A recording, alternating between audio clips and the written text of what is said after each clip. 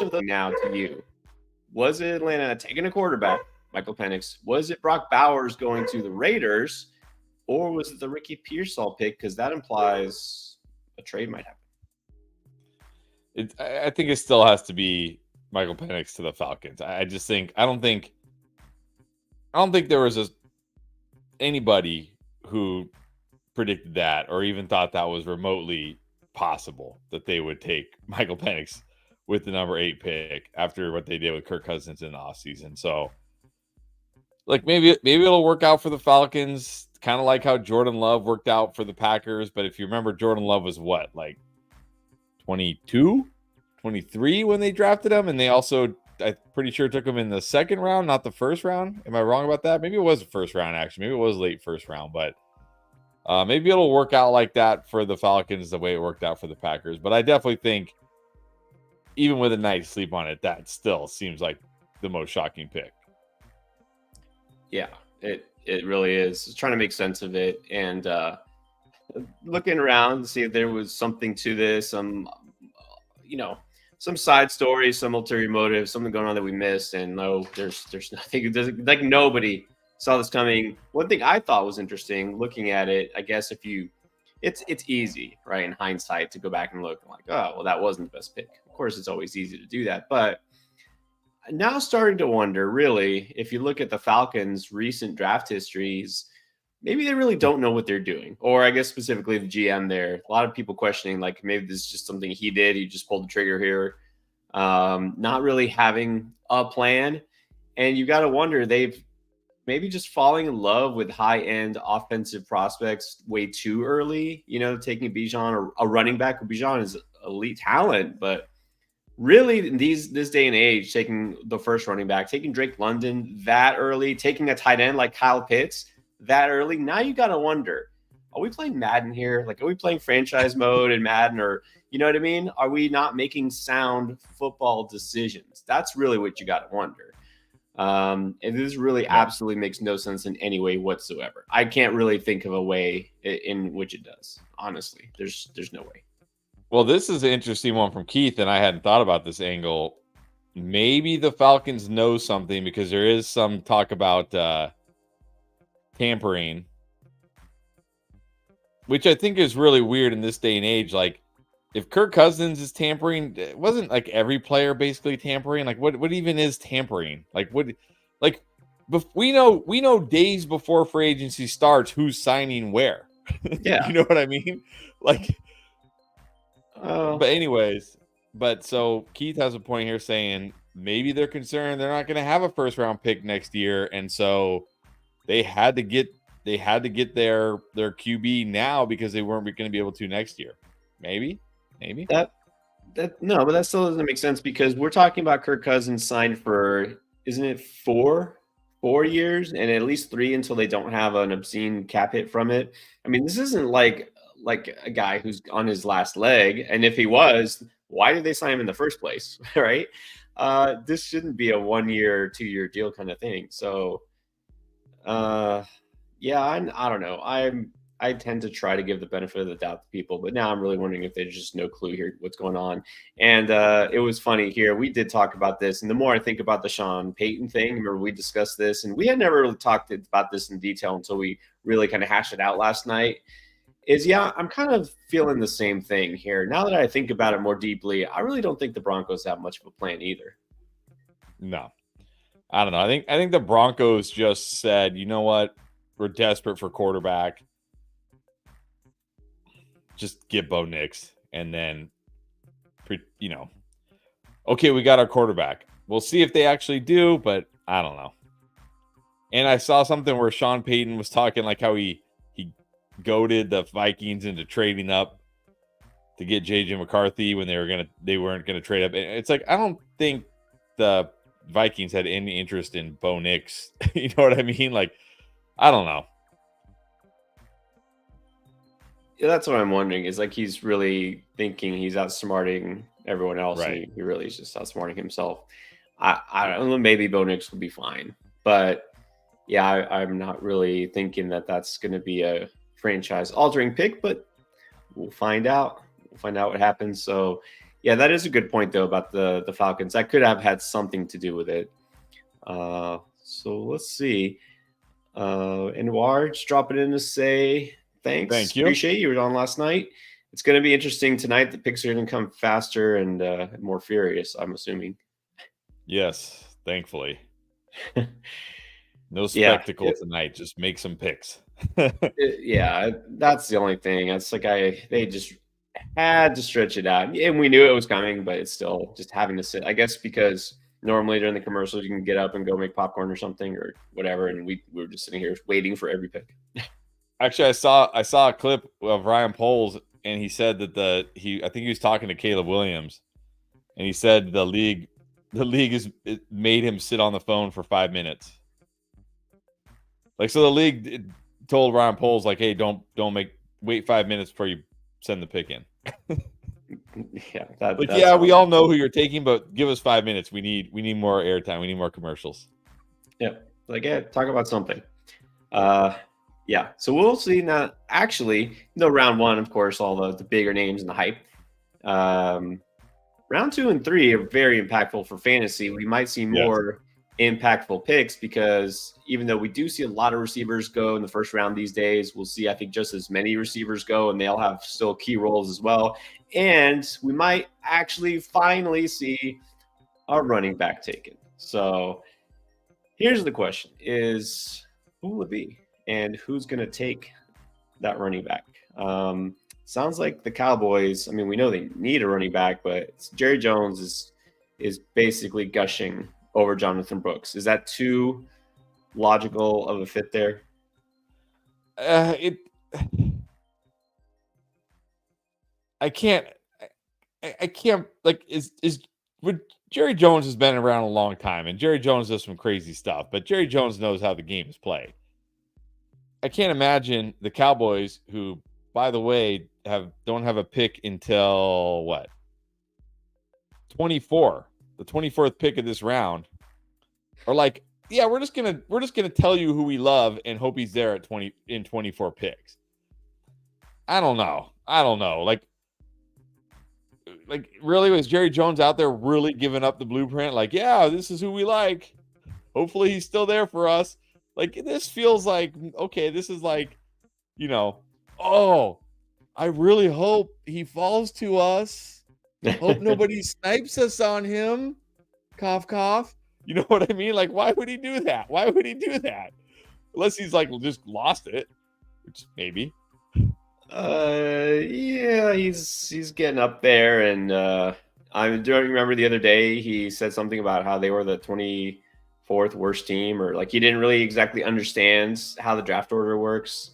You gotta wonder about Jerry, but I think the good news is I don't think he's making all the decisions these days. But look, hey, the Cowboys already did make a trade in the first round, right? They moved down. They could always trade up if they feel their guy's there, and there's a team that might pull the trigger first.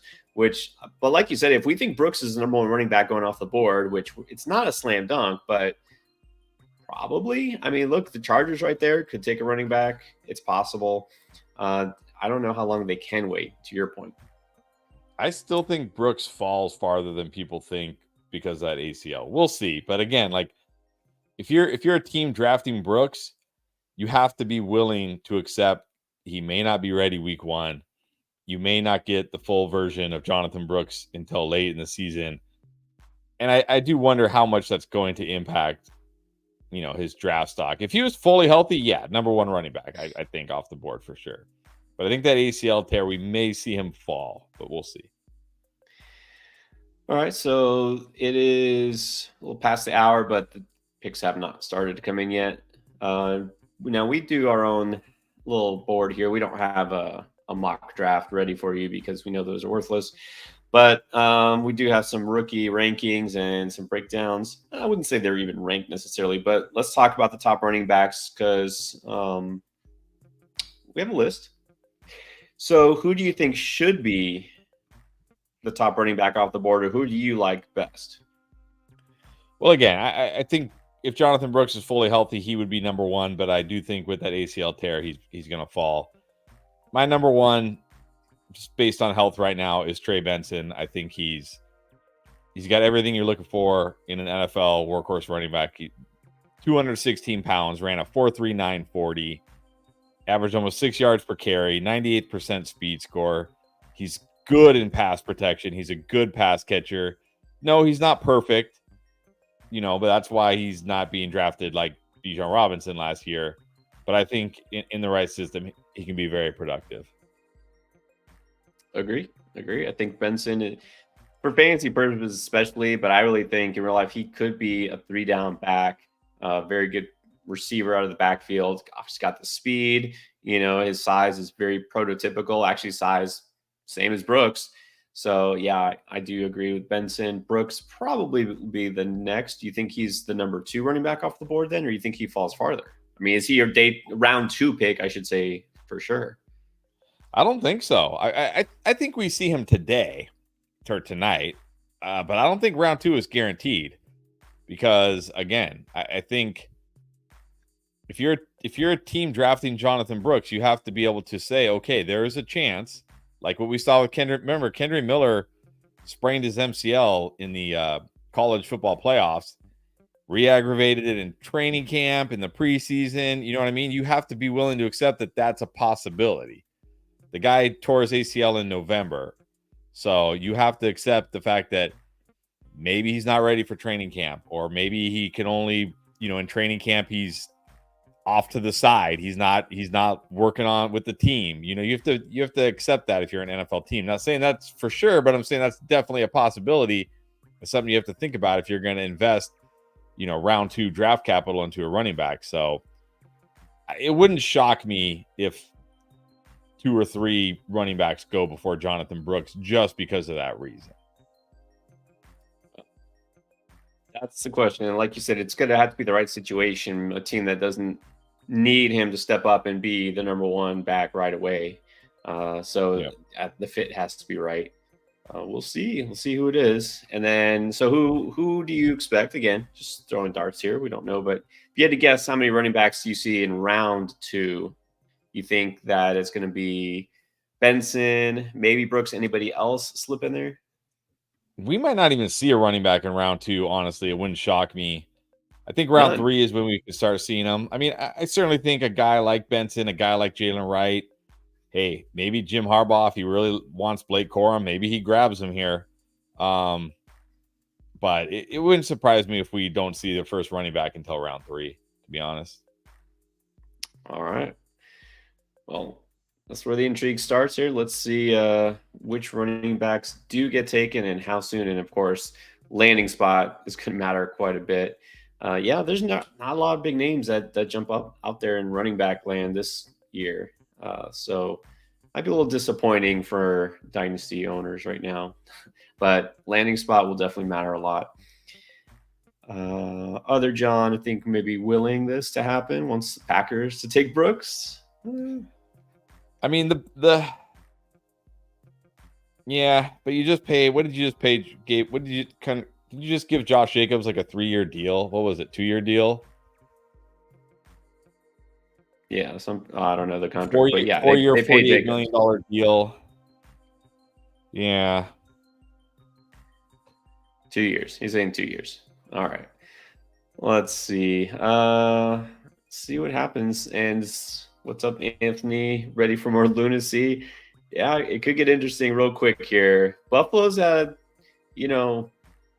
not quite 24 hours, but a while to sit on this pick ever since moving down. So we'll see what happens. Some people speculating because that gives them some time to work the phones and try to make a deal with like Brandon Ayuk or T. Higgins. I'm not convinced, right. But I think we would have heard by now if something was going to happen. Yeah, I think we would have heard by now if something was going to happen. So doesn't mean it still can't happen. Like a trade still can't happen. Maybe it's not Buffalo. Maybe it's a different team. But I'm just really curious. I'm kind of happy that Buffalo is the first pick tonight because I'm really curious what they do. I mean, trading down twice. Are they going to make a pick here? Are they going to actually make a pick here? Well, it's going to take a little longer because they're now parading around the national championship trophy for Michigan Wolverines being in Detroit. A little pandering to the crowd there. All right. Yes. So they're still waiting, still on the clock.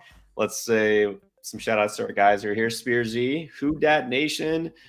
All right, let's see. You wanting a receiver? Yeah, I guess they could use a receiver now that Michael Thomas is officially no longer.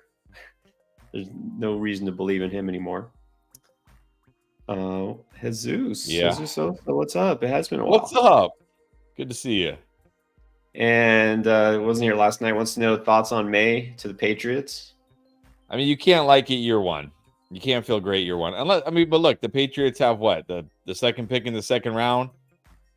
There's still some good wide receivers out there. So, I mean, like if they land a A.D. Mitchell, a Lad McConkey, I think Jermaine Burton is very underrated. I think he's good. If they land, one of those guys, those are like my next three that I really like. Then maybe I don't know if I'll be fully in on him for year one, but you can feel a little bit about him, especially long term. But year one, probably not going to be great for Drake May there in New England.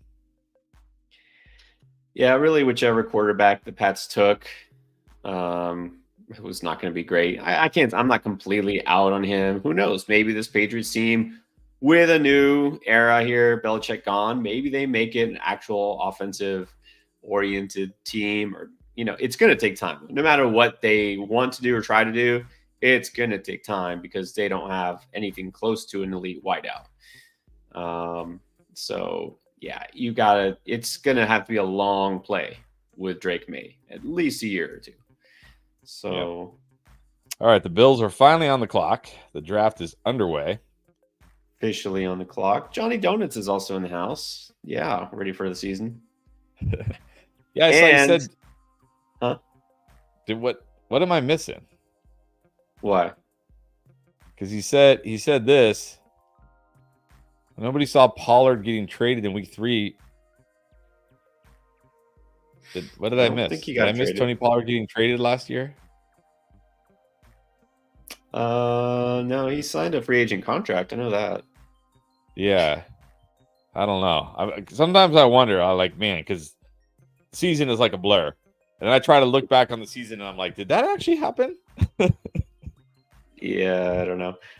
Young Money is in the house bright and early today because he wants to see Washington stack more pieces there. What does Washington do today? Hopefully,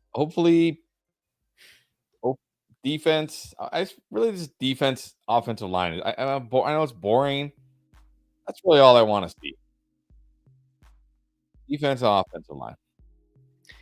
Well, Quinn being there, you'd think he'd want to get some of his guys on defense, right? Yeah, I hope so. I mean, that was definitely an issue last year, and the defense hasn't gotten any better. So I'd like to see that, and certainly never going to complain when you get offensive line help for your rookie QB. Never going to complain about those kind of picks. I know a lot of people complaining about the Chargers going Joe Alt because everybody wanted Malik Neighbors there, but you can't complain when you give your young franchise quarterback more protection. It's never a bad thing. No. Offensive line isn't ever like the sexy pick, but it's sometimes the smartest pick. Usually, especially in the first round, the bust rate for tackle is far lower than it is for receiver. Yeah. And I saw somebody post today, the Chargers taking Joe Alt instead of Malik Neighbors is an absolute joke. Look at what Jamar Chase did for Joe Burrow. I didn't reply, but in my head I was like, well, also, how many games has Joe Burrow missed due to injury? How many sacks? How many sacks does Joe Burrow take every year? And he's always banged up and hurt. I mean, maybe it would have been because you were talking about how they took Chase over Penei Sewell. Remember that was a big debate, Chase or Penei Sewell. Yeah. It's well, maybe they would have been better off with Penei Sewell because Joe Burrow, gets sacked a zillion times every year and misses half the season. Yeah, there's always somebody who point to one player. Oh, this guy was really good, and if you had taken him, I mean, Penei Sewell's been great too. It's not like the Lions missed on Penei Sewell. I would be thrilled if my team had Sewell. In fact, if I want to really go back in time and remember, I think there was a way that the Dolphins could have gone that direction. But look, The Dolphins, Jalen Waddle. I'm not upset with Jalen Waddle being on the team, but man, if we could have Penny Sewell, I would be thrilled. Anyways, what about this? Raiders take a shot on Rattler. Round 2. I mean, it wouldn't even surprise me at this point. Why not? Why not? I mean, I would think he'll still be there at 12 in this round, unless the Falcons snipe him. Yeah, right. The Falcons snipe him. Oh, that would be funny. Yeah, it's possible. It might not be a bad. All right, pick is in for the Bills. Keon Coleman to the Bills. Jeez. Keon Coleman to the Bills. One of my least favorite wide receiver prospects. Goes to the Bills. All right, yeah, here's the question is, what were they going to do at receiver? They had their choice now after the way things shook out of A.D. Mitchell, Keon Coleman. Those were the two highest for most. And Ladd McConkey was a possibility. Maybe Troy Franklin. Nobody had him going this early. Okay. You know what I think? What do you think? Keon Coleman going to be so overdrafted in fantasy drafts because he's on the Bills. This just seems terrible to me. I mean, okay, he ran a 4.61, but they're saying scouts had him at 4.53 at his pro day. Okay, whatever. And I get it. Like, he looks faster on tape. Okay, fine. He 19th percentile against press coverage, 20th percentile against man coverage. He's not a Stephon Diggs replacement. Not even close. Like, I don't get it. You got Curtis Samuel, Khalil Shakir, Keon Coleman, and Dalton Kincaid are your wide receivers now. Like, none of those guys. These are slot flanker type, all slot flanker type wide receivers. No vertical threats. I don't know. People are gonna go nuts for Keon Coleman because he's on the Bills. No thanks. No thanks. This makes me really concerned about the Bills' passing offense. Yep. Keon Coleman was one of my least favorite receiver prospects, and I know you felt the same way. Man, you gotta wonder what they're doing here. Keon Coleman is going to be vastly overdrafted. We already knew that, but yes. And Mitchell, if they had gotten Mitchell, I would have been intrigued. Like, this could have been something, but they had all this time and they moved down to get Keon Coleman. It's like, man, I'm not gonna buy it. Look, and could be wrong. I was down on Rashee Rice last year. Didn't think he was the best prospect coming in. So maybe be proven wrong there. But I do feel it's different having Pat Mahomes as your quarterback than Josh Allen. Josh Allen's still a very good quarterback, especially for fantasy. But I don't think we can say he's Pat Mahomes from an accuracy standpoint, and he doesn't have Andy Reid from a game planning standpoint. You know what I mean? Yep. And just real quick, Chargers just traded up to the second pick here in the second round. We'll see what they do. Yeah, and here's the other issue for me is my worry now is that they're going to try to put Keon Coleman in that extra, they're going to try to move him to the outside and put him on the line of scrimmage because who else on this like Curtis, you're not going to put Curtis Samuel there. You're not going to put Khalil Shakir there. Gabe Davis, who used to have that role. I mean, Gabe Davis, and to some degree, Stephon Diggs as well. He's gone. Somebody has to be on the line of scrimmage. It's actually a rule. Like, you can't, you know what I mean? Like, some receiver has to be on the line of scrimmage. That's how it works. The worry is it's going to be Keon Coleman, and that's not what he's good at all. I mean, like I said, 19th percentile against press. Like, cannot handle press coverage. He's going to get pressed to death. Wasn't even good on the vertical routes. I mean, he wasn't really good on anything last year, to be honest. I mean, just not good on it, but really struggled on vertical routes. I don't understand this pick for the Bills at all. I just think there were way better options, but you know, I'm not an NFL scout, so okay, why isn't this updated? There we go.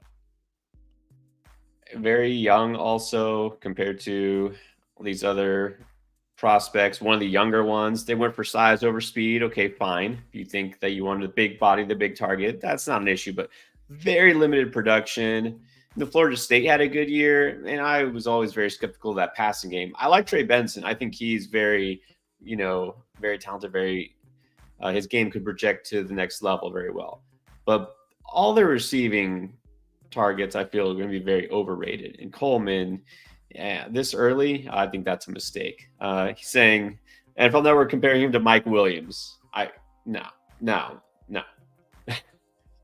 All right, well, the Chargers get their wide receiver, Ladd McConkey. Interesting. All right, so they moved up to get the receiver the Bills passed on, Ladd McConkey. Okay, so what do we think about this pick? Well, I think this is probably about as good of a landing spot as you could ask for Ladd McConkey. He can slot right into that Keenan Allen role, right? That slot flanker type wide receiver. You got Quentin Johnston. He's your prototypical X. Put him on the line of scrimmage and let him face that press coverage. I like McConkey. You know, I talked about him way back early in the offseason as a sleeper, and he became like really hyped up. But I do have some concerns about this offense this year as far as how much volume are we going to see when it comes to throwing the football. But I think you got to feel pretty good, especially in Dynasty, because, I mean, Quentin Johnston, Josh Palmer, Darius Davis, is that their wide receiver 3 right now? Like, I don't even know. Like, there's a clear path here for McConkey to be the Keenan Allen in this offense. Now, it's going to be a different offense, so don't, try to project 170 targets or whatever on him. But this I think you got to feel pretty good about him. I would certainly take him over Keon Coleman in my Dynasty drafts for sure. Easily. He is, and this is what I was going to say, he's about to be the number one target there. This is probably as well said as you could say Young Money. About to get peppered with 8 of the 22 attempts per game that the Chargers will have. That is exactly right. Because out of the other 14, probably 4 will go to like Palmer and Quentin Johnston, and the rest will go to running backs. So, I like Ladd is maybe not going to have the highest ceiling of any of these receivers, but I think he's going to be very solid. I got him over Keon Coleman for sure right now, which most people won't. Most people look at the Bills and Josh Allen. They'll say Keon Coleman's going to be the next whatever. Ladd McConkey over Keon Coleman. I assume Ladd McConkey over Xavier Leggett. Oh, yeah, definitely. And by the way, the Falcons just traded up, so let's see if they traded up to get their other quarterback of the future, Spencer Rattler. We'll find out. But yeah, Everybody's I think it's good. I like it. I think right now,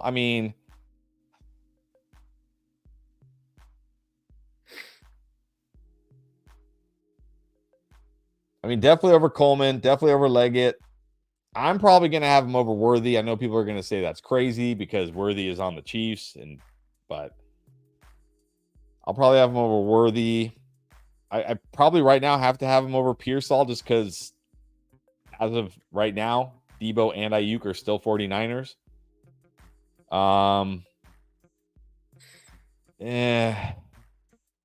Maybe over Bryant. I don't know. I have to think about it, but definitely over Coleman and Leggett. No problem.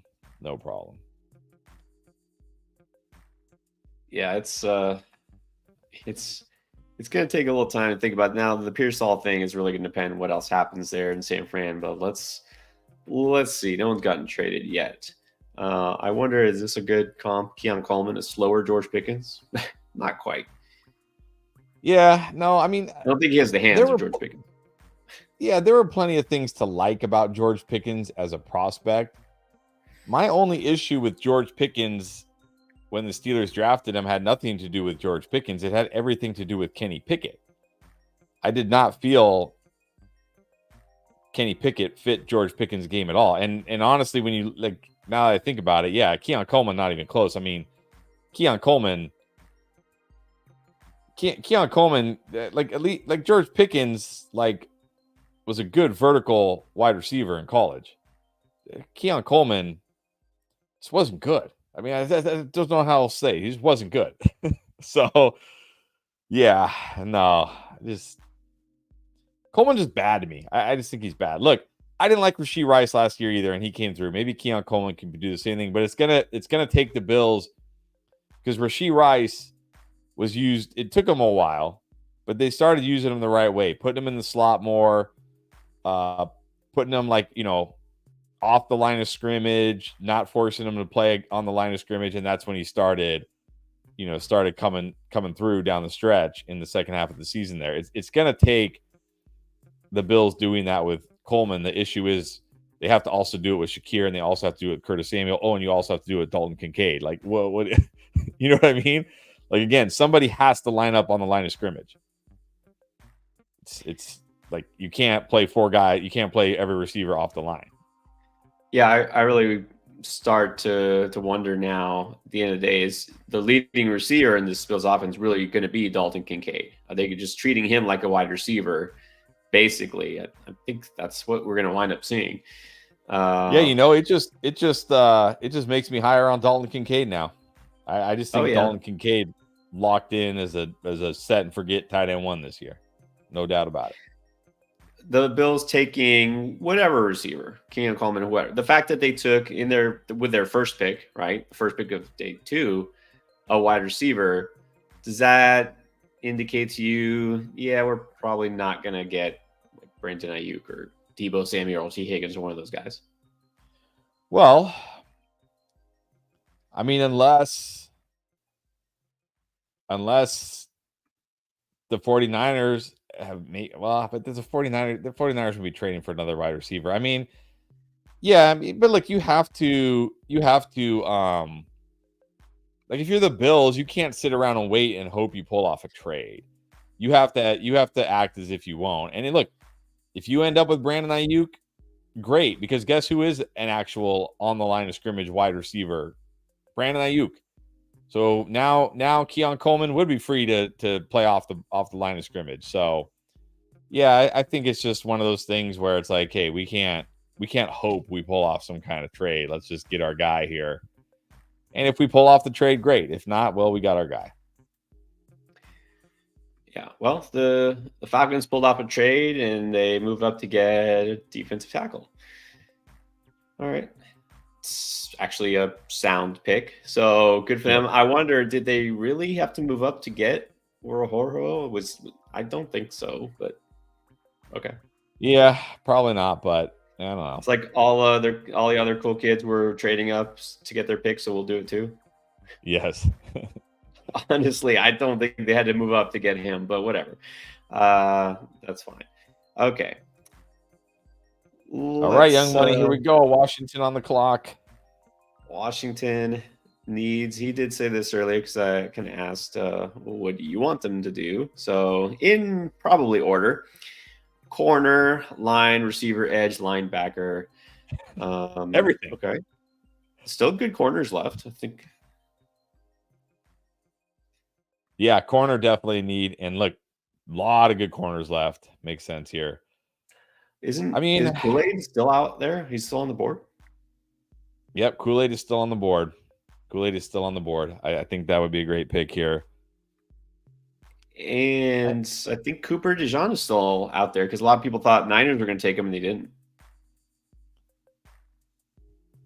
Yeah, that's what I mean. Like, corner just makes a lot of sense here. You get one of the best corners in the draft. It's definitely a need. Makes a lot of sense here. I know. Right. I don't know about wide receiver. I know Dotson didn't progress in year 2, and I know we did lose Curtis Samuel, but I don't know. Well, I mean, I think it's too early for Dotson just because, quarterback flip-flopping and, inconsistency there, new coaching staff, right? Let's see what happens. They did lose Curtis Samuel, and there's not a lot of depth there. But I don't think they need receiver this early. Right.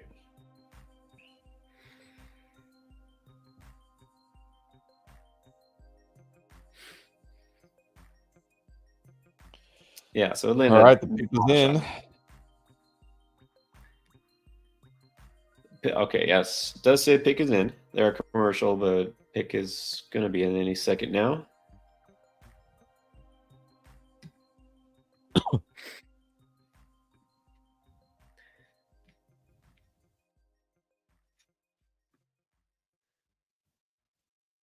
And then look, the Patriots are technically on the clock right now.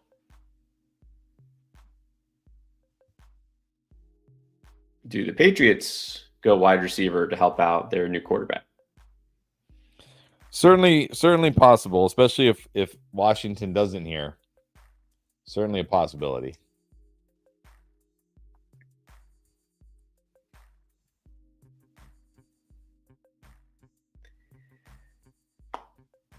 All right, let's see. Pick is still in. Yeah, I thought they would. They wouldn't milk this as much tonight, but well, they were in the middle of a commercial break.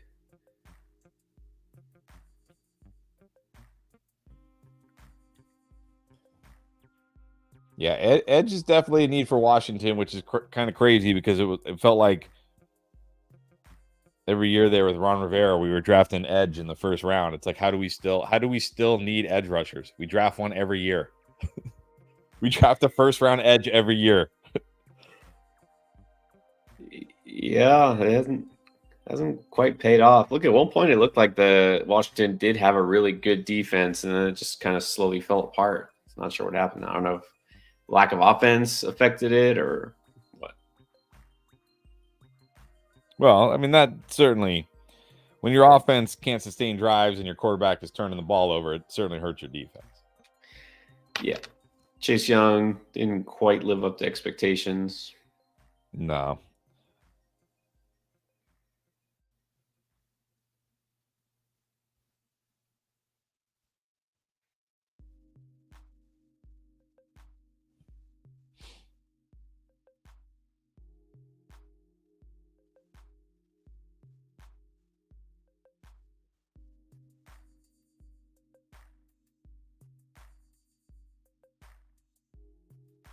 So Falcons, nope, just missed it.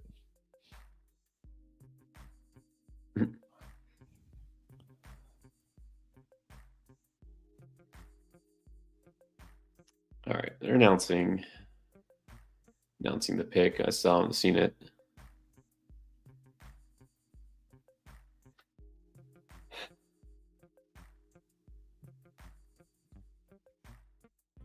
It is Darrell Green. No, that can't be right.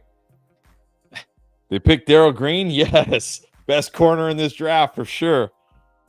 I don't even care how old he is. Probably still better than all these young bucks. Yeah, right. Darrell Green tribute. Okay, here we go. Yeah. Why are they doing a Darrell Green tribute? Definitely deserves it. Well, he's out there on the stage, I think. All right. He's the one. He's going to announce the pick. Looks like it. And they're yeah, it's going on a while. Yep. They're still milking these things, man. I like it. It says that the Patriots pick is already in too.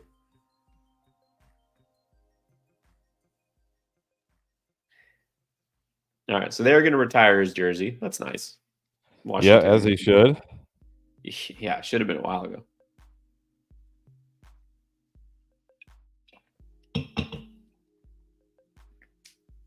This is a good point.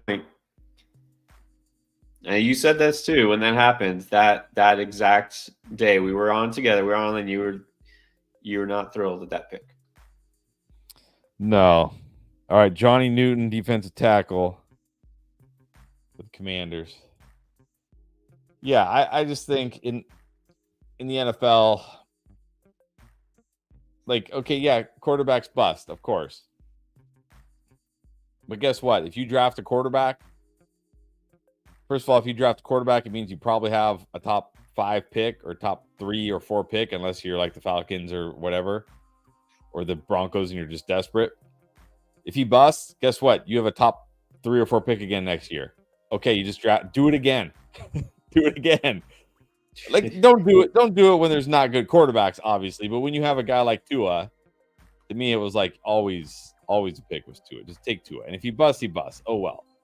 Move on. Yep. Much easier to find an effective defensive lineman in the middle rounds, maybe even the late rounds, than a quarterback. You're almost surely not going to find a franchise quarterback, in the mid rounds. And look how easy it is to build around a quarterback on a rookie deal. Like, look at what the Eagles did with Jalen Hurts. Remember, like, they bolstered that defense in free agency. They brought in AJ Brown in free agency, well, through a trade. But like, when you have a quarterback on a rookie deal like that, you have so much roster flexibility. And when like, hey, our quarterback on the rookie deal is the guy, now it's easy. Now you just build around him through the draft, free agency. You just build around him. You just put a team around him. It's easy. Yep. When you have, like, you look at these teams, like, who's a team last year where you feel like they were literally a quarterback away?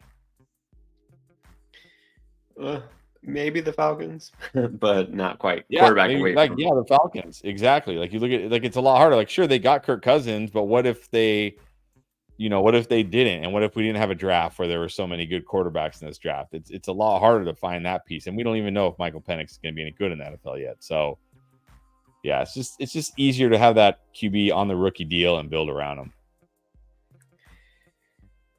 That's still a crazy pick. Doesn't make no sense at all.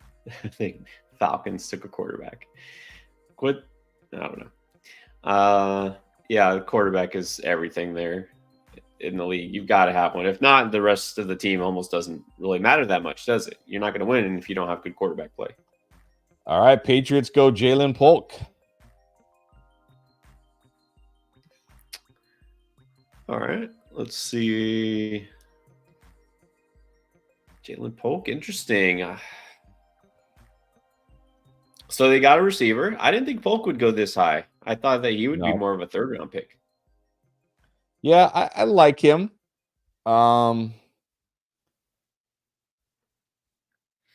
Great against zone. Again, another guy struggles against man and press, but I'm guessing Kendrick Bourne is going to be their outside wide receiver since they brought him back. Devontae Parker gone, right? Devontae Parker finally gone? Finally gone. So, yeah, I mean, not like ecstatic about it, but hey, he's going to be tied to Drake May for the next 4 to 5 years. He doesn't have a lot of competition. Yeah, it's all right. Probably still like it better than Keon Coleman. I do like it better than Keon Coleman. Yeah, I think Polk will be fine. He'll play a role. I don't think he'll ever be a star in the league. I don't think he's a future number one. I mean, he might technically be the number one receiver in New England, but yeah, he's a guy who's got a decent size.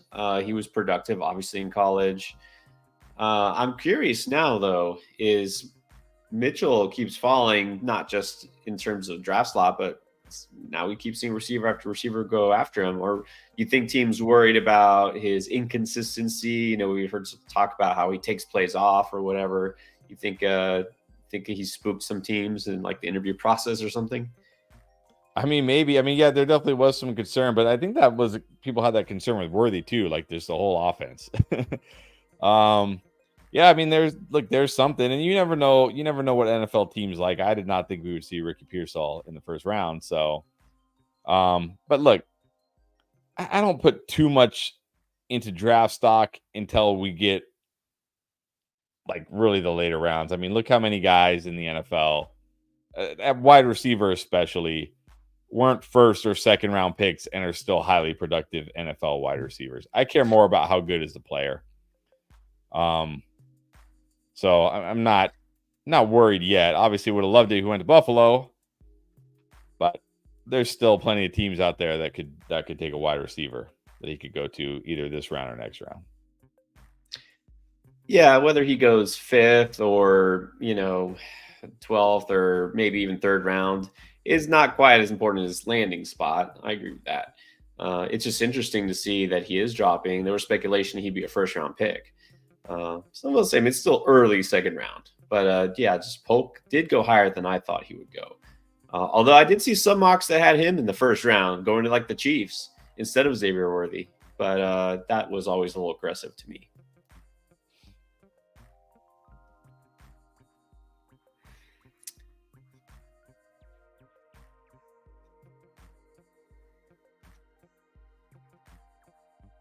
All right, Man, so now I thought we'd have less commercials tonight, but I feel like we have more commercials tonight than we had last night. Well, the picks are going faster, but the commercial rate is still the same. Yeah, we're only 5 picks into this thing. Oh yeah, it'll be at least 3 hours for sure. So Tennessee's on the clock. They apparently have their pick in, but we're gonna have to wait to see it. Tennessee and then Carolina. Any possibility Carolina goes receiver again? I mean, I think it's certainly a possibility. It's certainly a possibility. You need to get some weapons for your quarterback there. So certainly a possibility. I think Tennessee almost certainly goes defense here. Yeah, they need to.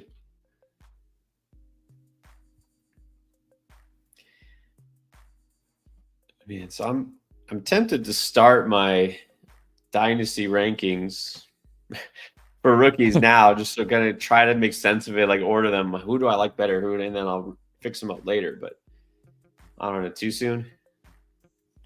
Probably. I mean, we're only 5 picks into round 2. We had a lot of receivers taken though already. We definitely have.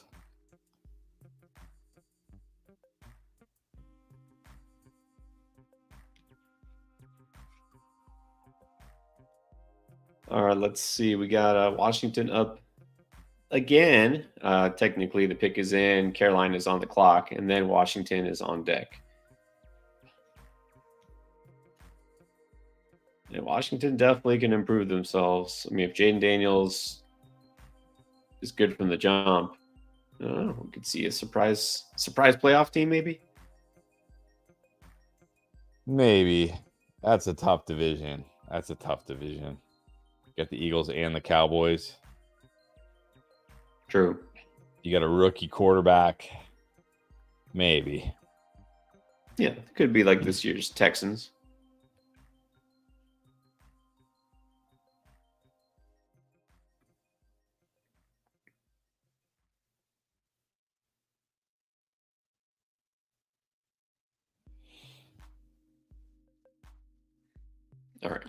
All right. Well, never mind. The Rams. Okay. Well, hold on. What pick are we in here? Okay. The Rams have traded up to 39. Okay. So Tennessee made their pick. We just don't know it yet. But the Panthers traded down and the Rams have moved up. Yes. So the Rams are on the clock now. Titans have made their pick, but of course the NFL has not announced it yet because I don't know. All right, there we go. They go defensive tackle T'Vondre Sweat. Solid pick. Yep. All right, so now the Rams.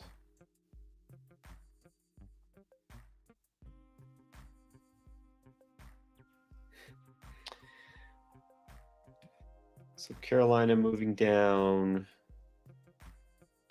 20. Is that right? 20 in this round? Yep. I don't know what else they got. I haven't seen the details, but it is the new regime here, the Panthers, trying to compensate for all the terrible trades from before, trying to get back, recoup a little bit of draft capital. I mean, maybe, and yeah, I think anytime if you're on the clock and there's nobody here you love, you might as well trade down. It's the same strategy I like to use in Dynasty. If I'm on the clock in the Dynasty startup and there's nobody I love at that pick, just trade down and get some extra picks. All right. Well, Rams actually wanting to draft players this year.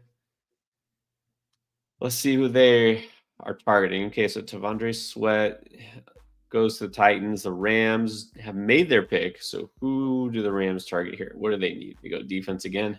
Who they? Yeah, they went defense in round 1, right? They took Jared Verse. They definitely need some help Yeah. at defensive line. I mean, they need help. Yeah.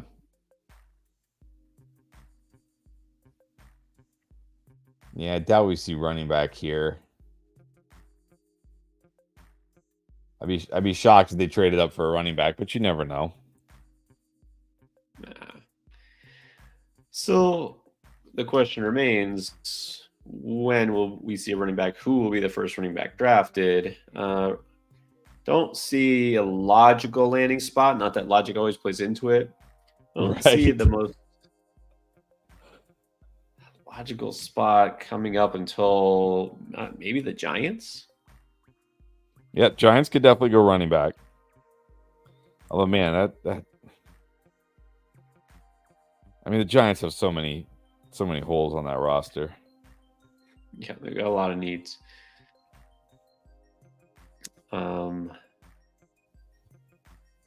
Yeah. Got a lot of teams that can afford to wait on running back here. And then the Cowboys. Cowboys may be smart to wait and stick it out because I doubt any other running back really gets taken much higher, if at all. Saying the Cardinals. Anthony's saying maybe the Cards take a running back like the spell James Conner because they had trouble, when he was out, they had trouble filling that role. None of their backups really did the job, and they could use a Conner succession. That makes sense. Yeah, it definitely makes sense. He's also up there in age, so yeah.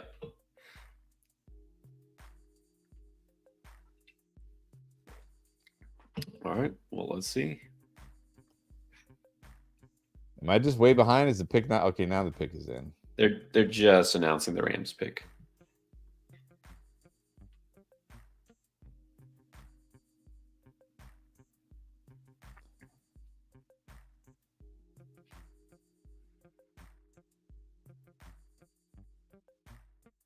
Defense, another defensive player. Yep, makes sense. Really wonder. All these trades in our board is not the same as all these teams, but trading up to get this guy who I don't think was necessarily the top choice, on the big board. Like, was it necessary to trade up to get him? I mean, that's the thing. You don't know. Okay, wow. Now the Eagles trade up with Commanders. The Eagles are on the clock.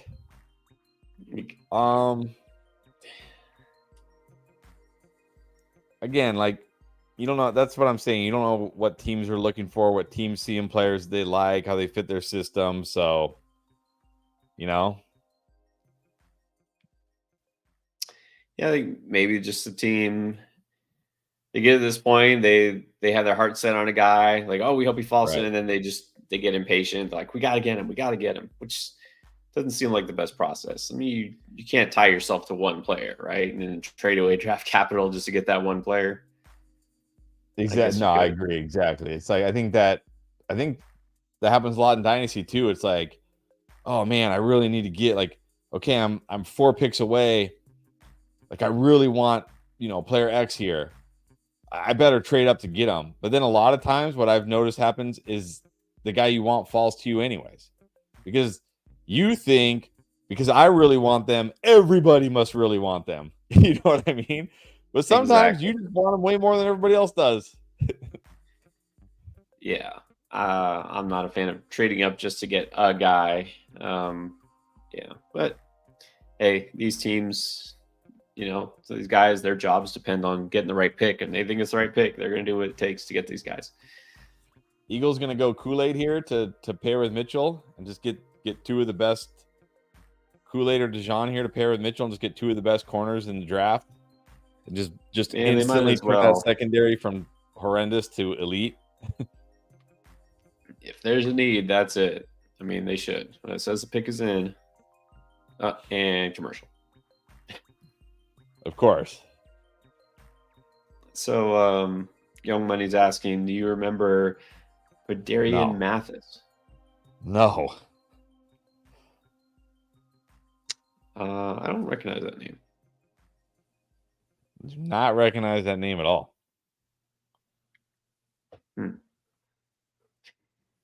NMB, what's up? Saying it makes sense for the Birds to take Cooper before Green Bay can take him. Yeah, might go that way.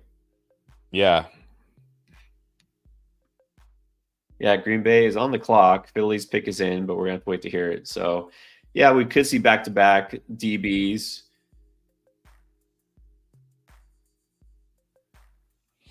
And then the Texans. Am I seeing this right? Like CJ Stroud keeps talking about the Texans drafting a wide receiver. Like, why? Yeah, of course he wants a wide receiver. But I mean, like, dude, you got Nico Collins, you got Tank Dell. They just traded for Stephon Diggs. Like, you can't throw to all these guys. If you're a quarterback, you want as many receivers as you can get, right? I mean, I get it, but I'd also want like the roster around me to be phenomenal. I mean, why take a wide receiver when, make the defense better, bolster the O-line.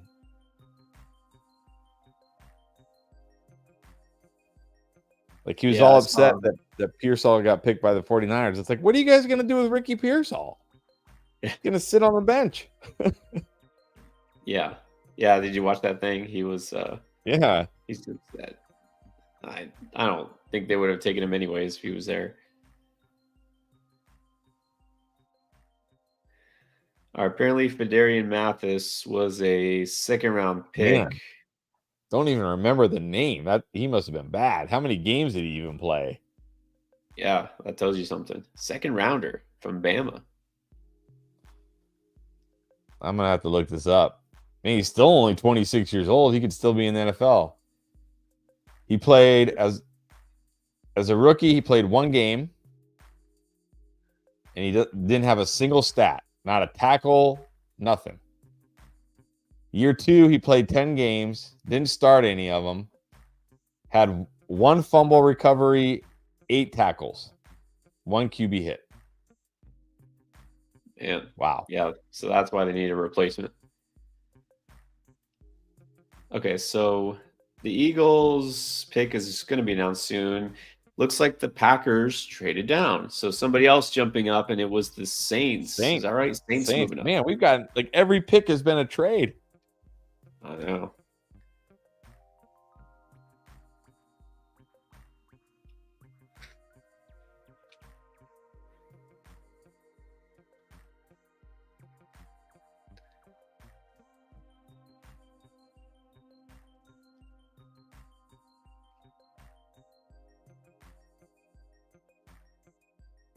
All right, Philly pick about to be announced. I'm sure it already has been announced, but I haven't seen anything. I'm on Twitter. On our stream, it's a little behind. Yeah.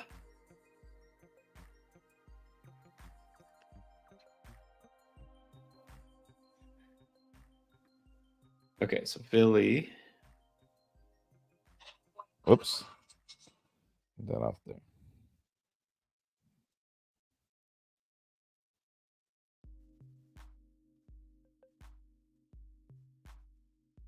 Cooper DeJean for the Eagles. Wow. Two of the best corners in this draft now on the Eagles, which was an area of huge need last year. Just a huge weakness for the Eagles last year. Wow. Smart. Very smart.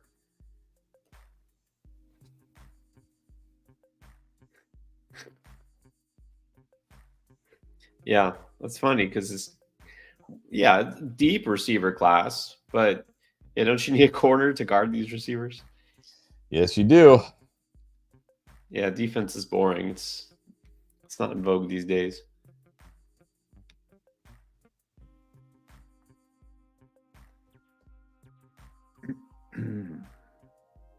All right. Who do the Saints trade up for?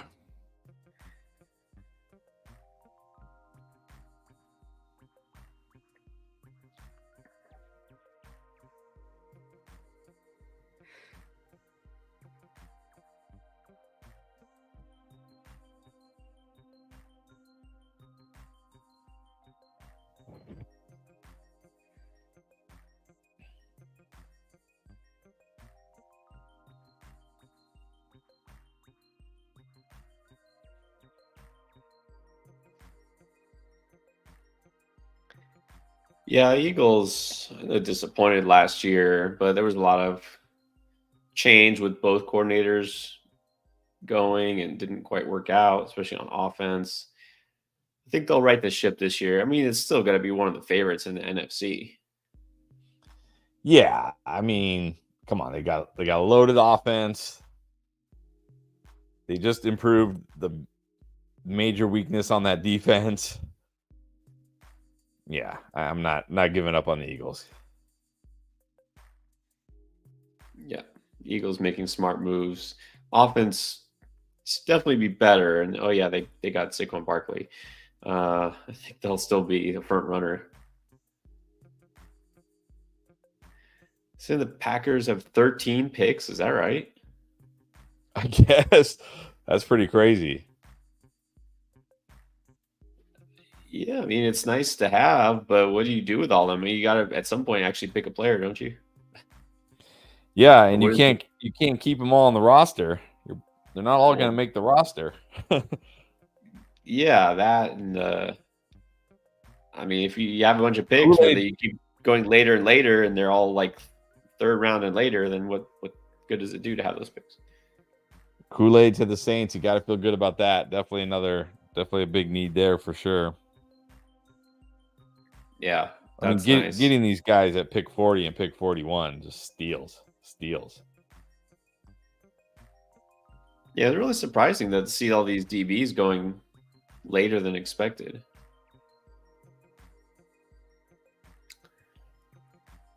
All right, Texans on the clock now. What do you think Texans do?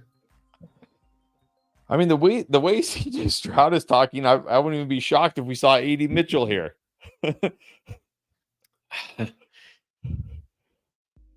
Yeah, well, I wouldn't be shocked if the Cardinals go with another receiver because they could use the depth after Harrison. That would make sense.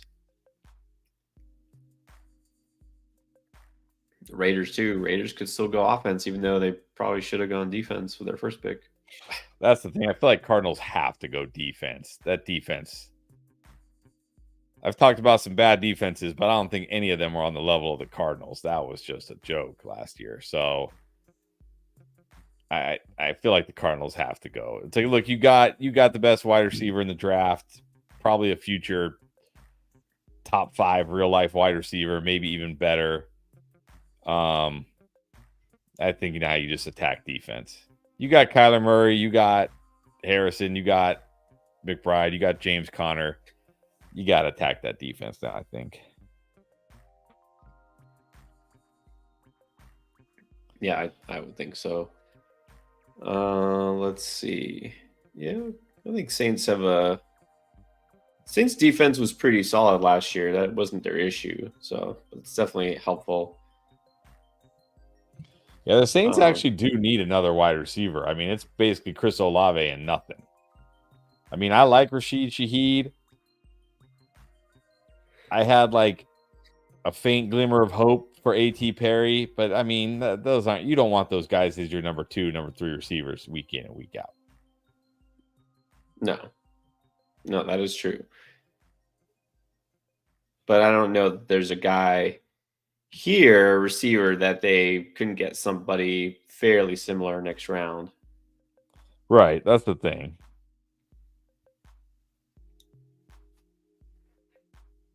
Yeah. All right, Texans pick is in, supposedly.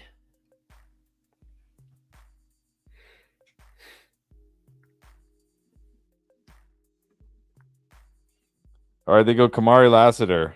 So we got to run on cornerbacks right now. All right. Not a bad pick at all. CJ Stroud pouting that he didn't get a wide receiver yet. Yeah, he shouldn't be.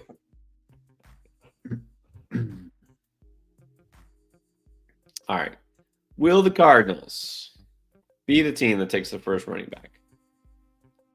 I don't think so, but no, I don't think so. I think they got to go defense. Yeah, I don't think they'll be the first team to get a running back. They don't need one that badly. Okay, their pick is in. Raiders will be an interesting pick because Do they go Rattler?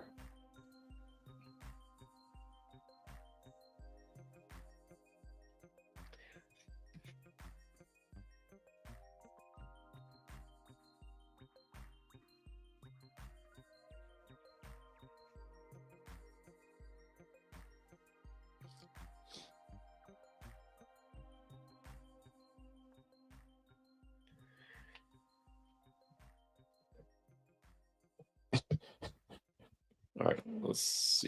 Spoken like a fan. Spoken like a fan from Spearsy. They'll probably be kind of like last year. They'll hover near 500. Maybe barely miss the playoffs. I feel like the Saints are just that type of team right now. They're just stuck in that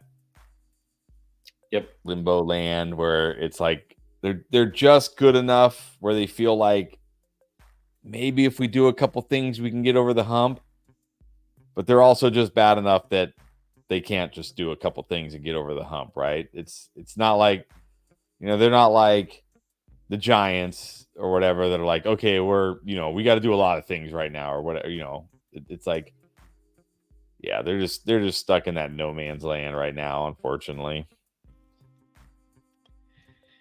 Yeah, that's exactly right.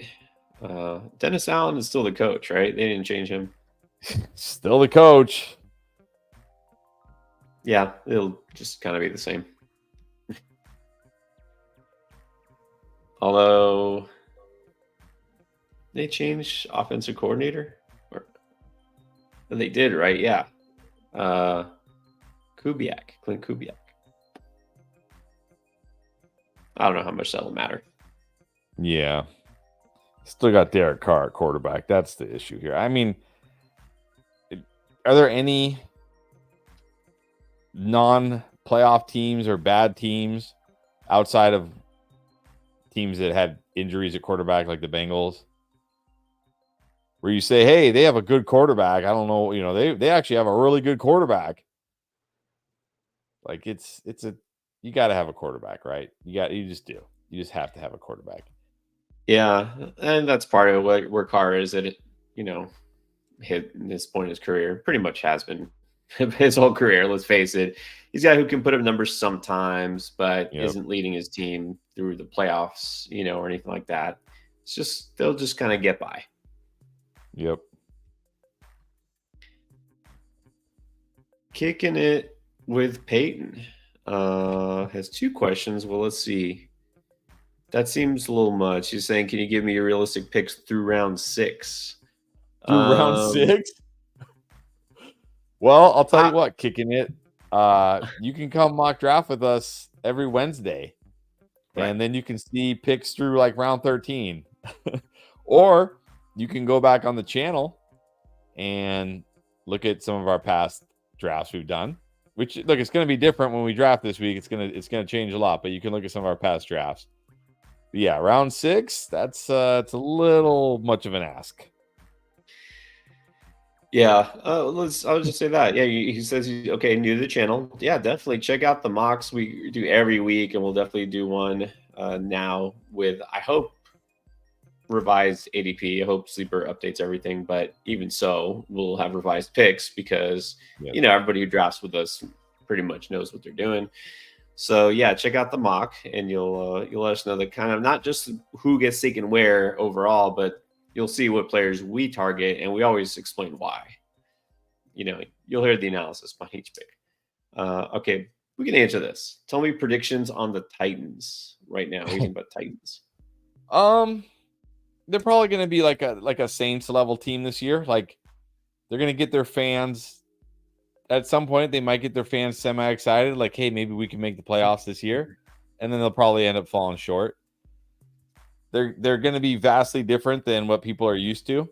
People are still going to think about Mike Vrabel, 3 yards in a cloud of dust, Derrick Henry running people over, but they're not going to be that way. I mean, Brian Callahan is showing us his hand, kind of like people shocked that John Harbaugh took an offensive lineman, even though he showed us his hand. Brian Callahan has showed us his hand. First of all, he's a pass-happy offensive coordinator from with his time with the Bengals. That's what he wants to do anyways.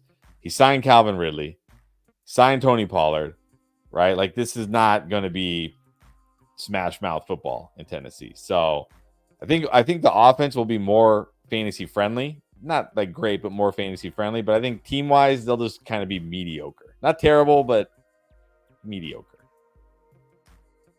Yeah, I don't think they're ready for the next level. I mean, they're not going to all of a sudden be that much better. You know, they took a second round pick, a DT, which is again a solid pick, but it's not going to be necessarily game changing to make that defense elite.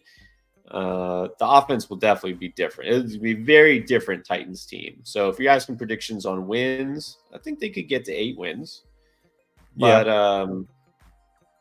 yeah, it's going to come down to Levis. I think Levis will be a pleasant surprise, but I don't think he's going to be like Pro Bowl caliber or anything like that. So I think it'll be solid, but this team will just need a little bit more defensively if they want to be a legit playoff team. Arizona pick us in. They took another DB. Not surprised. Yep, there we go. We got to run. Got to run on DBs. 4 straight. Do the Raiders make it 5? I mean, they probably should. But who knows with the Raiders? Who knows what we're going to get from the Raiders? Yeah, Levis, I remember watching that Dolphins game. They made Levis look like a Pro Bowler. Hey, Levis has shown some. I will tell you this: I wasn't that high on him necessarily coming into the league, but watching him actually play when he got a chance to play in the NFL regular season, I was pleasantly surprised myself. I think he showed a lot of poise. He didn't make bad decisions. He didn't do what a lot of young quarterbacks do, is take way too many sacks, throw the ball in bad places, make those turnover-worthy plays. Not just that he didn't get intercepted a lot, but he just didn't make dumb decisions. And think about what he had to work with. I mean, as far as receivers, not a lot. It was DeAndre Hopkins and whatever. DeAndre Hopkins is still good, but he's not what he used to be. So I really think that he can do some things with this offense under a new offensive coordinator. But it also, you had to realize it's going to take time for it to all mesh together with so many new pieces, and especially with a totally new playbook. So this will be like a figuring it out kind of year. And then we'll see what happens next year. All right, Raiders take a center. All right. That's still a smart move there. Packers finally on the clock again. Let's see if they trade down again.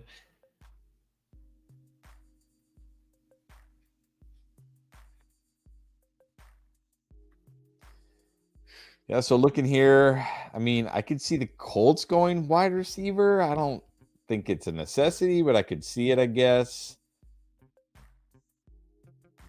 I mean, if Giants are all in on Daniel Jones and really want to surround him by weapons, maybe. Steelers, I think, still in play at 51 for sure at a wide receiver. Definitely.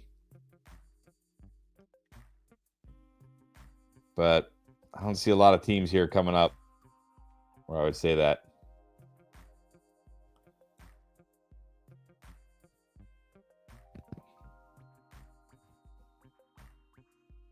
Yeah, it's still early. Still got a lot of picks to go. You know, some people thought, okay, Colts are on the clock. We had Bowers mocked to the Colts. Did not think the Raiders would do what they did. I think he probably would have landed there if not for the Raiders. But Raiders probably would have taken Penix if not for the Falcons. Baffling decision. Right. Colts could definitely go receiver, especially if they feel like Mitchell is a value here. Now, we have not seen another tight end taken after Bowers. Do you think we see any other tight end in round 2? I mean, it's always possible, but probably not. I mean, the Giants need this is the problem for the Giants. Like, they just need everything. They do. They really do. All right, Packers pick us in. Other John saying they go safety. I mean, DB definitely makes sense for them, but and there's been a run. So obviously they traded down. They either felt comfortable with who they thought would still be left, or not too worried. All I right. don't know. Packers took linebacker Edgerrin Cooper, and then the Panthers traded up. So now they're back on the clock. So they traded down, and now they're back up. So now the Panthers are on the clock. All right. Now, if a team does that, like you said, they're trading down, even though this is a team that needs pretty much everything still too. There wasn't anybody they loved. So it's like, all right, well, let's get some extra value, especially because Panthers traded away so many draft picks the last couple of years. So there must be a guy now that they covet, a specific player that they're like, this fits our needs. So who is it? Watch it be a running back. I doubt it. A receiver would make sense. Mitchell would make sense. Yeah. I mean, an O I think lineman. Mitchell. Obviously, I wouldn't love Mitchell to the Panthers as much as I would love Mitchell to the Bills, of course. But it would actually give me some hope for Leggett, because Mitchell is a true X wide receiver. You can stick him on the line of scrimmage, put him on the outside, put him on the line of scrimmage, and he'll be fine out there.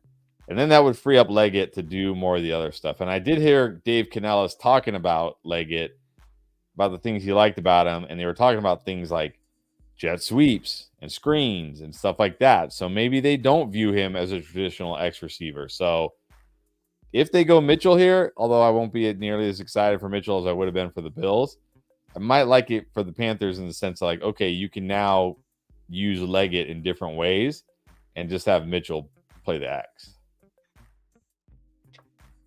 Yeah, it would definitely make sense to add another receiver like Mitchell. Let's see if that's what they're thinking. Apparently, the pick is in. Real quick, Peyton, kicking it with Peyton, asking when we go live. It's not, I wouldn't say it's random. I mean, it might change throughout the preseason, but yes, you should turn on notifications. But also, like what we've been doing is Sunday night we'll do the underdog best ball drafts. Wednesday night we're doing the mocks, the redraft mocks. And as we get closer to actual season, we'll be mocking more than that, a couple times a week. Yep. Yeah, we don't have like a set time we do it. So definitely you should turn on the bell notification. They did take running back Jonathan Brooks to the Panthers. Jonathan Brooks to the Panthers. Well, there you go. Wow. The question's answered. Will we see running back? Yes. Who is the first? Jonathan Brooks. I don't think that was a surprise. Is the Panthers as the landing spot for Brooks? Is that surprising? I mean, it's not surprising because, again, I did just say I could see him going running back. I mean, I was sort of joking, but sort of not. Just because I feel like Dave Tepper is just like so bad at this. But again, I mean, maybe this is actually a great spot for Jonathan Brooks, I think, because we talked about teams where it's like, hey, you don't necessarily need him week one. It'd be great if he's out there week one, but you do have Miles Sanders, you do have Chuba Hubbard. If he's not ready, if he needs more time from the ACL, you'll be fine at the running back position. You're not a team that's like has to win this year. You just want to see improvement from your quarterback, from your team. So I think you got to feel pretty good about this for Jonathan Brooks overall. Yeah, it is a pretty good situation. You have to remember their coach now, offensive-minded coach, wants to build his system with his guys, looking ahead to the future. I think, though, this has to be basically an admission that the Miles Sanders contract was just a huge mistake. It was a disaster because he was horrible in his first year. It was a 4-year deal, which, look, this never turns out good for running backs almost ever, which is why even the best of the best, guys like Saquon, Jacobs, their own teams weren't willing to pony up to keep them. That's why they are with different teams now. And, Miles Sanders was good, but, man, it was just a terrible deal. And he's still under contract. He's going to be getting paid. Huge cap hit if they happen to release him. The only potential out I see is in 2025. So he's still playing this year. So, like you said, maybe this is the deal: is they just squeeze whatever they can out of Miles Sanders, and then you have Chuba backing him up. Brooks kind of sits and watches and mixes in late in the season, and then they start to fade Sanders, and then they cut Sanders, and there you go. So for Brooks in Dynasty, I think you have to see this as a long-term play because you got to think in this situation, he's still not going to get a lot of run this year, right? Even though Miles Sanders is terrible and Chuba Hubbard is just okay, still not going to be a great offense. Yeah, I don't even know if Miles Sanders is going to be the starting running back, honestly. I think it might be Chuba Hubbard. But, yeah, I agree with your point that, again, they messed up with the Miles Sanders contract. They realized that. So, yeah. Well, Brooks now in terms of Dynasty rookie drafts. The first running back off the board, and for running backs, I think draft capital does mean something. But going to Carolina, I mean, if the Cowboys take a running back here or next round, if another team that could use a running back, like, I don't know, let's see who's left who actually might be able to use a running back. I'll say right now, round two, is there any other team that really is likely to take a running back besides the Cowboys? Chargers. If the Cowboys or Chargers take a running back, one of the running backs that I like, I'll put him over Jonathan Brooks, definitely. Yeah, I would think so because that guy's going to be able to make an instant impact.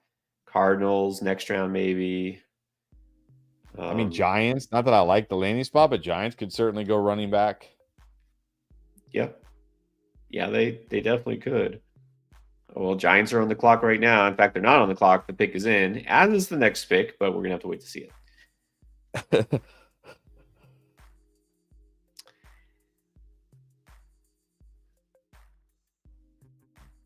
All right. Well, while we wait, let's go back to New Orleans here. Brian wants to know Olave or Marvin in PPR now that Harrison's officially a Cardinal. He's been going earlier and earlier.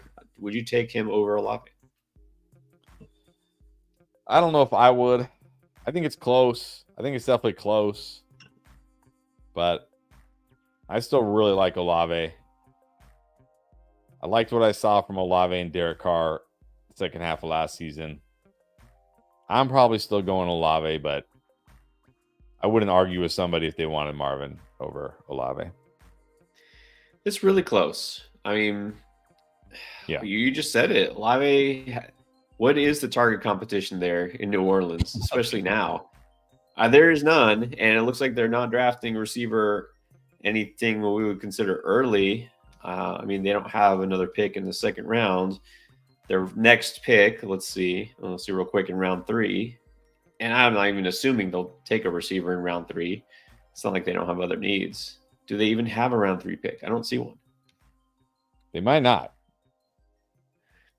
So there you go. Even if they somehow go receiver in this draft, it's nobody who's going to really be a major threat here. I think, as far as I can tell, do they not have a round 4 pick either?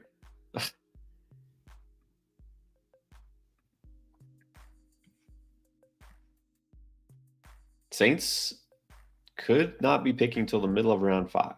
Okay. So, anyways, the point is Olave is going to get a huge target share. Harrison should also get a huge target share, but even though, like Kyler Murray and Derek Carr, at least there are other targets like a tight end and Trey McBride. I think I'll still barely keep Olave ahead of Marvin, but like you said, I wouldn't argue against taking Harrison. Right. Somebody's like, I like Harrison more. Okay, that's fair. Totally fair. All right, Giants. Let's see what they do. They went safety, Tyler Nubin. I mean, it's a need. Everything's a need, but yeah, there's some teams where no pick is bad because they need everything. Anthony had asked, how much O-line help do they need? A lot. But it's funny because I saw, didn't go to verify if this was true, but I believe it, that no team has invested more in the draft early in O-line other than the Jets and the Giants, which sounds really funny because those are like two of the worst in terms, especially the Giants. Man, they really whiffed on a lot of their early picks.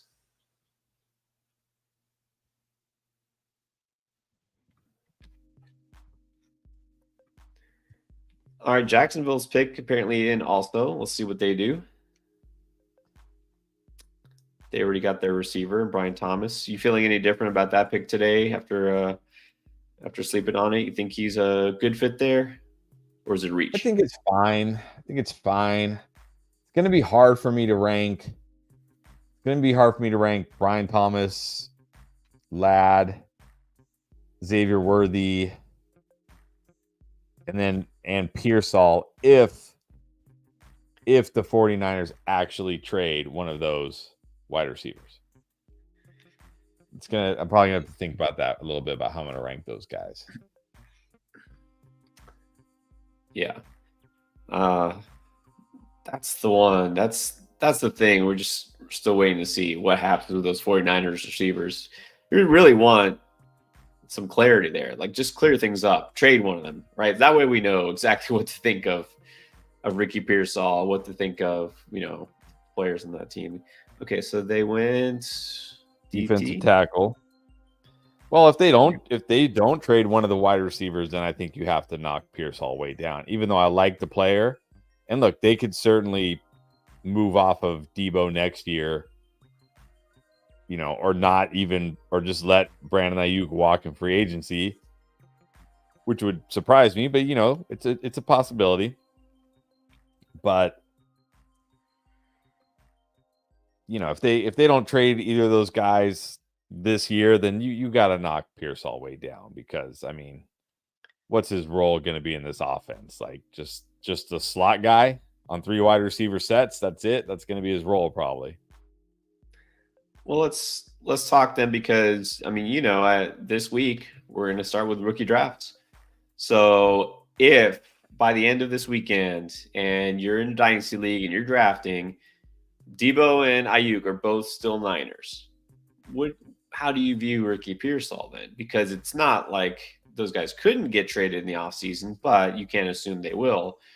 Is Pearsall a first-round rookie pick because of his landing spot and because of, maybe next year they move on from Debo?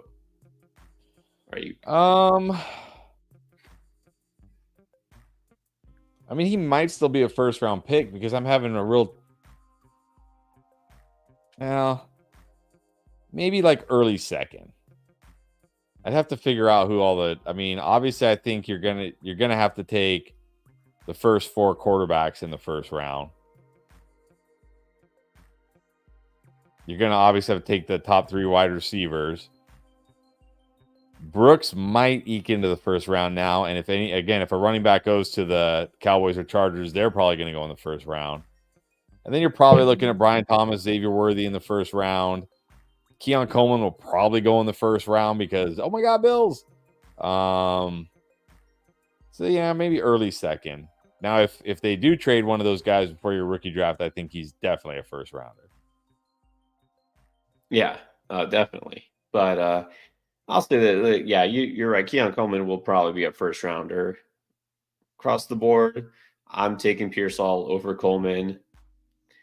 McConkey, I'm going to have to really think about, because, again, I feel like he's a guy who might have one of the bigger impacts as a rookie, but what is his actual ceiling? You know what I mean? I think Pearsall clearly has a higher ceiling in San Francisco. And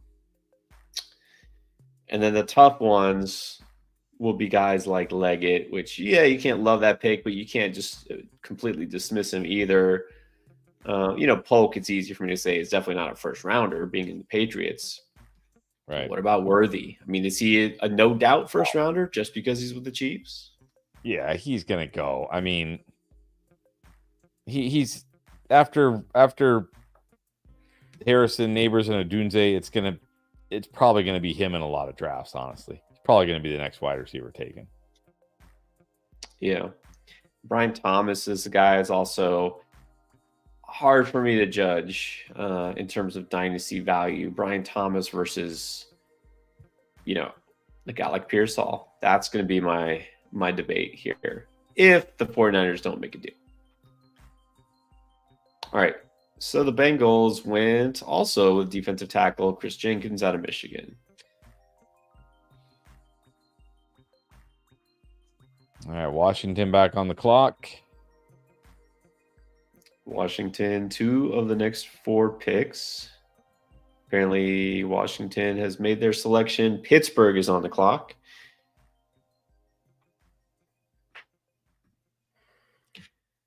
Pittsburgh, a team talked about last night. We thought they could go receiver because there's a need there, but I'm really not surprised they didn't. They went offensive tackle. So now round 2.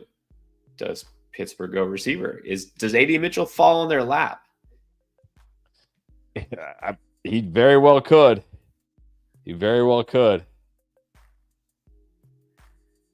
Yeah, some people thought Mitchell was, actually thought he probably would go in the first round too. Steelers are a logical fit there, so maybe they come out ideal scenario. They get their receiver while getting to wait till round 2.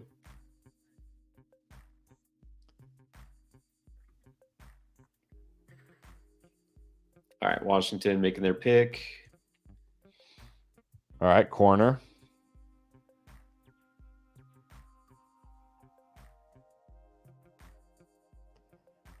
All right, here's the Steelers. This could be a pick where we see another wide receiver. We'll see.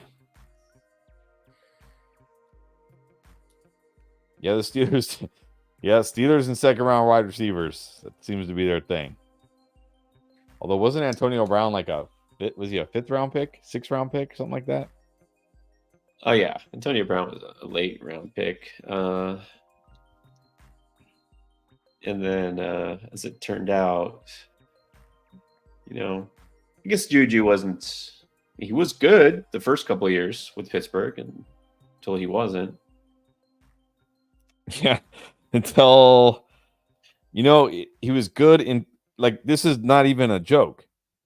He was good in Pittsburgh until Antonio Brown left, and he didn't have an elite outside alpha wide receiver to take all the pressure off of him. And then he hasn't been good since. Yeah. I don't even think Juju was ever good. I just think he got lucky that he got picked by the Steelers, and no team even cared about any other wide receivers on the field because Antonio Brown was so dangerous. He would get doubled and triple teamed, and Juju was like, hey, I'm just running free over here. Throw me the ball. And then when he actually had to do real wide receiver things, it's like, oh, this guy sucks. Yeah. The stats definitely bear that out. And then he not really even thrive at all with the Chiefs. I think that said it all. Yeah. I fell for Juju on the Chiefs. I won't lie. I thought, okay, he can at least be good enough on the Chiefs. Nope. Young Money, you called us fossils, right? Was it fossils yesterday? You're showing some age. You know who Alvin Harper is. You can't be that young. Right. Alvin Harper, the former Cowboy, who was basically, the distant number 2 when Michael Irvin was dominating for the Cowboys. Alvin Harper, He was basically the just run deep and we'll throw it to you once in a while. That's different role, but I hear what you're saying. But you got to be pretty old to know who Alvin Harper is. Exactly.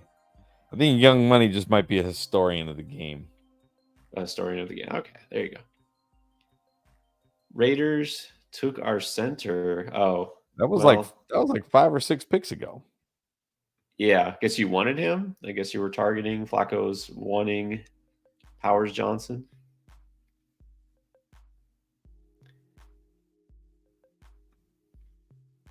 Are there any other centers? Well, that'll be worth a 2nd round pick, I guess.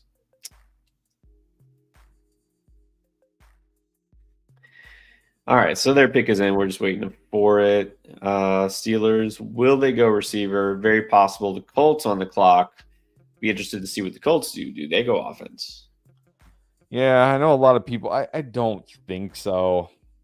I know a lot of people are mocking, obviously we thought Bowers to the Colts. A lot of people are also talking wide receiver to the Colts. is that really a big need? I mean, you got Michael Pittman, who you just signed to a big contract. What round didn't they take Josh Downs in? Was it round 3 last year? Yeah, they have drafted receivers lately. I mean, Alec Pierce, Josh Downs, not early picks. I think it was round 3. Could be wrong on that, but yeah, I don't think they're necessarily feeling like they have to invest in receiver. No, we always want them to. We always want teams to go offense, but Right. yeah, Downs was round 3. Yeah. This is not going to be a pass-heavy attack. I mean, come on, it's going to revolve around Jonathan Taylor running the ball, Richardson throwing when he needs to, also running. It's going to be more of a ball control offense. Wow, that's crazy that Pierce was a second-round pick. And they barely. That is great. That was terrible. That was a stretch. Yeah. You know what? You know who Alec Pierce, what his game is like? He basically is like Alvin Harper. It's like just run down the field as far as you can and just, be a distraction. Right.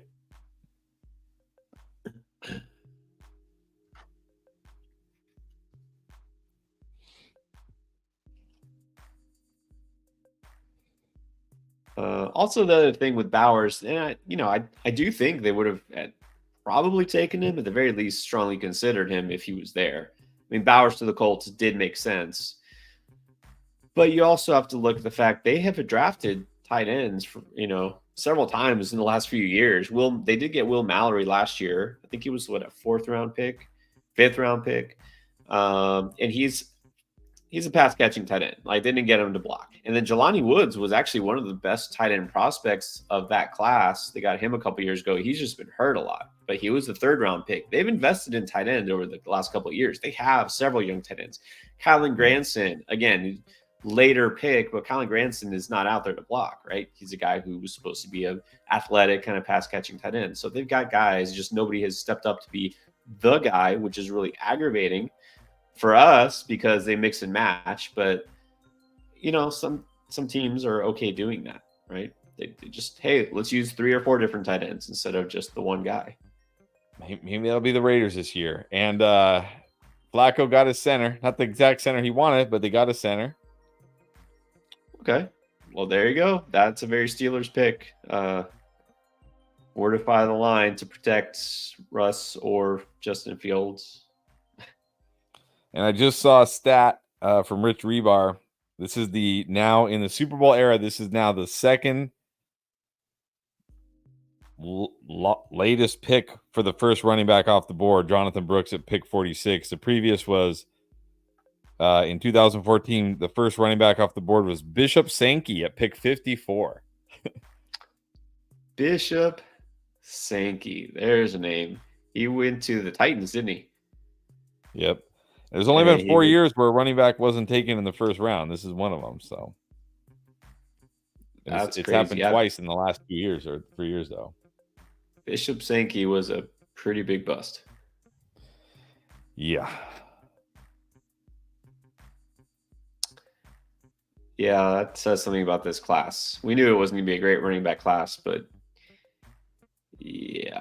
I mean, it's very possible that we only see like 1 or 2 running backs that truly have fantasy value, for an extended period of time. And those guys might just be random, like 4th, 5th-round picks who happen to fall into opportunity. Just saying.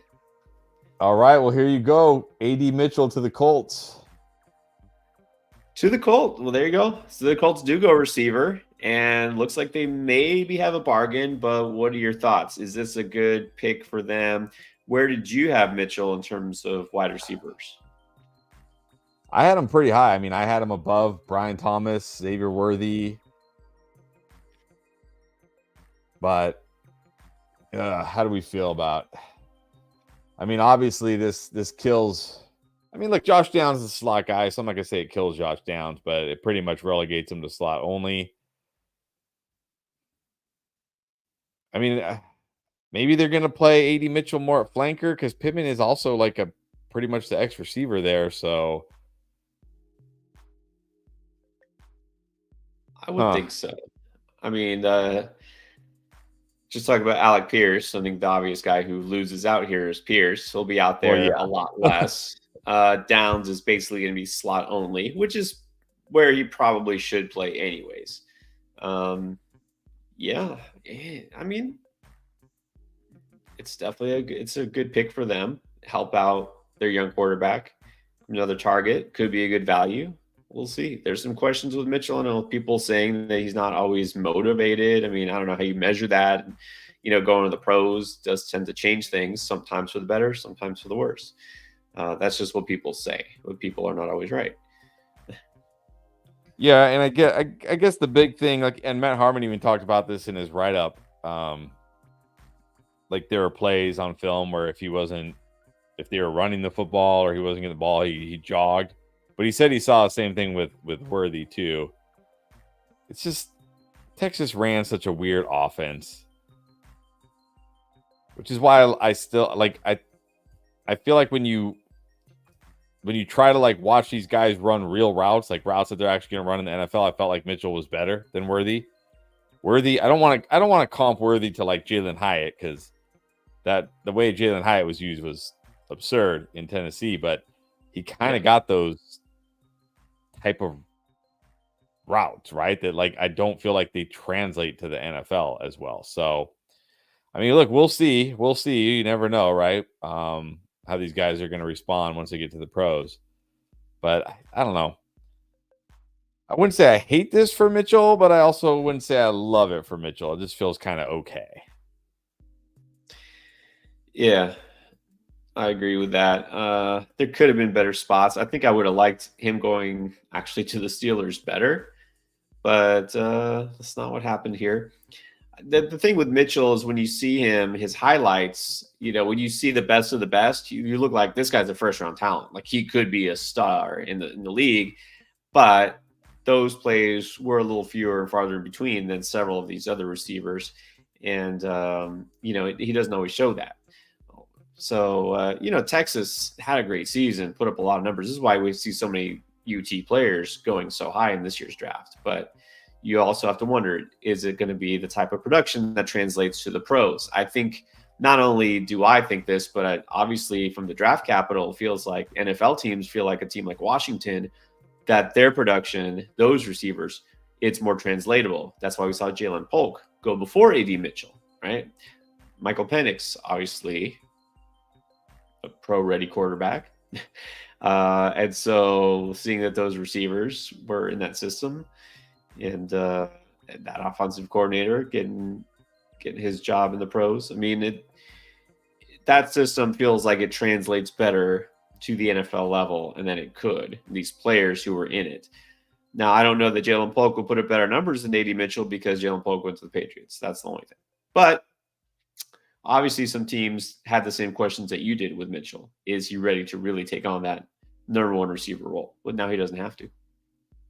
Right. So I'm trying to look it up here. This interesting thing that Matt Harmon talked about. Let's see.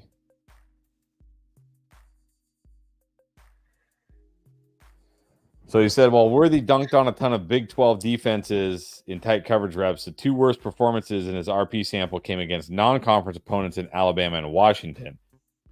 Those two games brought down his sample, which is ironic because those were two of my favorite films for his teammate, Adonai Mitchell. So that's where I talk about, like, you go against real defenses and you can't just run those, I don't know what word to use, but those like, hey, we're just like way better than you. We're going to run these ridiculous routes and things and you can't stop us. And then you face defenses who can, and suddenly it's like, oh, you have to actually be able to run big boy routes. So, yeah. But again, I mean, you got Pittman there already. This certainly makes me lower on downs. I mean, Alec Pierce, goodbye. Like, yeah, thank you. Thanks. Goodbye. So long. Thanks for the memories. Yeah. If there were any memories. There was that one. Right. There was that one game where he had 2 touchdowns, I think, that deep bomb. But anyways, yeah, I think so. We'll always have that. Yeah, Mitchell graded out very highly against man and press. And, I think he's got the skill set for sure. It's just will it translate. I really think, Pittsburgh would have been a better spot for him. But, at least with the Colts, he'll have less pressure to perform immediately. All right, Washington again. back up on the clock, and in fact, their pick is in.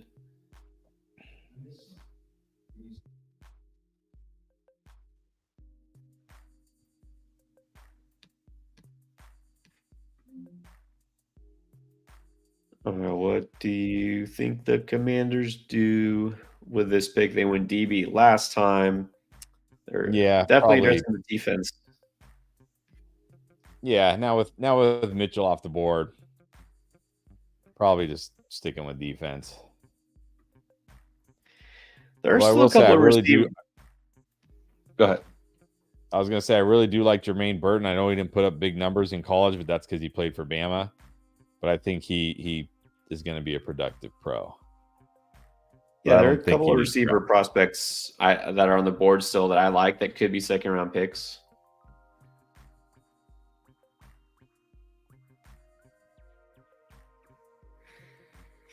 I like Jermaine Burton a lot. I actually like Troy Franklin a bit. I know he might not have what it takes to be a number one receiver either, but I think he could be a good pick here. Very productive.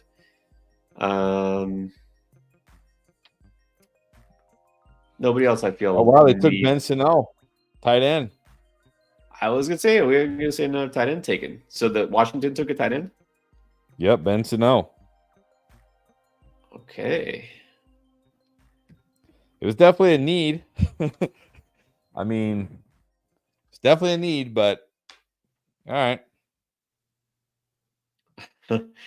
How do you feel about Commanders taking a tight end? Like, just okay? I mean, you never get too excited about a tight end. I mean, I know people are going to be like, oh, Sam Laporta, Travis Kelce, but I mean, really, but he's a pass catching tight end, so I like that. I want these blocking guys. I know it matters for the NFL, but another,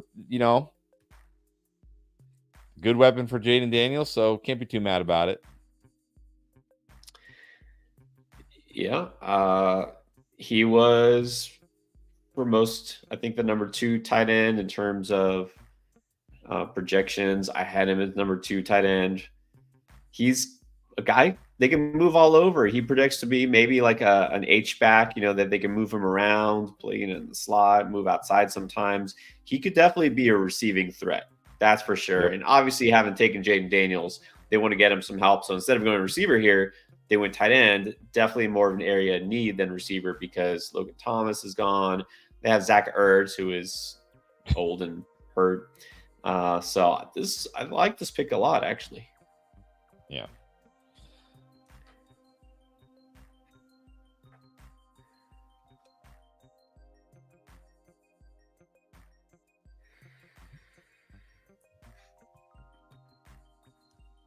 All right, Cleveland actually getting to make a draft pick. Wow, I forgot all about Cleveland. Hello, exactly. Cleveland. Welcome to the NFL draft. Good to see you.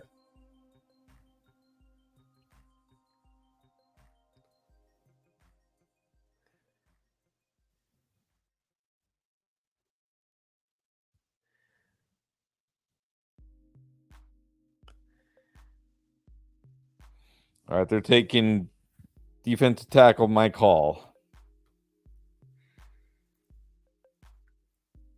All right. Pretty unexciting pick, but that's fine.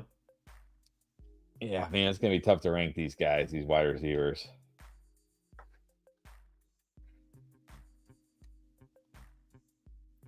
All right, and once that updates, the Dolphins are back on the clock. Dolphins more help on defense, yes. Kind of, especially thinking back this morning after their pick. Yeah, Chop, I think, could be fine. They could definitely use more pass rush. I still kind of wish they would have gone DB, so I'm still hoping that they do. I don't know. Let's see who the best left is that they could take because we had that big run already, so they're not going to get one of the top guys. Yeah, I don't even know who. Rakestraw, I guess, is a little undersized.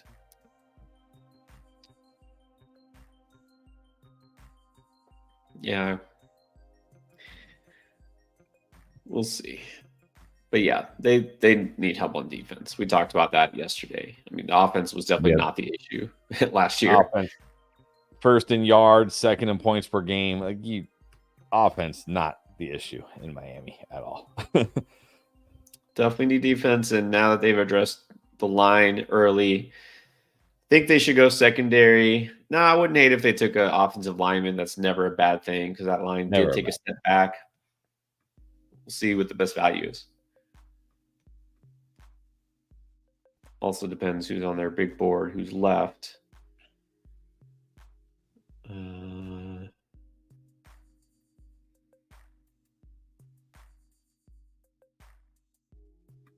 Yeah, it might be better value at O-line right now than secondary, but we'll see. Cerulean Dog is in the house. He's happy with the Steelers pick. All right. Yeah. There you go. Still need a receiver. I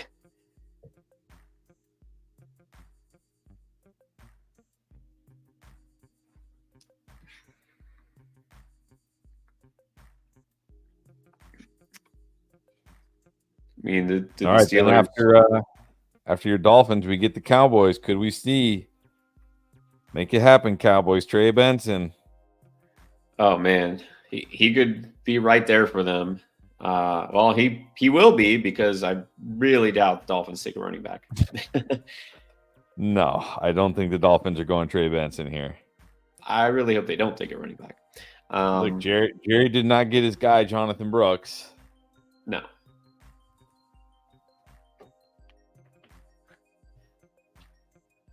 Could the Cowboys take a quarterback in Rattler if they don't? I mean, this is the same team that traded for Trey Lance, so why not?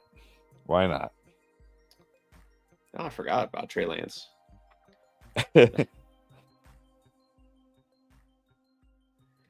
Yeah, I don't think so. I mean, they don't have to, but the Cowboys kind of have to take a running back here. They have to take one at some point. They cannot go into the season with Rico Dowdle, Malik Davis, and Deuce Vaughn as their running backs. They just cannot. And they can't be like, well, we'll just go get Zeke. I mean, that can't be the answer, right? It can't be. I wouldn't think so. All right, Dolphins pick is in.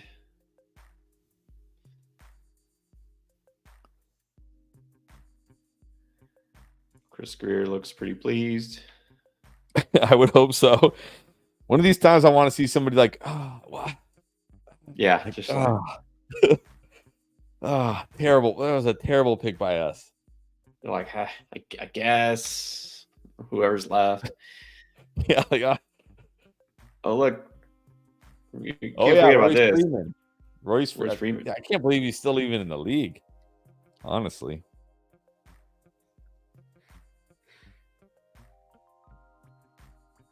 Why don't they just pluck somebody from the UFL? Right? Is there anybody that looks good? Any running backs that look good in the UFL? Hasn't what's his name? The guy that was supposed to be that was supposed to take Najee Harris's job, Anthony McFarland. Hasn't he looked good so far? Anthony McFarland, there you go. He's ready. Breakout is imminent.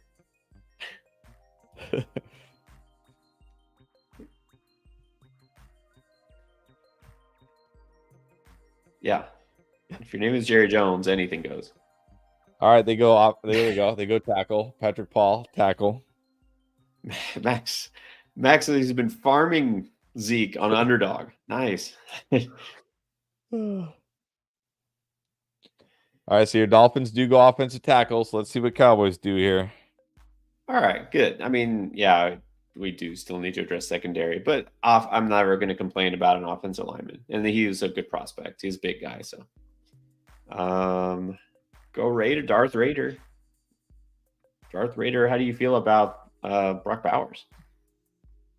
Yeah, how do you feel about that Brock Bowers pick?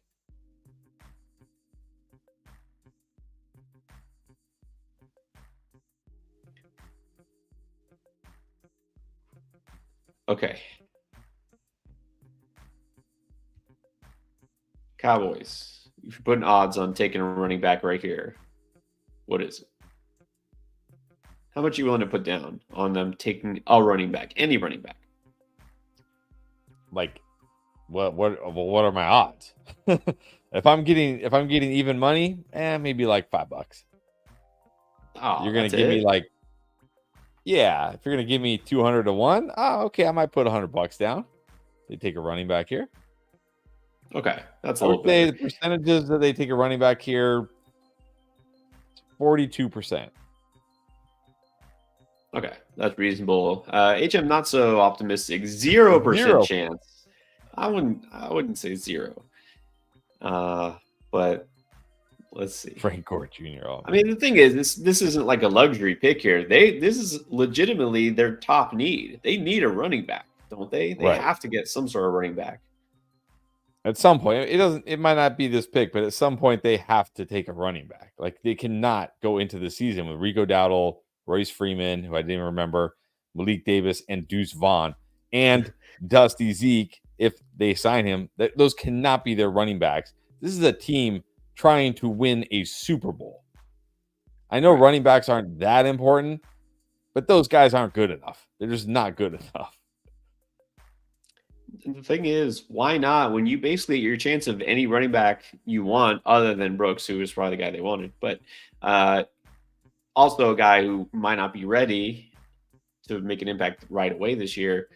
Why not get your pick? Trey Benson seems like just a perfect fit. And I will tell you this: if Trey Benson, who both you and I have as number one running back in this class, goes to the Cowboys, the running back needy team, I mean, I think he's got to be a first round rookie pick for sure. RB1 in this class, first round rookie pick easily. And there's certainly wide receivers that I have questions about where I would just be like, nah, I'll just take Trey Benson instead. I won't even worry about it. I'll just take Trey Benson.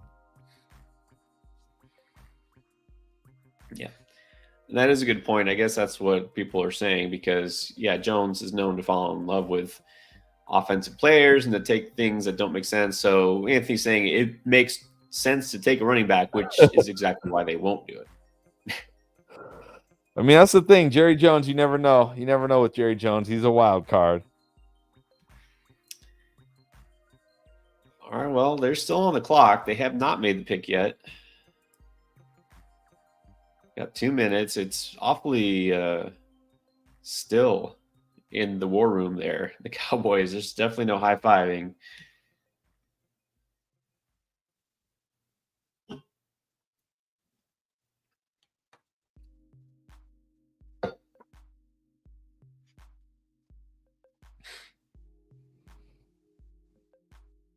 Jerry Jones just assumed he was getting Jonathan Brooks, and then when he got picked, they're like, "Now what do we do? What we didn't have? What's Plan B? We didn't have a Plan B. What's Plan B?" Yeah, that's kind of what I think happened with the Raiders last night. Anyway, Darth Raider loves it. He loves the Gore pick. Okay, I mean, I don't think you can be disappointed having a guy like that on your team. It just seems like an odd pick, but yeah, I mean, look, he's a good player, of course, but man, you traded up a year ago to the 4th pick in the 2nd round to take Michael Mayer. Right. We'll see. Well, you know, all right, pick is in. Maybe the plan is to go 2 tight end.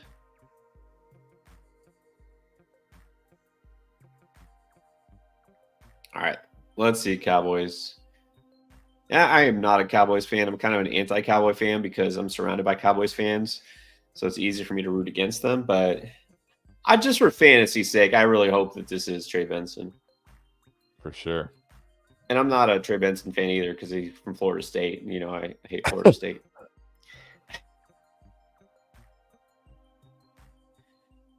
All right, Royland is in the house. We'll get to that question in a second. We got to see what the Cowboys do here. I thought they were going to announce it. I don't feel like they ever actually announced it. I feel like it just gets posted to Twitter. Like them announcing it is like just a myth that doesn't really happen. Maybe they just go to commercial. Pick is in. Okay, cut the commercial. Commercial. Yeah. Okay. They're flashing the big star. All right, somebody's coming out. Any second now, we're gonna find out. Though it's probably already been posted to Twitter. I don't see it yet. The Oilers fan. Yeah, you definitely hate the Cowboys. Wow. You're an Oilers fan. Yeah, Oilers, man. I I wasn't in Texas at that time, but man, you had to love that Oilers offense. Warren Moon and Oh the man, run and shoot. Haywood Jeffries, Ernest Givens. that would have Man, been fantastic. Fantastic for fantasy. yeah, that was a great. Warren Moon was the man. Yep.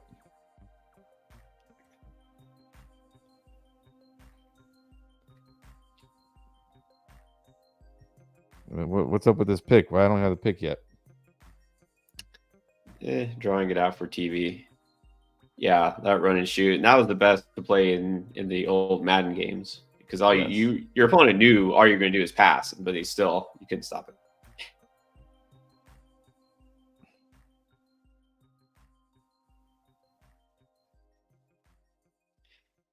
All right. Any second now.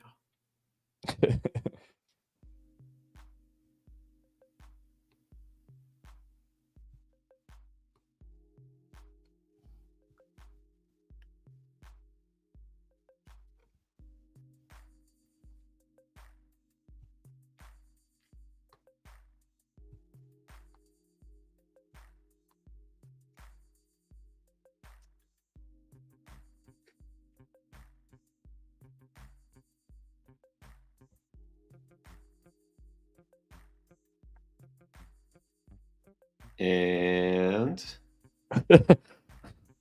I have it on mute. I see applause, but they still haven't announced any pick.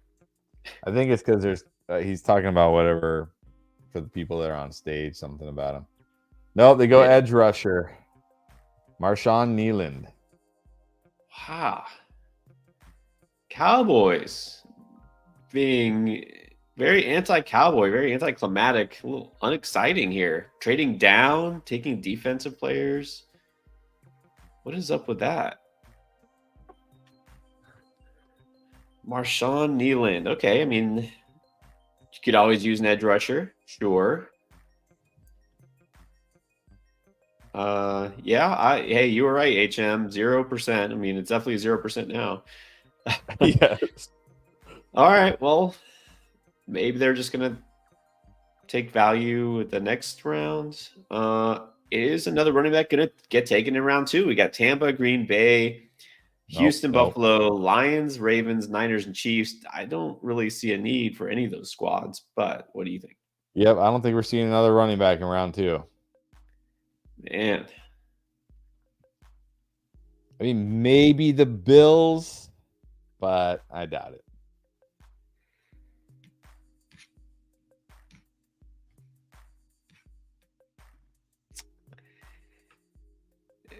Green Bay, low key. I know, mean, but again, we talked about this earlier. They just signed Jacobs to a 4-year, $48 million deal. So, I mean, I know the Packers like, they like that 1-2 punch.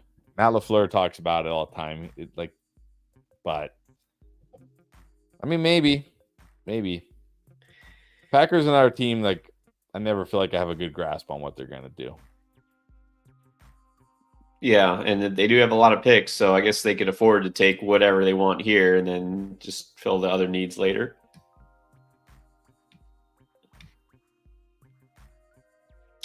All right, well, Tampa's pick is in. Yep, so they're going defensive end Chris Braswell. All right, figured they would do something pretty boring.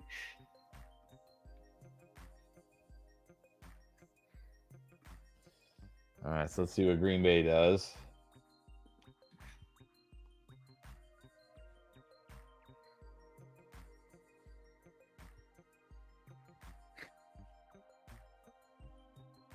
Yeah, I guess they just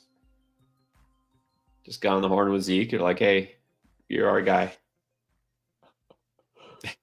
Oh man. What? I mean, if they just roll in the next season with Zeke, Rico Dowdle, and those guys, I mean, is CeeDee Lamb just going to get 200 targets? Like they're just going to throw the ball 45 times every game because they can't run it. It's just going to the whole they won't be able to run the football. I don't see how. That way they just don't care about running. Uh, who knows? I don't. Cowboys definitely a team now. It feels like they don't seem to really know what direction they want to go in. Which is crazy because it should be easy. Like you're not a team stuck in no man's land. You have mostly a Super Bowl caliber roster. You just need some minor upgrades here and there.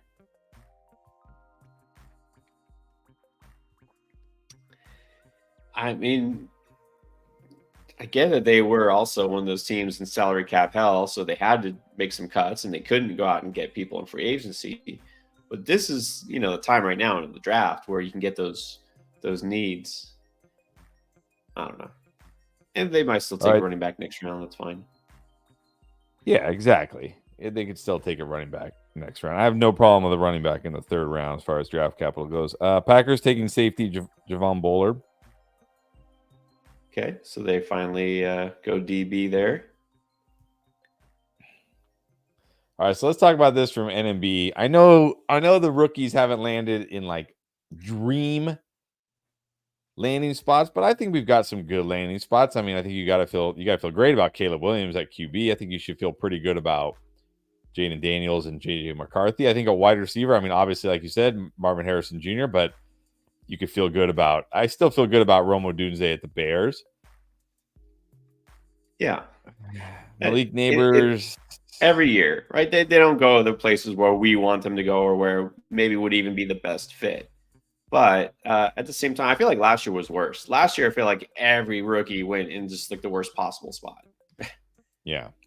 And there were still good rookies last year. So, I mean, you got Brian Thomas with the Jags. You got Xavier Worthy with Chiefs for whatever that's worth. I mean, Ladd McConkey, I think, landed in a fantastic spot, and he's a guy I talked up. Obviously, he's not going to be this year's Puka Nacua because you're not going to get him in the 5th round of your rookie drafts.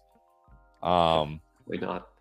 But, I mean, I think Ladd McConkey landed in a great spot. Pearsall, if they make a move, landed in a good spot. A.D. Mitchell could still be good. Yeah, McConkey, but look, here's the thing about Odunze in Chicago. Okay, maybe year one isn't great. But let's not forget, Keenan Allen is 32 years old and missed the last how many games of last season? And I'm pretty sure DJ Moore next year will be entering his age 28 season. And he's tied to Caleb Williams for the next 5 years. So unless Caleb Williams is an absolute bust, you still should feel very good about Rome Odunze's future. And you also should probably feel pretty good about what the Bears have done since Ryan Poles has been there. I mean, look at this team now that they've put around Caleb Williams since Ryan Poles has been there. So I think maybe year one, Odunze doesn't go nuts, but I think in long term, his outlook is great. And then Neighbors, of course, it's going to come down to, do the Giants ever get a real quarterback? Maybe next year. It doesn't look like it's happening this year. No, it's not going to be this year. Yeah. So, I mean, the question here, NB, if you're talking about good position to pop off this year, no, not a lot. I do think McConkey, like you said, I think Rome Odunze, as the year goes on, yes, has a chance to put up some numbers. I think Brian Thomas, once in a while, will show up. I still think Ricky Pearsall has the most upside here out of the non-big three because of where he's at. And then, yeah, it depends to some extent on Ayuk and Debo, but I think even despite those guys, I think he could still carve out a role in that kind of offense. So I do like that landing spot for Pearsall. Hey, Coleman. Yeah, Coleman's going to be tough because I think he's such a bad prospect, but the Bills, I don't know. They screwed that up. I'm sorry. They should have at least gone with a guy like Mitchell or somebody else. Maybe Polk even. Maybe McConkey would have been fine. McConkey, I think, would have been great too, really. Yeah. All right. We still got a little bit of time. I guess Texans are on the clock. They're still announcing the Green Bay pick. I says Houston's pick is in, but you know how that goes. All right, Royland, Senor Royland. Do you have Anthony Richardson over Caleb Williams in Dynasty? No, I can't do it. I know Anthony Richardson has that rushing upside that Caleb doesn't. And I know he just got a nice weapon with AD Mitchell, CJ Stroud. Over Caleb? Sorry, I was thinking CJ Stroud over Caleb. Yeah, I'll put Anthony Richardson over Caleb. But we really haven't seen a lot from either of these guys in the NFL. I mean, we obviously haven't seen anything from Caleb. But in this case, I will take that rushing upside. Now, so right now, I would take Anthony Richardson over Caleb Williams. We know he has the rushing upside. He just got a nice for some reason, I thought it was CJ Stroud. He just got a nice weapon with AD Mitchell. So, yeah, give me Richardson. Yeah, I think Richardson, I still put over Caleb Williams. Williams definitely in position to succeed. Could be him, but it's not just let's see it first. Let's wait. It's also, like you said, he's not a guy who's going to be able to carry you with his legs and have that rushing upside. So I think I'll still put Richardson over him, but it's pretty close. I will say that. Now, if we were talking Caleb Williams or CJ Stroud, that might be different. That's still, actually, I don't know. I would have to think about that, but I would put Richardson above those guys because of the rushing. Do we have another Amon-Ra St. Brown here? Donnie Mitchell said, "I'm just kind of pissed. Don't know what other way to put it. Excited to get to work." He's going to be like Amon-Ra St. Brown, going to have that list of all the receivers drafted over him. that chip on his shoulder. Well, it hey, wasn't a fourth round pick. I think that chip on your shoulder is actually a good thing. Oh, it's definitely a good thing. The question is, again, how many targets is he getting in that offense? But I don't think that's the worst spot. I think Pittsburgh would have been a better landing spot. Obviously, Buffalo would have been ideal, but it's not the worst spot. I mean, I will definitely still say I like Mitchell there and his upside better than basically all the receivers that were taken in round 2, other than maybe McConkey. Yeah, definitely McConkey over him. Yeah, I would still take him over Polk and Coleman for the round 2 wide receivers. Yeah, he probably thought he was going in the first round. I mean, he was mocked in the first, a lot of places. Yep.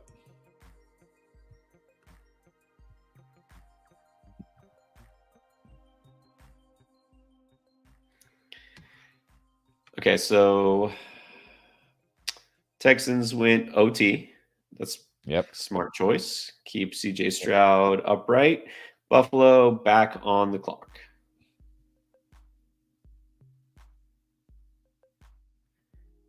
And then we got Detroit, Baltimore, Niners, Chiefs, and then on to round 3.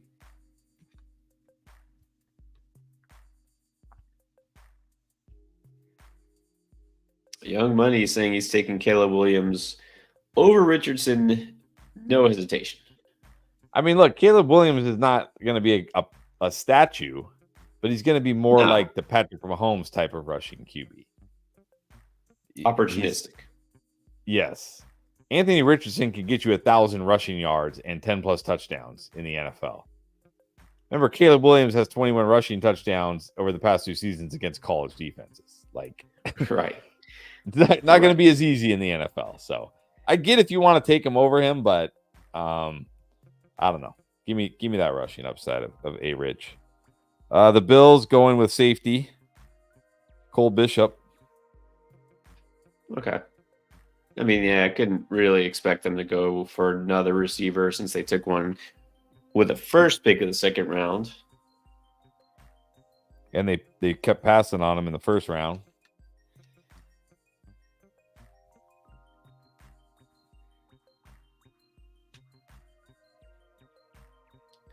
So I did see some mocks trying to put a receiver in Detroit, I guess, to replace Josh Reynolds. I mean, it makes sense. I mean, you have Amon-Ra St. Brown, and then what? Who's behind them? I mean, I guess Jameson Williams? Jameson Raymond? Williams.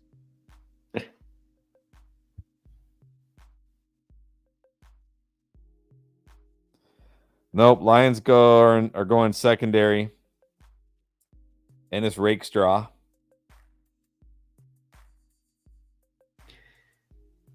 Yeah, that's what I thought the Dolphins might do if they went DB, but nope. Detroit still needs secondary help, so that's a smart pick there. Yep. They went DB with their first pick, didn't they? Yep, back to back. Nothing wrong with that. Yeah, they took Arnold, which feels like a good value as late as they got him.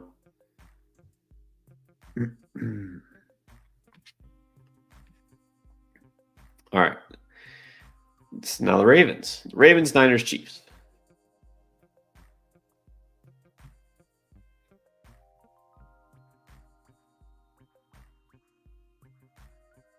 Well, I guess we got a little time. Let's do this. Regular season award predictions. He's saying Jordan Love for MVP. Sun God, Offensive Player of the Year.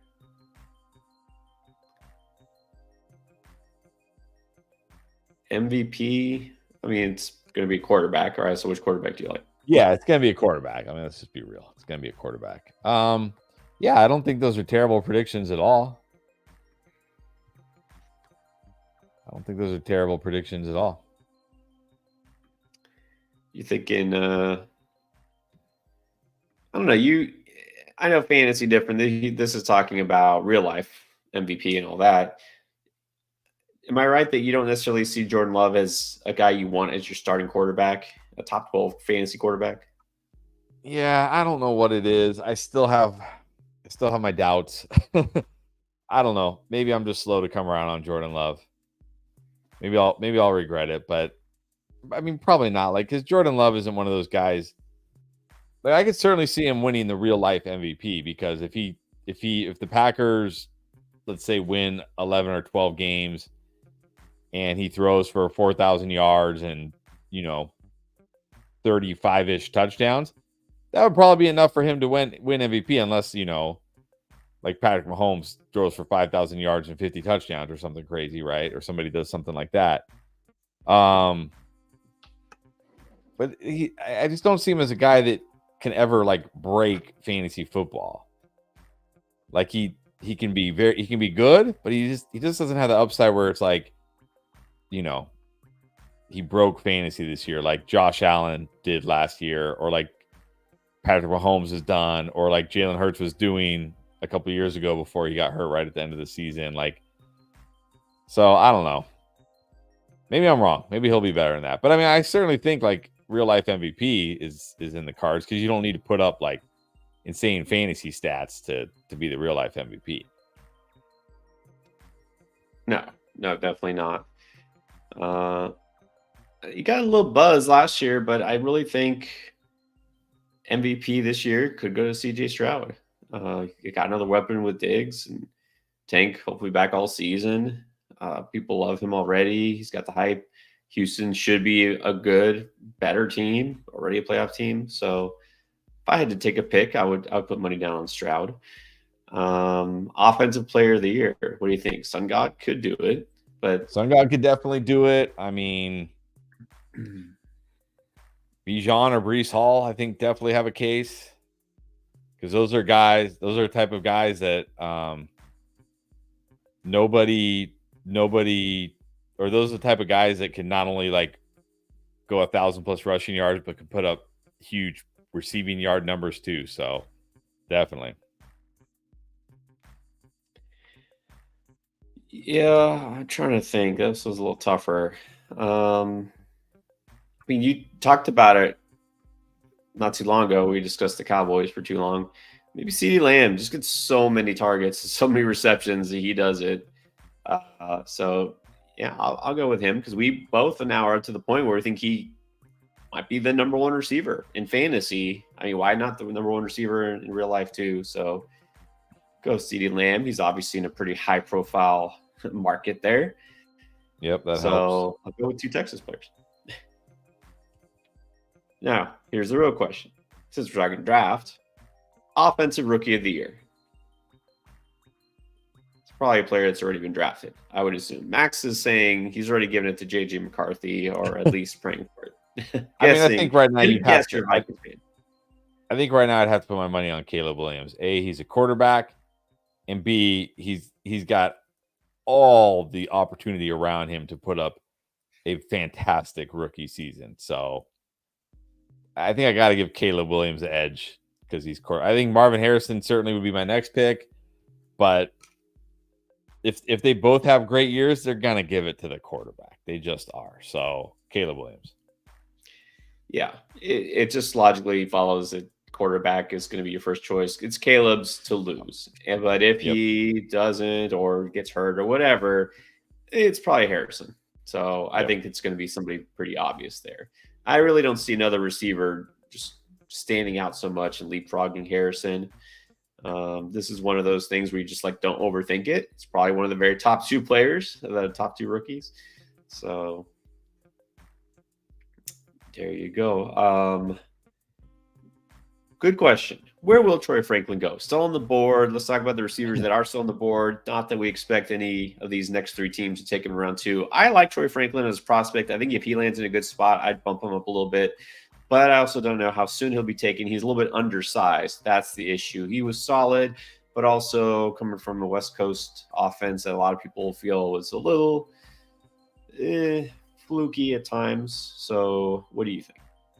Yeah, I mean, Ravens probably the last realistic team that may go wide receiver here, but they don't. They go offensive tackle. So he's probably not going to see a skill position player the rest of round 2. We look ahead to round 3. I mean, Panthers a possibility, Cardinals a possibility, Washington is still a possibility. I'm gonna assume Patriots and Chargers not so much. Look, Cardinals have 2 picks inside the top 7 next round. Cowboys still a possibility. Jets still a possibility. So there's some teams there in the early third that could snag him. I think if I had to guess for round 3, Jets, Cowboys, possibly Broncos. I mean, they still do need some help with their new quarterback, which would make sense. You know, Judy is gone. How can you possibly replace such a massive loss? You can't. Really hope to fill it. Yeah, I think those are the most likely landing spots there. Round 3, you don't feel bad taking a receiver. Hey, Broncos make a lot of sense. Get him with his quarterback, Bo Nix. Exactly. Reunited, and it feels so good. We'll see. Yeah. I mean, even if you don't love Bo Nix as a prospect, you got to like that connection already exists. So, yeah, Broncos would make the most sense.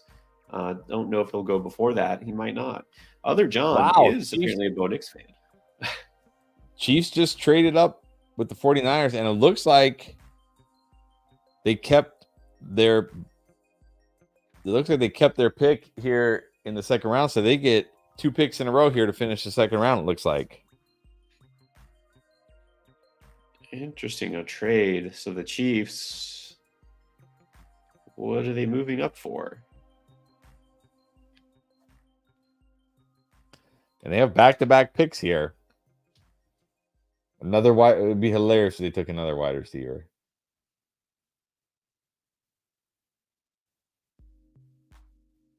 I would love the chaos if they took another wide receiver. Well, it's showing, okay, I'm seeing Chiefs, Niners, the 63rd for the 64th. Did the Chiefs just swap with the Niners? Is that what happened? I think they just swapped picks. The end of the second round. And Chiefs gave up a 5th round pick. Okay. I never understand those trades. Like, were they worried that the 49ers were going to take their guy? Yeah, exactly. That you're moving up exactly one spot and you're trading with the team that was ahead of you. It must be that you thought they were going to take them, unless they're just feeling bad for them for beating them in the Super Bowl. So they're like, okay, we'll give you an extra 5th round pick. All right, they go BYU offensive tackle Kingsley Suamataya. Okay. I guess According to Ian Rappaport, he was in consideration in round 1. Really?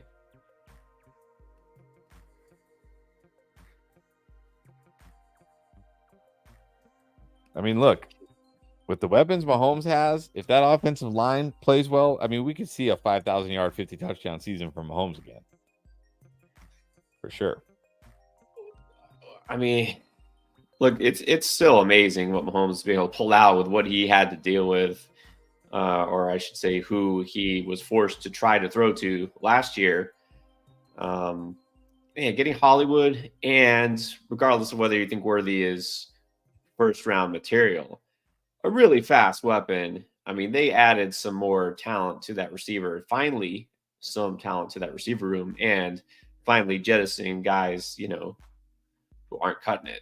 Right? MVS gone. Tony, I don't know. Is Tony on the roster still? who knows? Who cares? Does it matter? I don't know, but I mean, how long until Tony's not even in the NFL? Let's be real. yeah, shouldn't be. But anyways, yeah, imagine Mahomes now with 3 legit receivers.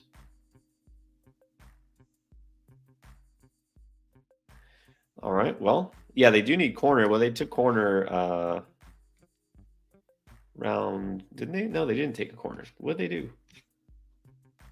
We thought they were going to take a corner. Yeah, they went offensive tackle. But I'm saying they haven't taken a corner yet this draft because they went Worthy in round 1, and now they went offensive tackle. So I guess they have not got their Snead replacement. Not yet. I mean, they were going to do it. They should have done it last night, but they went receiver.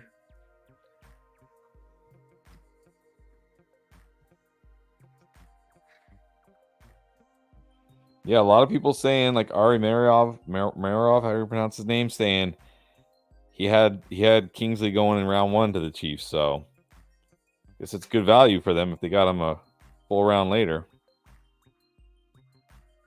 Definitely. All right, so round 2 almost over. We got Niners on the clock now.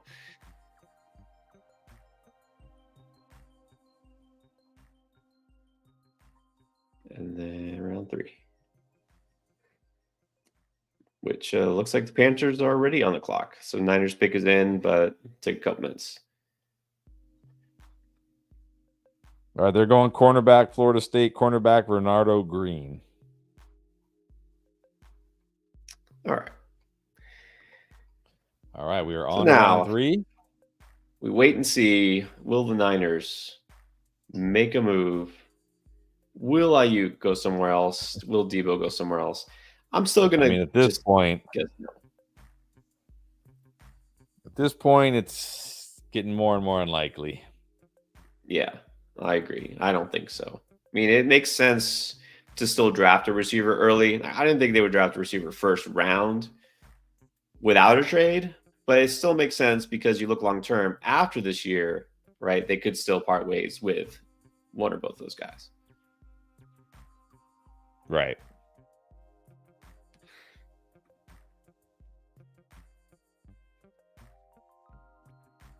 But that's why I think I'll still be taking a long-term approach. I think I'll still be higher on Pearsall in Dynasty. I still think he might be late first round material. Mainly also because there's just not a lot of other rookie receivers that landed in great spots that I like better.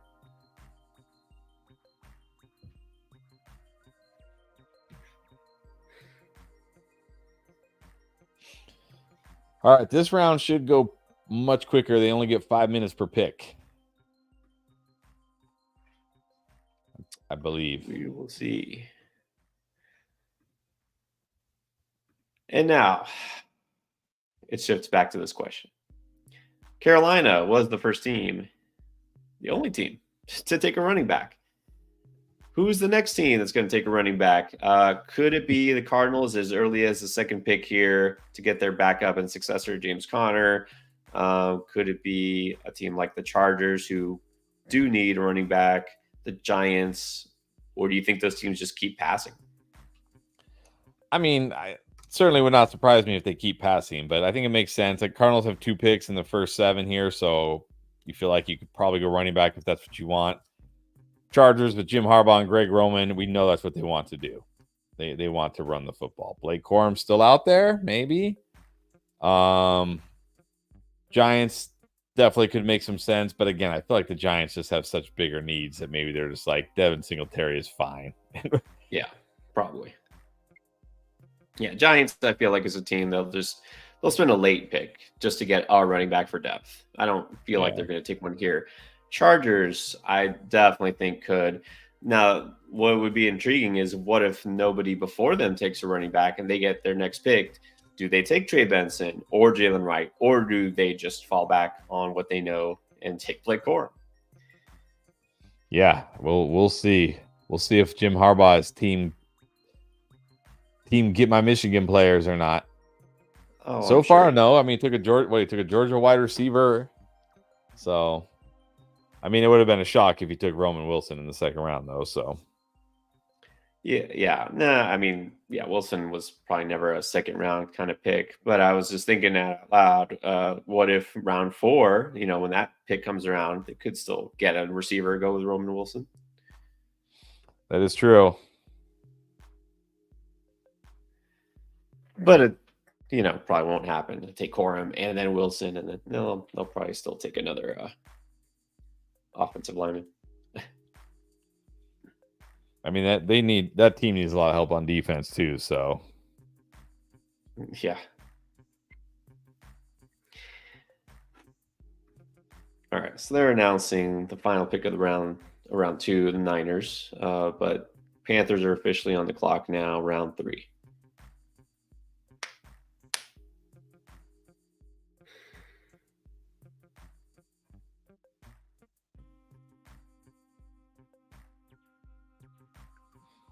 oh, whoa! All right, wow. I think I have to like this a lot.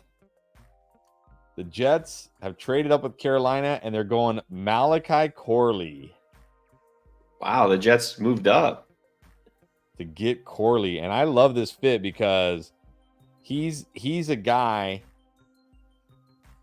He needs to be on a team with an alpha like Garrett Wilson, but he's a guy that you're gonna move him all over the formation. You're gonna get the ball in his hands. You're gonna try to give him free releases off the line of scrimmage. I like this fit for Corley. a lot. He's a guy that needed to be the right situation. Yes. And so interesting that you have him pegged as a slot type of receiver. And obviously Garrett Wilson's by far the number 1 guy there. And Mike Williams is there. Assuming Mike Williams is good to go, season start, he should be. His injury was really early last season. So now you have a guy who is not small. I wouldn't say he's a small receiver, but compared to Mike Williams, yeah. And so you think he's going to basically be just their full-time slot guy? Yeah, probably. I mean, you look at it, 66th percentile against man, literally 0. He literally, I think, well, he only got pressed. I think Matt Harmon said he only got pressed on 1% of his routes. Like, they understood, this guy cannot play on the line. You got to get this guy off the line of scrimmage. You got to give him a free release. But it wasn't percentile. 0% success rate against press, 66% against man, 85% success rate against zone. I think I'm pretty sure that was the highest of any receiver Matt Harmon charted. So you get a slot receiver, going to get a lot of zone matchups. Again, yeah, Mike Williams going to play the X. Garrett Wilson going to play more of that flanker role where they'll sometimes will be in the X, sometimes will be in the slot, sometimes will be, in that whatever you want to call it role, Z role or whatever. Yeah, so Corley, yeah, he's probably only going to be out there in 3 wide receiver sets mostly, but look, they might use him in other ways like jet sweeps, things like that. So again, I'm not vaulting him up above some of these other wide receivers, but I think for Corley, this is pretty much one of the best spots he could have ended up in. Definitely not a lot of pressure, and he'll get to play with a quarterback who is very accurate throwing across the middle. And you got to wonder, because going from a small school like Western Kentucky and to the pros, will he be able to make that leap? And also, is he going to have the right situation? Seems like this is the right situation. The upside isn't going to be substantial here, but this is pretty much as ideal of fit as you can get. Like you said, that 85 percentile or 85% success rate against zone, higher than even Marvin Harrison, who was 80th percent, and then Rome Odunze 81.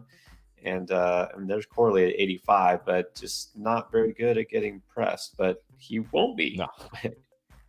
That's the good news is he won't be here. He's not going to face a lot of man coverage. He's not going to, like I said, they're going to give him free releases, put him in the slot, 3 wide receiver sets. When the defense is in that zone, and he's going to get a lot of free releases. Yeah, he's probably not going to be a guy that like you want to rely on week in and week out. But especially in like best ball drafts, or you're looking for that, like, hey, I need an upside flex this week, or I need like a bye week fill in. He can get it done. And look, he's got Aaron Rodgers this year, and Mike Williams. I've always been, we've always liked Mike Williams, but he's 30 years old coming off ACL tear. I mean, what are we going to see from Mike Williams this year? So, yeah, so many injuries.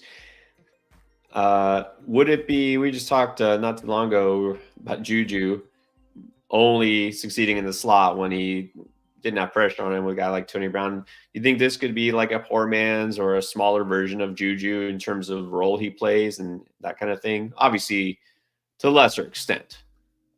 Yeah, definitely. And another thing he was really good at, he's a yard after catch monster. That's really where he shines.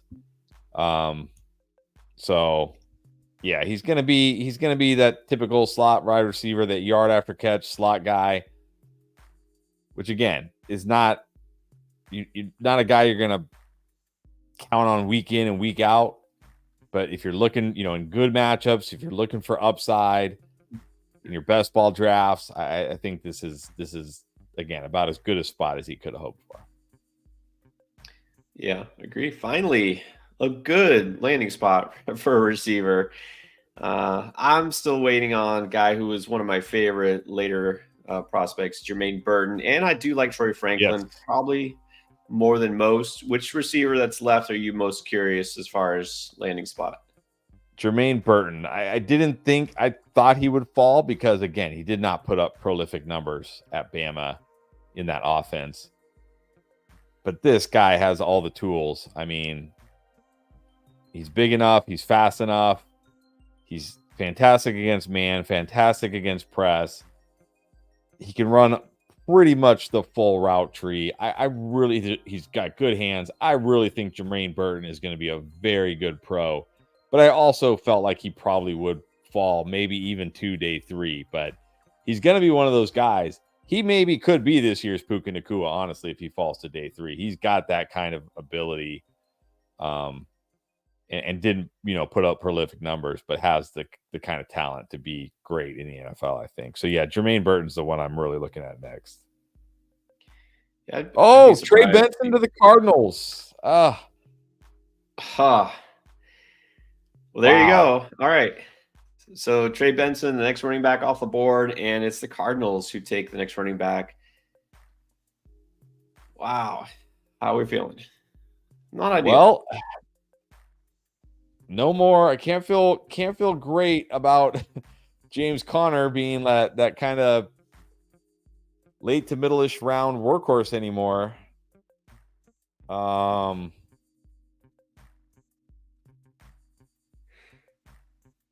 I mean, you got to feel good about Trey Benson in Dynasty long term. Year 1, we'll see. He may be splitting with Conner there, but I mean, look, what is James Conner here? 29. James Conner is going to be 29 years old in May. Yeah. What's his contract situation here? They definitely needed another running back they could count on because, like I said, Amari DeMarcado and what else did they have? Oh, man. All right, so James Conner is on the last year of his deal. So I think you got to feel good about. You still got to feel good about Trey Benson long term. I mean, this could easily be like a Rachaad White, Leonard Fournette situation, right? Where it's like, okay, year one, maybe he doesn't ever fully surpass James Conner. But then next year, James Conner's gone and Trey Benson enters 2025 as the Cardinals RB1. So, yeah. Yeah, and a lot of other teams could have used Trey Benson.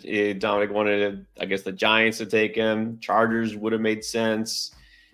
Man, I still think this is good dynasty-wise.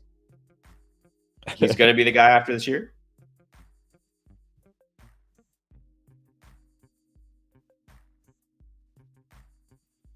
Yeah. Other John asking, could this play out like a Lions backfield from last year?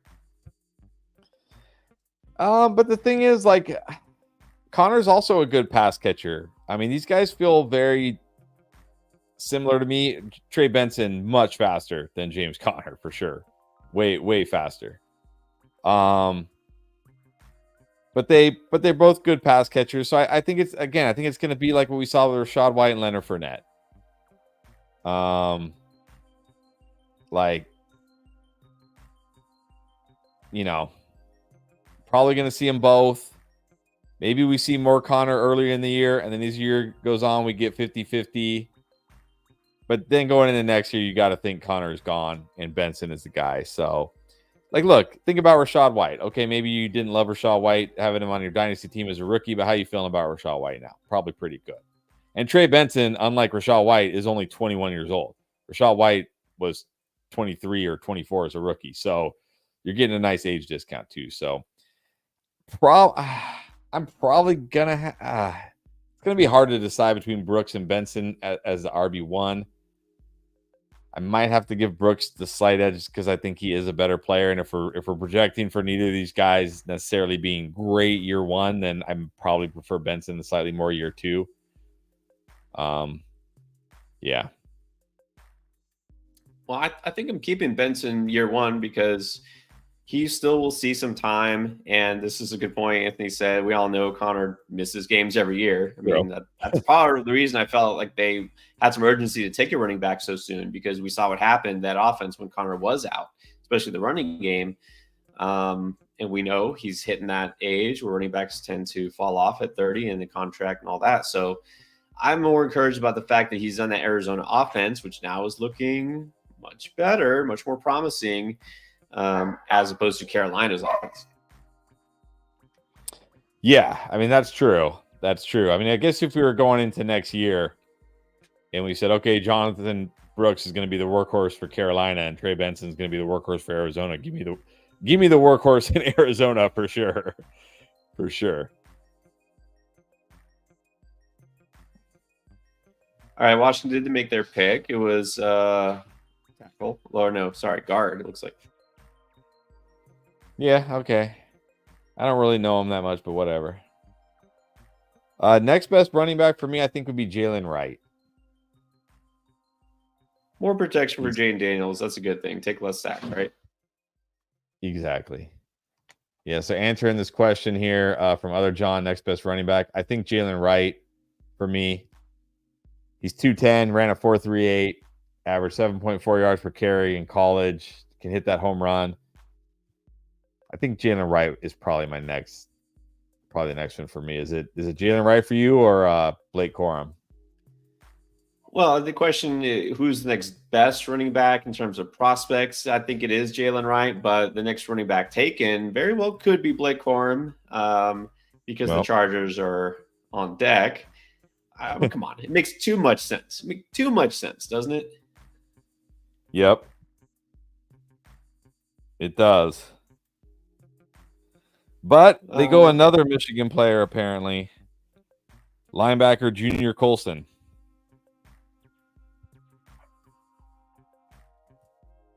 I don't know who the Patriots took, but Chargers went linebacker Junior Colson from Michigan. Yeah. All right. Well, so much for that. Giants could still land a running back, although I don't feel like they need to. Yeah, let's again, they haven't officially announced it, but it sounds like the Chargers did not go running back. Yeah, So they that didn't might go be running back. a moot point. All right, now my dogs.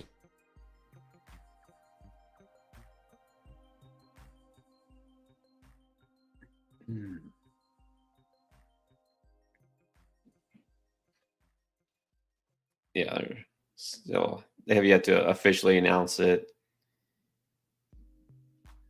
Let's see. Yeah, I mean, if the Chargers would have gone Corum or a running back here, I think I would have put him over Brooks and Benson because of usage, and it's still a pretty good offense there. But I guess we don't have to worry about that. I mean, you feel like the Chargers also a team at some point has to address running back, don't they? Are they really just going to go in with Gus Edwards? Are they going to try to salvage Isaiah Spiller? I mean, what is going on?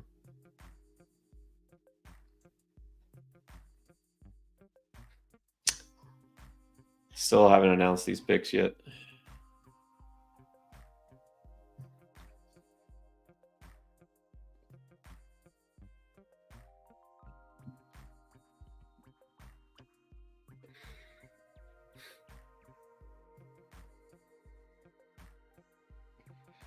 I hope they ride the Gus bus all year. I've been scooping them up in best ball drafts. Yeah. Maybe. They got to have somebody else, don't they? I mean, he's not a pass catching back. Yeah, but it's not really the Harbaugh. Like, he doesn't lean on his running backs that way a lot. Yeah, I guess a different system. And neither does Greg Roman, right? Like, Dobbins never caught a lot of passes. True. That's not what they do there. All right.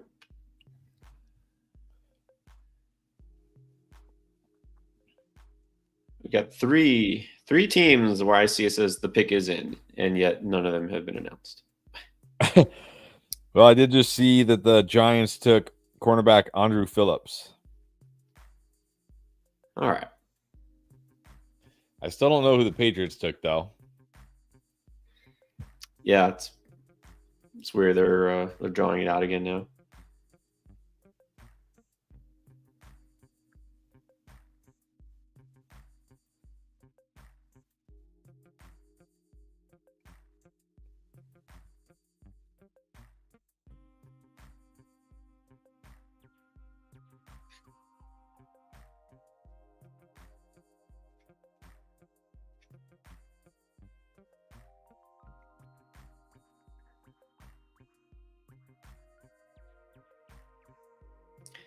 So Arizona back on the clock. Yes. We know they're not going.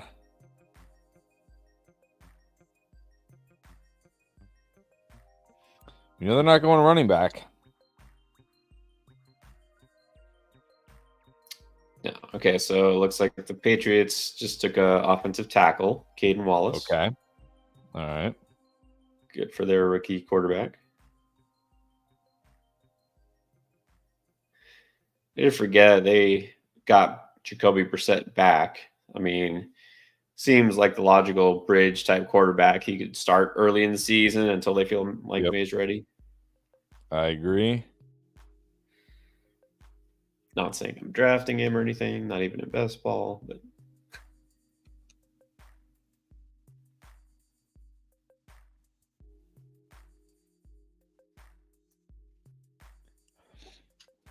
all right, so Jalen Wright, Blake Corum, Bucky Irving, maybe, Marshawn Lloyd, Braylon Allen, Will Shipley. These are the running backs that are potential round 3 picks.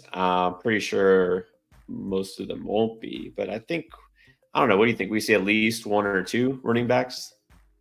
Yeah, I think we could see a couple more go in this round. Cowboys have 2 picks. I mean, they still got a chance. I mean, you got. Can Dallas really pass on running back with both these picks? I mean, I know it's Dallas, it's Jerry Jones, but I mean, come on.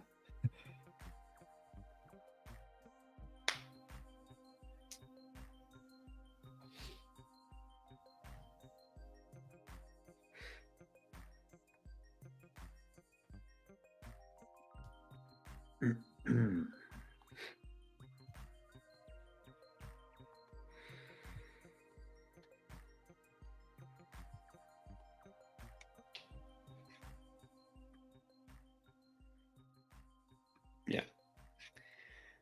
But they could still get a good running back round 3, but I don't know. I guess not counting on anything anymore. We always want the running backs to go sooner than they actually get taken. Right.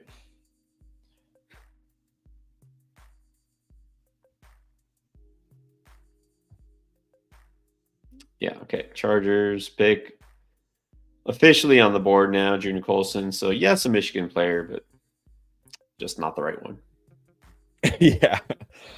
Not the right one, but there's still time. For fantasy. It's funny, the Chargers fans and everyone who's trying to put Malik Neighbors with the Chargers round 1, not even taking a receiver at all. Wait a minute, they took Ladd McConkey. What? The Chargers took Ladd McConkey. Oh, yeah, that's right. They took Ladd McConkey. Not a high-end receiver. No. The Giants pick is supposedly in, but we're still waiting. Yeah, they took cornerback Andrew Phillips. Good question. Are the RBs just bad? I mean, this year, kind of. Yeah, kind of. I think Jonathan Brooks is really good. I think Trey Benson's really good. I think Jalen Wright could be good. Bucky Irving was an interesting one for me. Like, it was funny because when I watched some of his film, I was like, man, I'm really impressed. This guy does not go down easily on contact. But I'm like, but also he has like no juice, no acceleration. Like, you would think he's a smaller back, he'd be quick, and he wasn't. And then what was his 40 time was awful. So I was like, oh, okay, he's just slow. He's slow. Which is weird because he's like a smaller guy and he's shifty. Right? He's 192 pounds. He's shifty, but he's slow. It's not a good combination to be small and slow in the NFL. So I don't know. I don't see him anything more than like a change of pace kind of back in the NFL. Corum, I think, could be sneaky good. And then we got guys like Marshawn Lloyd, Braylon Allen, who I think are just more like 2-down, early down grinder type guys. So yeah, it's not the best running back class. Yeah, that's definitely a lethal combination there. Bucky Irving, small and slow relative to RB standards. So he's 5'9", but his speed score was 27th percentile. So yeah, and it shows the smaller you are, the faster you need to be. Yeah, those are the two things that I did not expect to see when I watched him. Because I don't watch a lot of college football during the season because obviously we're so busy with fantasy in the NFL. I don't have time to like watch college football on Saturdays. But when I went to watch his film, I expected to see an explosive running back that probably wasn't very good through contact. I saw the opposite. I saw a guy who actually impressed me as far as his ability to handle contact. But man, it was like, there's a hole. Why aren't you running through the hole? Why haven't you exploded through the hole yet? Like, it's right there for you. And then like I would see these runs where it looks like he's going to get like 7-8 yards and he would get like 3 or 4. But then I would see these runs where it looks like he was going to get hit for a loss and he would get like 3 or 4. And he's very shifty. He is shifty. He does have good, like he's elusive, but just doesn't have that speed, doesn't have that burst. So we'll see how that translates. That's going to be tough in the NFL because he's 192 pounds and everybody in the NFL is fast. So, yeah, no, there's actually a good point. Very good comp. And this is why I was not in any way on Kyron Williams' prospect, because Kyron Williams is kind of also small and definitely slow. In fact, if I want to Yes. think, his 40 time was terrible, wasn't it? His run, Yeah. he was not a fast guy. He's still not. But then, as you always say, he's in the perfect system. And look, we mentioned Royce Freeman not long ago. They plucked Royce Freeman and Darrell Henderson off the scrap heap last year when they had to. And they put up big games, 100-yard games, and look good because they were in that system. So I think if you're in the right situation, you could take any running back. He could put up numbers for a short time, and not to, rain all over Kyron Williams, and not to be a hater or anything, but it's true. I have legit concern whether it's him being that good or just the system. What do you think? Yeah, I mean, all right. So they go offensive tackle, Arizona. Now the Panthers back on the clock. I mean, I think you got to give him some credit. I will say, early in the season, I was not impressed with what I saw from Kyron Williams. He was putting up fantasy numbers and he was putting up stats. But when I went back and watched the game, I was like, man, it feels like he's leaving a lot of yards out there. It really did. Like when I watched it, it was like, again, kind of like what I saw with Bucky Irving. He would catch like a pass in the flats and he would have like all the space in front of him. And then he would get like 8 yards. And it's like, how did you only get 8 yards there? Like the nearest defender was like 15 yards away from you and he closed the gap that fast. But then I was impressed by him later in the season. I thought he definitely got better.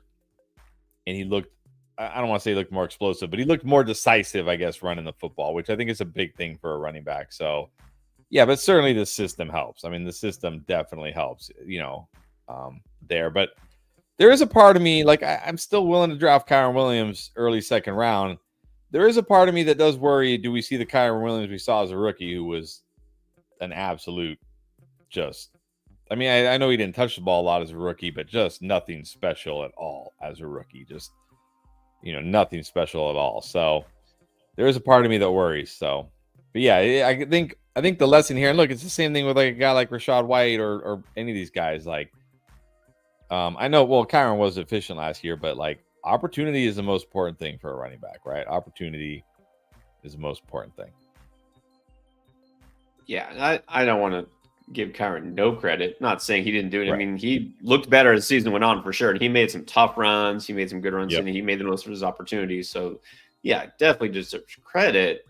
But again, it goes to the point, the larger point here is that for running back, opportunity is everything, and landing spot is everything. It really, really matters the most here.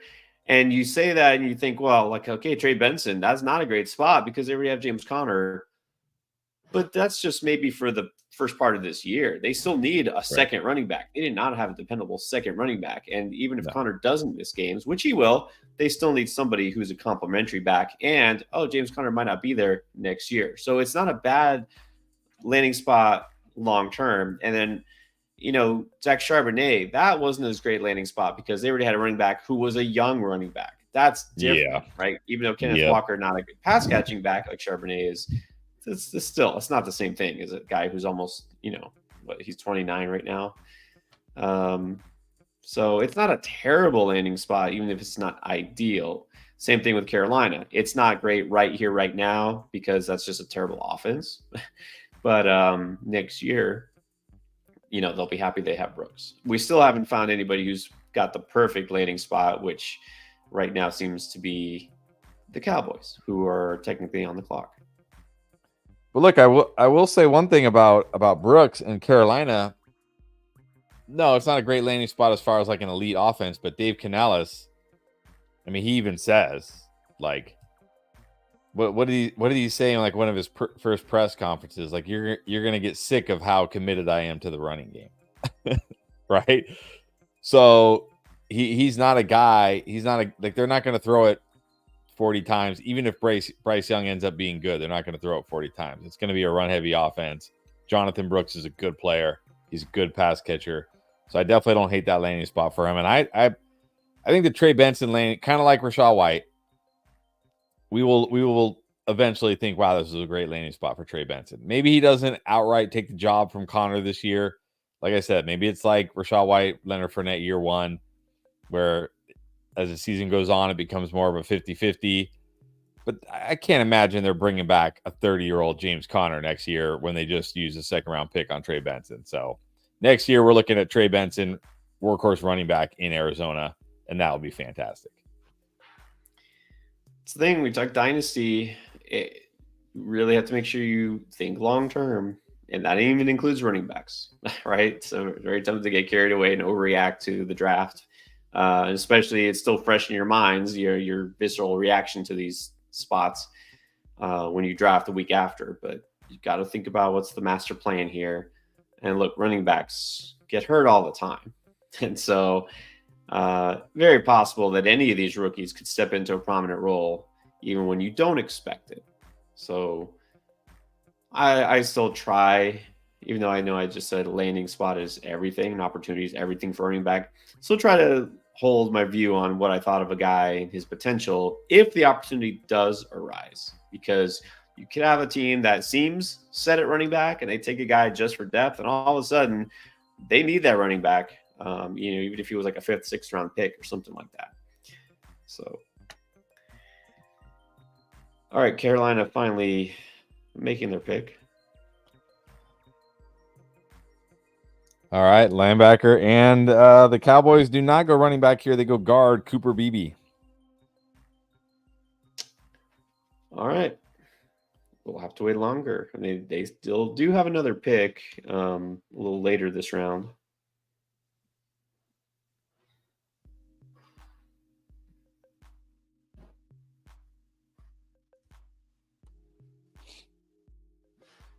All right, so linebacker for the Panthers.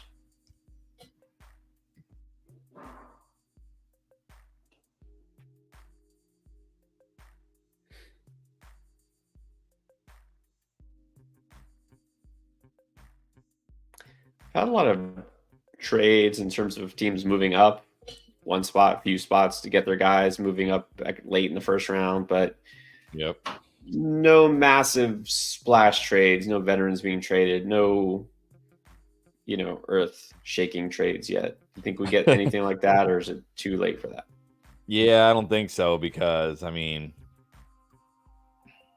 we're in the 3rd round now. It's like I don't think they're trading Ayuk for a 3rd or Debo for a 3rd. I think they want more than that. So, I mean, look, it could still happen, but maybe not. Maybe not this weekend. Maybe it'll happen a week or two from now, a few weeks from now. Hopefully, you don't have your rookie drafts Monday. I know some leagues do like that. I know some leagues it's like Sunday night rookie draft. Yeah, people don't want to wait.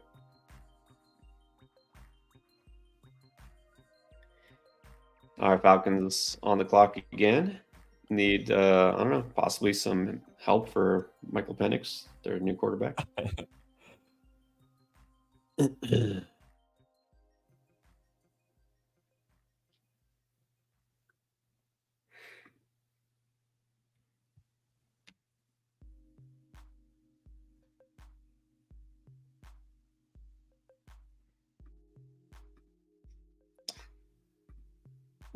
Realistically, is there another running back getting taken soon? I don't think so. I mean, look, I like Javonte, but I wouldn't rule out the Broncos going running back. I wouldn't rule out the Raiders going running back. Yeah, I did think about that. It's possible. I wouldn't rule out the Rams going running back. I know Kyron Williams is great, but they don't have a lot behind them. Of course, Cowboys picked 24 this round. Certainly, maybe that's the pick where they take running back. Probably not, I guess, at this point. Packers have 2 picks, 25, 28. I mean, they could. Doesn't feel like they will, but they could, I guess. I mean, I wouldn't completely rule out the Ravens taking running back. I know they just signed Derrick Henry, but Derrick Henry is 30 years old. So, Rams actually have 2 picks this round. So it wouldn't surprise me if one of them were a running back, to be honest. So, yeah. Got those maybe even the 49ers. The 49ers love drafting running backs in round 3. This is true. All right, so Falcons go edge. Yeah. Much less exciting. than their round 1 pick. All right. Another Washington player off the board. Is this the Bears? Is this the Bears' first pick since Rome Odunze? I think so, right? Feels like it. I don't know. They have a round 2 pick. You figure they'd have multiple picks in every round with the generosity of the Panther. True. But when you get to start Caleb Williams, Rome Odunze, that's already a pretty great draft right there. Yeah. They've already crushed it. I don't think it really matters what they do from here on out. I think they're getting an A. All right, Bears on the clock, and then Broncos. They go kicker here or something. Yeah, other John's saying they only have 2 picks left. Okay.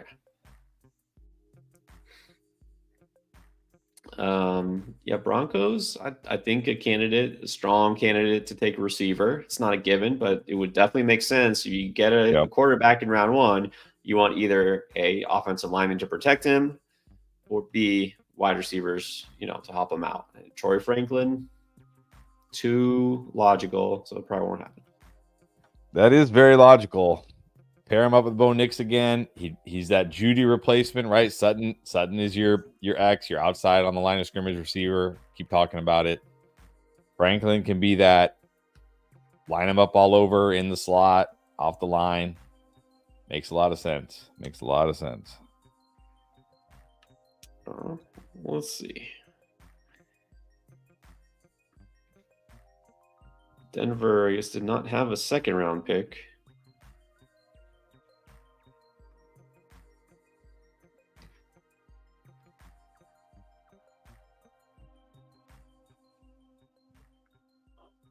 All right, let's see Bears first. I guess it's something boring but good for the team.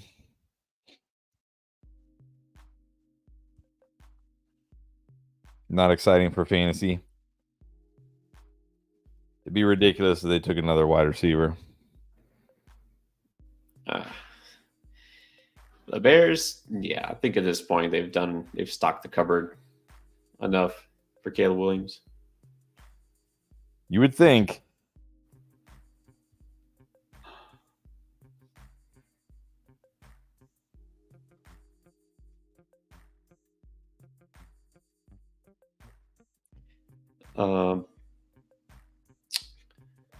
Troy Franklin is out there, but Roman Wilson of Michigan is also still out there. Jermaine Burton, we've talked about a lot. Could be some other receivers who sneak in around 3. There's always guys that get taken earlier than we and everyone expects. Javon Baker has gotten a little bit of buzz. Smaller school kind of prospect. Another Washington player who shouldn't be going this early, but you never know, right? Team, they always like winners, right? From big programs, Washington, Jalen McMillan. Brendan Rice, the son of Jerry. Who knows? I will say I kind of like Jalen McMillan. Or no, sorry, not Jalen McMillan. Not Jalen McMillan. No, I don't like Jalen McMillan. I was thinking of Malik Washington. Oh, yeah, Malik Washington. Yeah, he's a guy who... No, I don't like Jalen McMillan. Sorry. Okay, so Chili Dude asking which teams are most likely to go receiver this round. I mean, Denver, of course. Who else? Raiders. I think definitely could. I think Cardinals, it's still in play, although I really do think they need to start attacking defense here pretty soon. Steelers, I still think at pick 20 here, definitely could go wide receiver. Cowboys could go either way here, running back or wide receiver for sure. Maybe Ravens, because really, I mean, outside of Zay Flowers, what do they really have there? Maybe Washington. Yeah, I mean, Steelers are a team I really thought would go receiver by round 2. I figure they'll go with one, but of course, you never know. So I think Denver and Pittsburgh seem like the most likely. Yeah. I don't know. There's another team that I feel actually pretty strong about going receiver. Don't think so. I don't know that there's any team I would really assume gets a receiver. I mean, I would say maybe the Cowboys, but maybe not anymore, the way they've been drafting. Yeah, who knows? Cowboys always the wild cards. You never know. You never know what Jerry's gonna do. Boring draft from the Cowboys. Right? Yeah, well, David Tepper will do something. We know that. Yeah, David Tepper, man. He quickly becoming the new worst owner in the NFL for sure. Yeah, he saw Dan Snyder and he's like, that's my role model. I want to be like that guy. Yeah. Could we see QB this round, which I would assume would be Spencer Rattler? I think we definitely could. Definitely think we definitely could see Spencer Rattler to the Raiders. I think that's possible. If so, Raiders would be the most logical. I really don't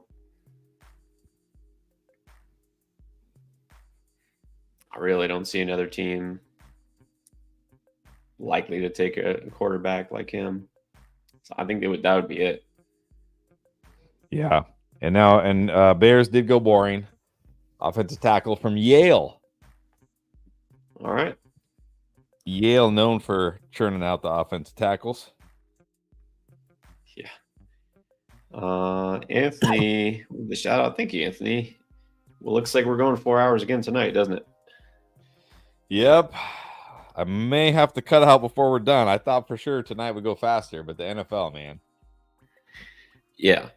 And they're going to fill up their whole time. So we can end it whenever we need to, but let's do a couple at least. They end here because they got these compensatory picks. You got the teams like Washington again on the clock, the Rams getting multiple picks, the Bucks, and these guys are just loading up, right? It's getting depth. So I don't know if we'll have any huge moves here, but we'll at least stick around for the next several picks for sure. Let's see what the Steelers do. The Raiders are on the clock. We got to at least stick around till the Cowboys and see if they disappoint us once again. Yeah. Let's see how boring can they go. And all right, so Rolling Dogs feeling Roman to the Steelers. Yeah, I mean, that could be the pick. Man, he just don't like his profile at all. Yeah, I'm not saying it's the best pick, but it could be the pick. And there's not a clear the receivers left. I don't think it's clear who might be the best guys left, right? I mean, it could just whatever fits that team's need or just whoever they like the best. Yeah, Roman Wilson, man. I look small. He is fast. He didn't win vertically, which is not good for a small, fast wide receiver. He'll probably, I think he winds up getting the benefit of the doubt because he was on a championship team, All right, well, Broncos do not go wide receiver. They go edge. They go defense. All right.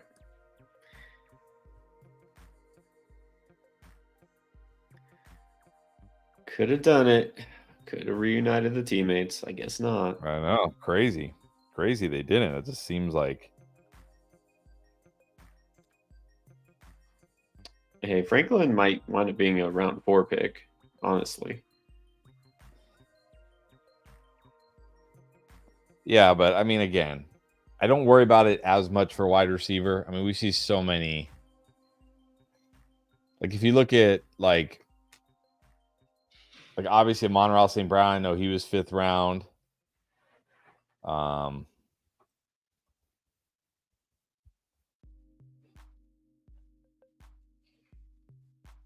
Stephon Diggs. I thought so. I was like, Stephon Diggs was a 5th rounder. Wasn't Devontae Adams? Wasn't he pretty late? No, he was a 2nd rounder. I thought he was later. Who else? Of course. Puka, of course. Who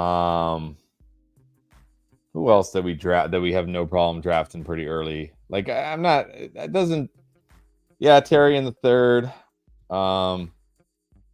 Yeah, I'm not as worried about it. I mean, obviously, you get to round 6, you get to round 7, then yeah, okay. Yeah, Nico, Tank, Nico, right? late Tank, 3rd 5th rounder. Yep. Tank was a 5th rounder last year, right? Wasn't he? Or Tank was a 3rd rounder. Was he a 3rd rounder? Okay. Yeah, Nico a 3rd rounder. All right, Raiders go boring too. Offensive tackle. All right. Yeah, Raiders rolling into next year with Gardner Minshew and Aiden O'Connell QB competition.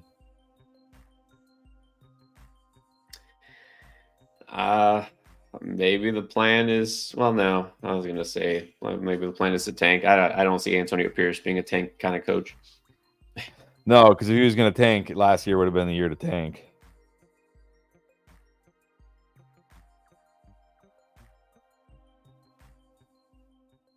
All right, Anthony's signing off. He's got some work to do. If it's baseball related, then I'm all for it. So, all right, thank you. Huh? Appreciate you.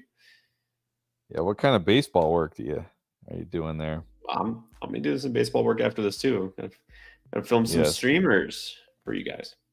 That's right, 2-start streamers.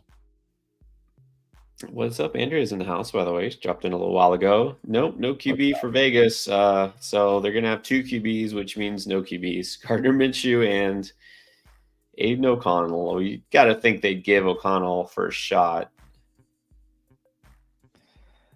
I mean, I would think that, but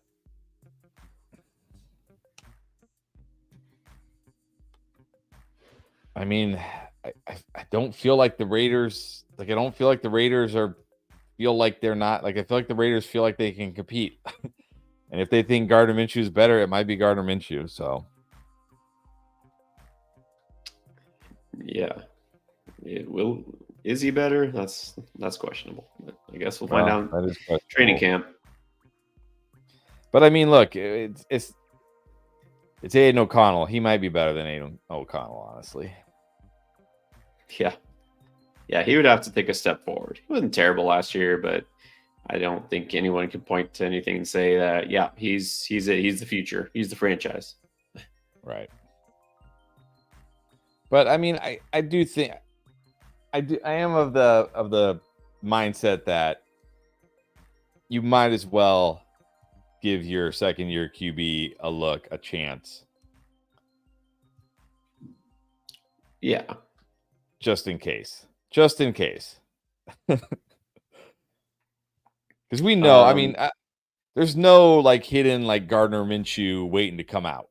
We know who Gardner Minshew is at this point, right? He's fine. If you need him, he's fine. He's serviceable, but that's it. Right? He wears cool jackets. He's got a cool mustache, but that's like it, right? You might as well find out what you got with Aiden O'Connell. If you're 5 weeks into the season and he's horrendous, okay, fine. Put Gardner Minshew in. Exactly. So, if I'm seeing this right, did Houston trade up to get this pick? Did they trade up this round, or had they already traded up previously? Or was this from like a trade they did earlier where they moved back? I don't know. I thought maybe I'm wrong. I think the Eagles were on the clock, and now all of a sudden it's the Texans. Maybe that was from earlier. But anyways, Houston, it says the pick is in.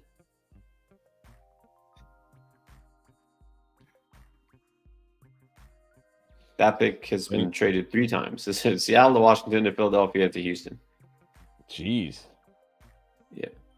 Nobody wants the 78th overall. But Houston's going to take it.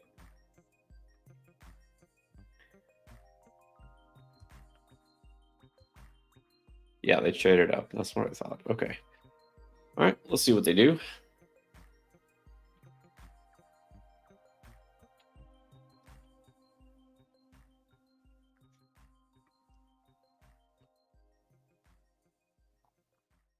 So the Colts are on the clock. Colts also with a pick that's been traded multiple times. And then we see the Bengals draft.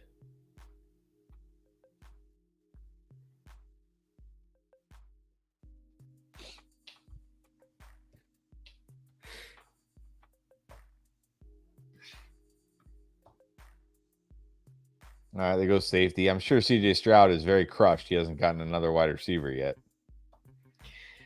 He really can't complain after they trade for Stephon Diggs. I mean, come on. But I saw like the thing when they were watching the draft, he like fell off the Pearsall. couch when Ricky Pearsall went to the 49ers. Like, dude, your team went out and got Stephon Diggs. Relax. You're okay. He can't really have expected that they were going to draft a receiver early, right? I mean, I'm sure he could want it, but there's no way he could have expected. I don't know, because then he said something like, "I'm sure we'll still take a wide receiver." Are you sure about that? Like, I get it. You're a QB and you want like all the wide receivers. I get it, but I mean, come on. Yeah, I don't think so. All right, so they go safety. Colts are up. Pick is in.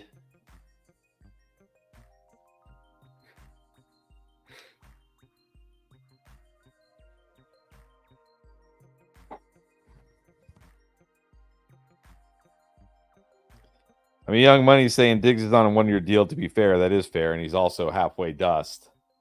So, well, that is fair. Yeah.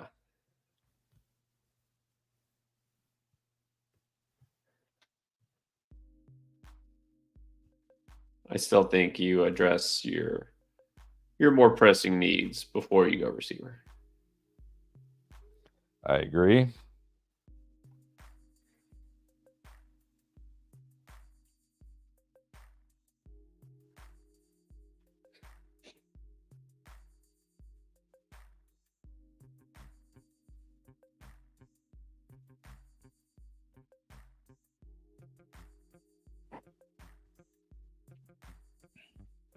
All right, tackle. So what'd they do? Oh, tackle. Yep. All right.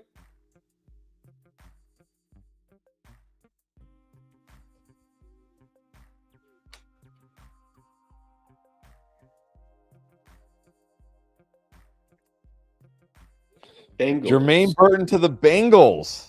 I was about to say, could the Bengals take a receiver and enter their bet against T. Higgins? Oh my goodness. Are we about to see T. Higgins get traded, or is this just if we can't work out a deal? Well, because he is on the franchise tag, right? So you don't really want to franchise tag him again next year. So wow. You like that spot or you love that spot? Again, this is gonna be kind of like Ricky Pearsall. If they trade T. Higgins, Jermaine Burton is gonna shoot up my rankings for sure. I kept talking about. I think Jermaine Burton is a very good player. Very good player. You look at it. 86 percentile against man, 86 percentile against press. Okay, he struggled against zone, but he's gonna play. He's gonna be the assuming T. Higgins is gone, he's gonna be the T. Higgins role, right? Chase on one side, Higgins on the other, right? It's gonna be like that. So doesn't have to worry, so much about being a zone beater in that situation. I loved his route tree. Really could run almost a full route tree. 4.45 40. He's got the juice. He's got the jets. I really like Burton as a player. Again, it's going to come down to T. Higgins. But look, another guy where maybe year one, okay, maybe if they aren't able to work out a deal to trade T. Higgins, okay, maybe this year he doesn't get a lot of playing time. But next year, when T. Higgins is gone and he becomes the 2 in that offense, you got to feel good. So, man. Well, here's the other thing. Tyler Boyd is a free agent, right? He's probably not back in Cincinnati, so they need a receiver anyways.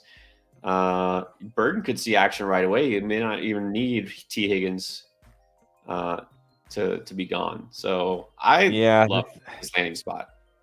The thing is, I don't know how. Anybody can be good out of the slot because it's much easier to run out of the slot. You're not going to get pressed. You're not going to face, usually you're not going to face the other team's best cover corners. But I don't know if that's where Burton profiles the best, but I mean, look, yeah, he could be out there. 3 wide receiver sets, sure, he could be out there in the slot, but I don't know if that's where his upside is going to come from. So, Right. Not the same type of receiver as Boyd. I don't think he'll play that role. Ideally, he is on the outside because he's more of a right. vertical threat. But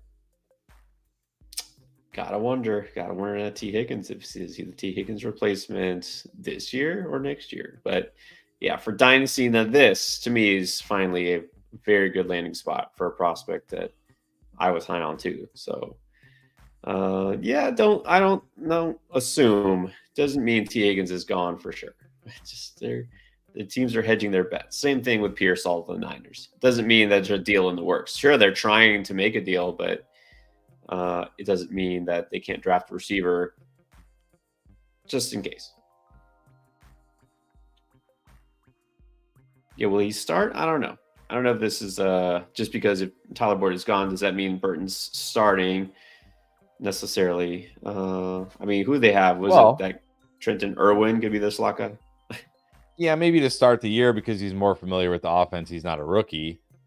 But we could see Burton take over that role as the year goes on. But again, what I'm really hoping for here for the real potential of Jermaine Burton, because again, I think Jermaine Burton,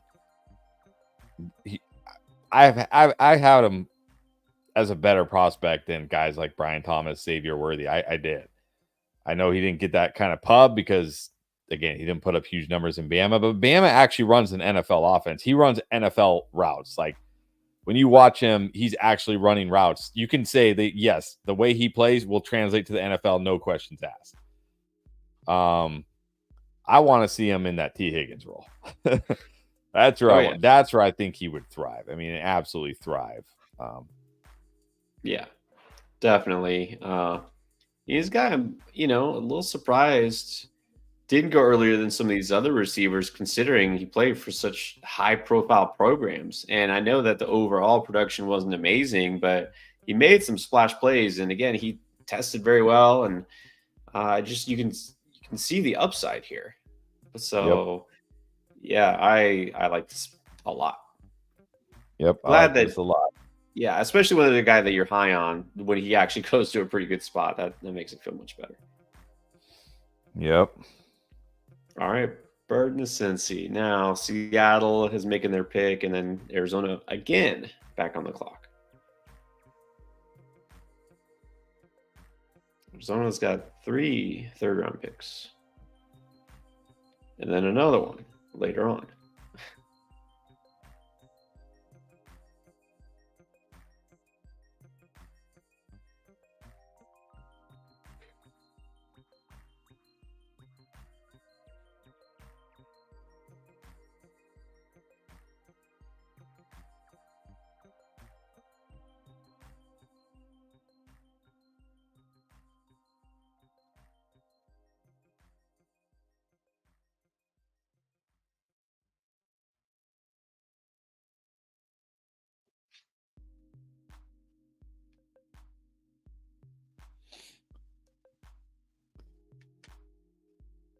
All right. Well, I thought we might have to wait till the Steelers to see wide receiver, but nope. Yeah, I mean, we were listing teams and looking, and Cincinnati was there. I guess didn't think. I mean, with nothing happening really with T. Higgins, and I'm not assuming something will, but I forgot about Tyler Boyd already being a free agent, gone. I mean, it does make sense.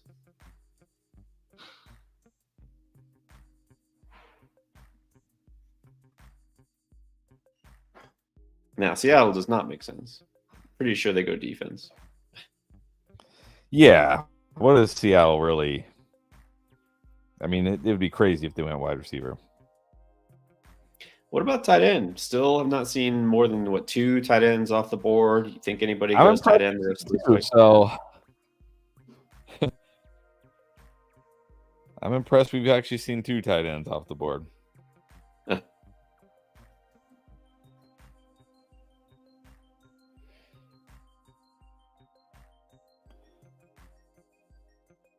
All right. Well, Seattle goes O-line. Yep, makes sense. Makes sense. That offensive line was pretty bad last year.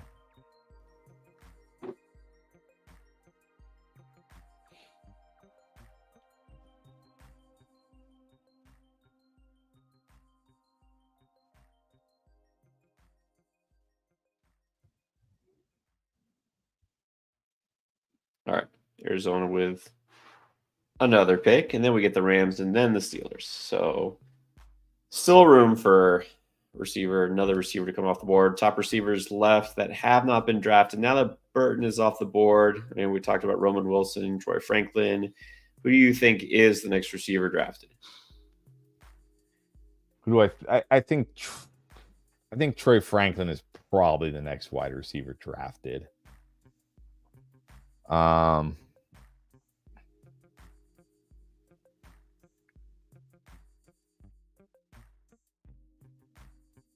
Maybe McMillan. I mean, I'm not a fan, but he comes from Washington. Got the size, got the speed. But I think if I had to bet on the next wide receiver off the board, it'd be Troy Franklin. Are you surprised Brendan Rice not going earlier, coming off season in USC? Caleb Williams. I don't know. I mean, he didn't have a great combine. I mean, he didn't have like a terrible combine, and I don't know. I wasn't very high on him personally.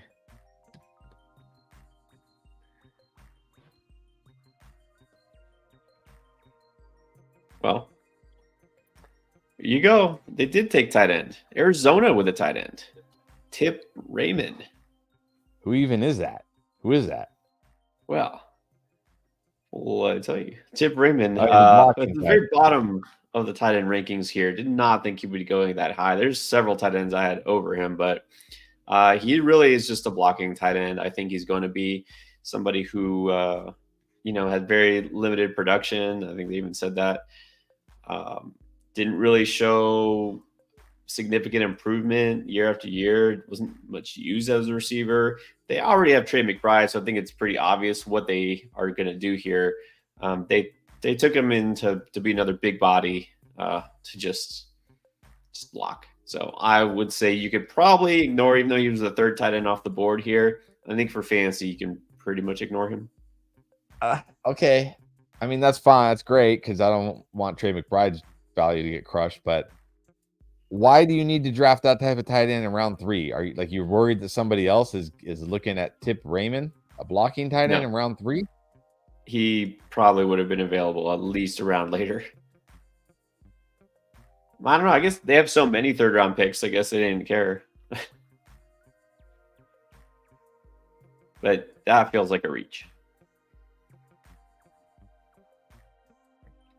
Oh, wow.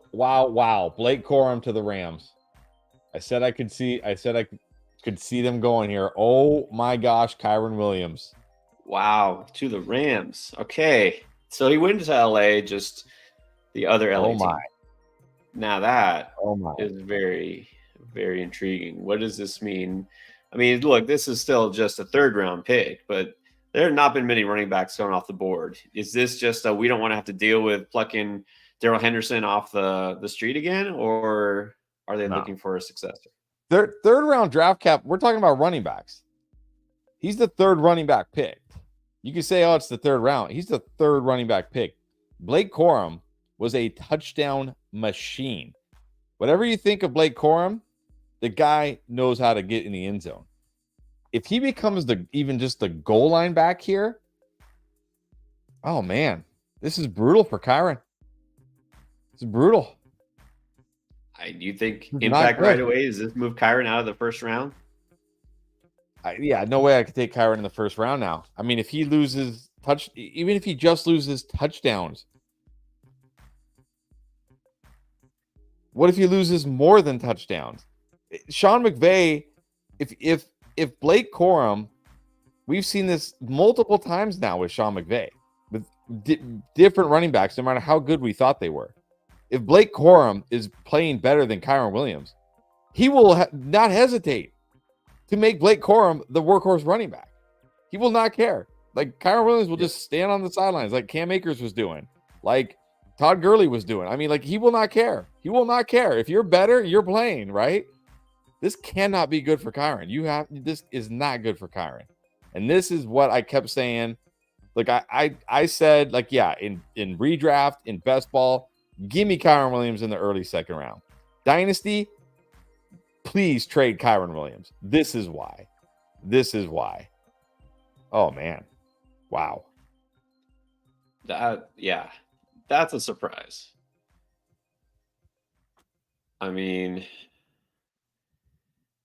running back, you never know. It seems like the teams that need one don't take one. The teams that take one didn't really need one. I mean, I get that they needed a reliable number 2 guy because of what happened last year, but yeah, I did not see the Rams going this early running back. Yeah, this I don't see how this in any way can be good for Kyron. Look, Blake Corum, I did not think Blake Corum was some incredible prospect.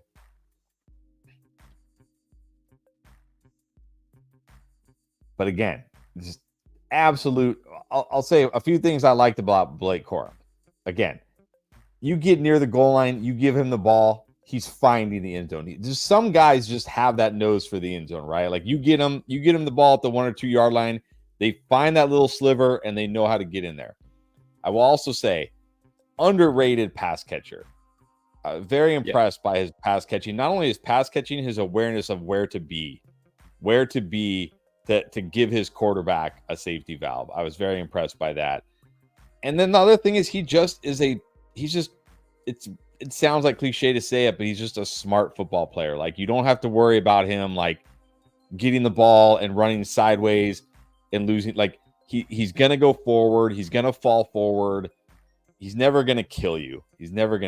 So, and now Roman Wilson to the Steelers, back-to-back Wolverines. This is brutal. So Steelers do get a receiver. Did they get the right one? No. This is good for Pickens, though, I guess. Yeah. Now Wilson is fast, but you're just unimpressed with his ability to separate.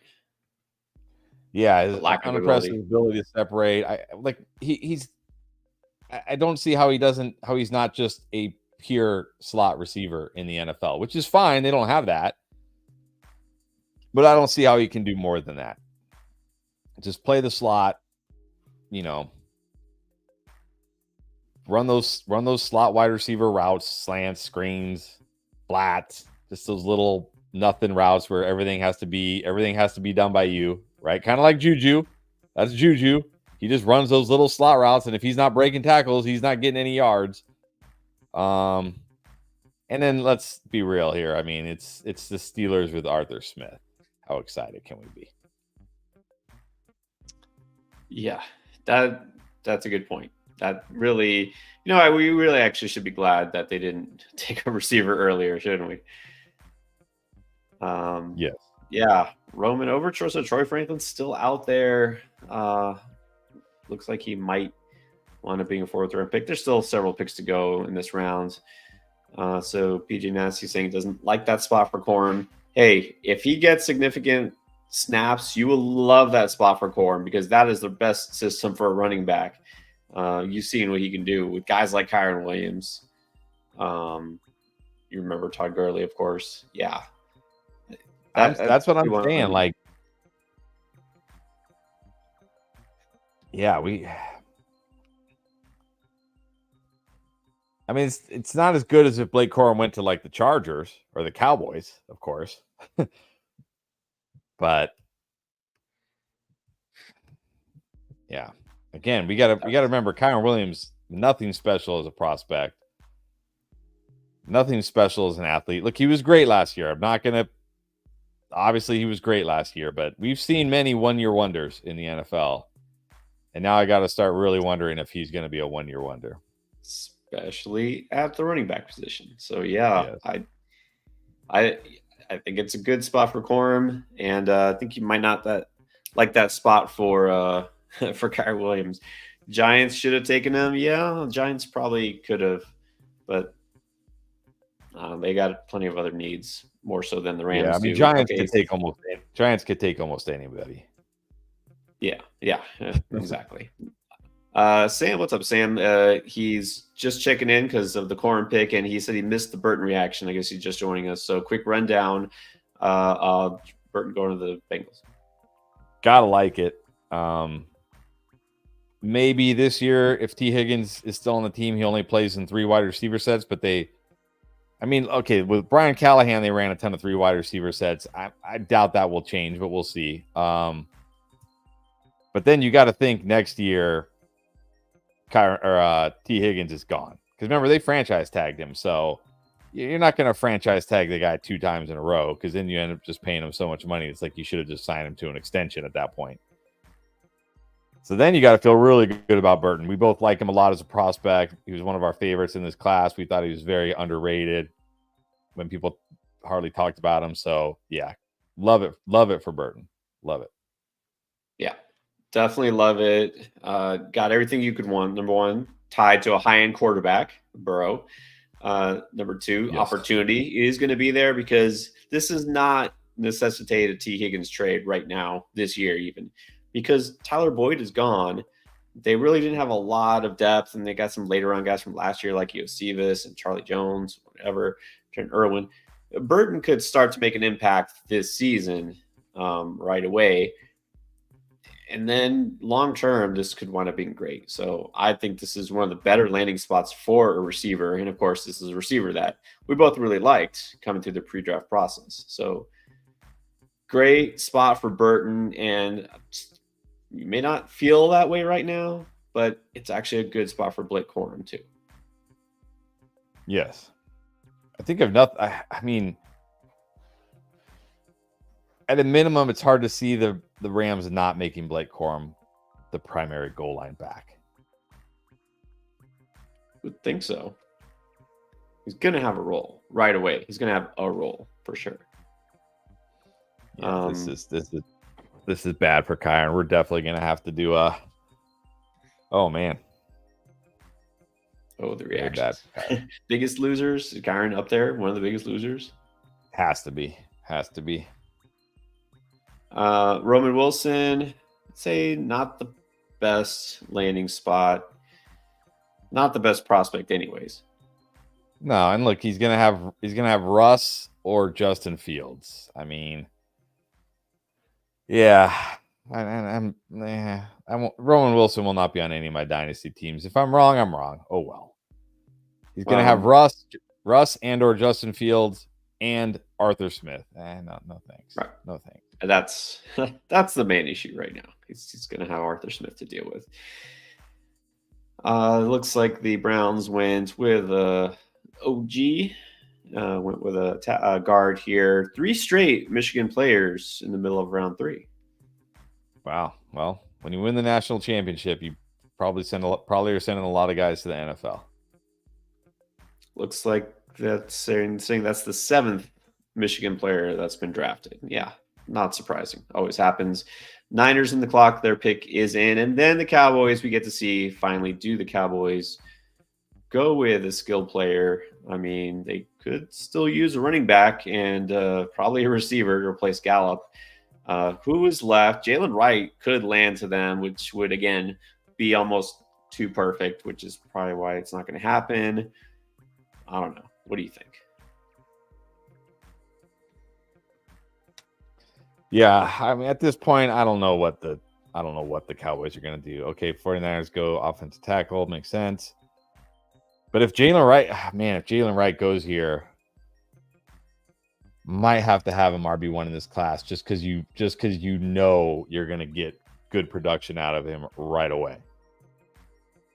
Yeah, that's exactly what I was going to say. If Jalen Wright to the Cowboys, yeah, I mean, Trey Benson would have been the dream match there for the offense and an RB, but Jalen Wright would be almost as good. Maybe they take a receiver. Franklin would make sense.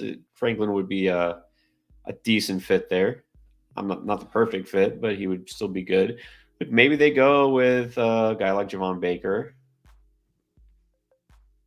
I think Baker would make more sense. They need that Gallup replacement. Franklin, to me, like again, not a guy you want to be your X receiver, because you already have CeeDee Lamb, who plays, about 50% of his snaps from the slot, plays a lot of off the line flanker role. You need that X. You need that X, receiver. And I think Baker profiles that more. Plus, he's more of the vertical threat, more of a vertical guy. So I think Baker would make more sense here than Franklin. Not that I like Baker more than Franklin, but I just think for the Cowboys it would make more sense. Yeah. I would still say Franklin would have fit perfectly in Denver, but oh well, they passed. Right? Get him with his college quarterback. Okay, so the Cowboys pick is in, but it's a commercial, so it'll probably be at least 3 minutes until we find out. Packers then on the clock. Packers have 2 of the next 4 picks, and so do the Bucks. It's going to be Packers, Bucks, Cardinals again, and then Packers, Bucks. So we're going to see a lot of repeat offenders here in the rest of this third round, and then some of those teams that have been waiting, like the Eagles and the Bills. And the Commanders again.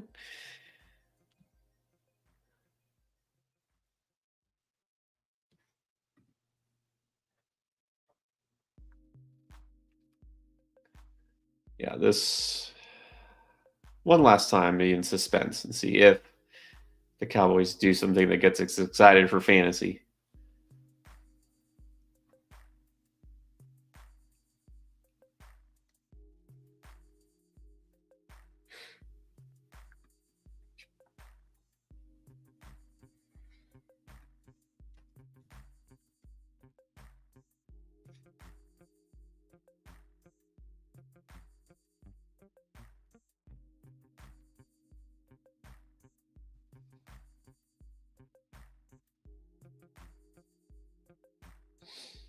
All right, still haven't seen the Cowboys pick.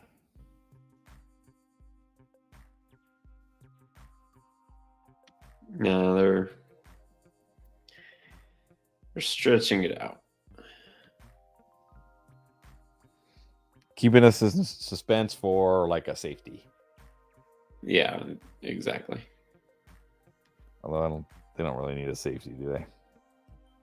A linebacker. Keeping us in suspense for a linebacker. They need a linebacker.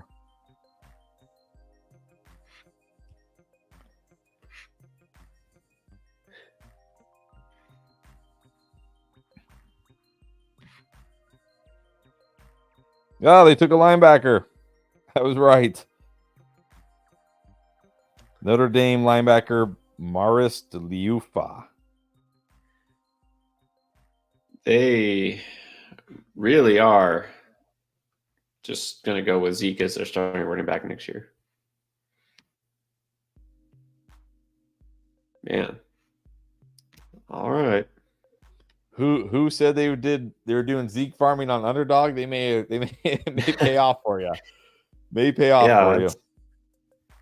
It could be.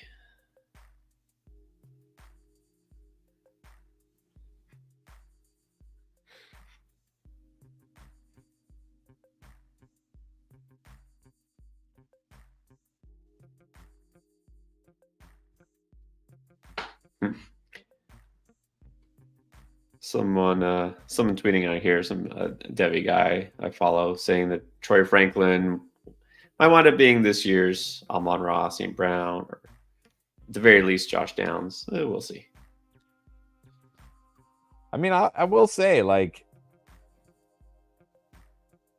I didn't love Amon-Ra St. Brown as a prospect. I didn't think he did a lot of things well, but it shows the importance of being in the right situation with coaches that understand your skill set. Because you remember, if you think back to Amon-Ra's rookie year, he did nothing the first half of the year. It was like, yeah, I told you Amon-Ra's a total bust.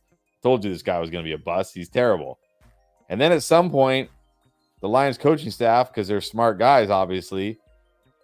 Because remember, if you remember back then, he was like supposed to be their wide receiver 1, and they were having him like Zeke league winner. And they were having him run these, on the outs, playing on the outside, just getting murdered by NFL corners, just getting murdered. And then they're like, let's try something different with this guy. And they moved him inside, and suddenly he took off, and they started running them more routes like that, and he took off. So that's why I said if Troy Franklin went to the Cowboys, I don't think it would work, because they would try to put him on the outside, because you're obviously not going to dislodge CeeDee Lamb. You know what I mean? Like, so. Yeah. So hopefully Troy Franklin goes somewhere where they already have that outside guy, and he can get the easier matchups. I think he needs it. Well, see if he even gets drafted here. All right, so where should we go to? Where are we feeling like calling it a night here? Yeah. And well, now the Cowboys have kind of burst the bubble of excitement on our running back getting taken. Let's see. Oh, Marshawn Lloyd to the Packers. AJ Dillon replacement. Well, there we go. Just as I said that. And not right. It was, you said Marshawn Lloyd, right? Yeah. Okay. Marshawn Lloyd, a guy I kind of like, Loki like. I mean, at this point, look, there isn't any running back that really stands much above the others. He's a little thicker. I mean, AJ Dillon replacement. Is he like an AJ Dillon, but without half of the quads? Right. Not a pass catcher. So look, I didn't love Marshawn Lloyd. I didn't hate Marshawn Lloyd. I was like okay about Marshawn Lloyd. But listening to Matt LaFleur talk, this is not a guy who just wants a workhorse running back. I certainly think this means AJ Dillon's going to get cut. The contract they signed AJ Dillon to basically was like the most cuttable contract I've ever seen. Like, we can cut you and we won't even feel it. I do think we see AJ Dillon get cut. And I think Marshawn Lloyd goes into that AJ Dillon role with Josh Jacobs in the Aaron Jones role, which, look, is still a great role for Josh Jacobs in this offense, the Aaron Jones role. But I think Aaron Jones being a total workhorse, I mean, maybe he was never going to be a total workhorse, but if AJ Dillon was the running back that was going to take work from him, I wasn't concerned at all. Marshawn Lloyd, I might be a little worried. Marshawn Lloyd was a good runner. He was a productive runner in college. Yeah, he was definitely productive. And here's the thing with Josh Jacobs, people look at it and say bad landing spot. They just signed Josh Jacobs. Josh Jacobs has been great. He's a workhorse back. Well, he was a workhorse back with the Raiders. Doesn't mean he will be. And of course, yes, the Packers did sign him. But what we also know about Josh Jacobs, for his age, which he's not that old, even for running back, he's got a ton of touches, right, under his belt. Yeah. And, he did miss a couple of games last year. Like every running back, that potential is there, right, to go down. And so very high end handcuff, I would say, Marshawn Lloyd. Yeah. And that's when you're the Packers and you have picked 25 and 28 this round, that's the luxury, right? You can use one of them on a running back. Yeah, exactly. Arizona again on the clock. Tampa Bay took a safety. So let's get through what you want to try to get through 32 with Buffalo, or you got to cut it before then? Yeah, we'll see. We'll see how fast it goes here. Not as excited about Buffalo now that they took Keon Coleman, but yeah, I doubt they'll make an exciting pick here. We can at the very least just try to get through Baltimore. And then there was just a report. I mean, it's just a report from Ari Mario. I don't know how you pronounce his name. No surprise, but it says the 49ers don't seem likely to move Brandon Ayuk or Deebo Samuel at this point in time. Which, I mean, yeah, you're not trading those guys for a 4th round pick or a late 3rd. Yeah, at this point, with day 2 almost over, yeah, it seems pretty obvious. They're not moving him. If they were going to, they would have already done it. All right, Cardinals go cornerback. All right. Packers back on the clock.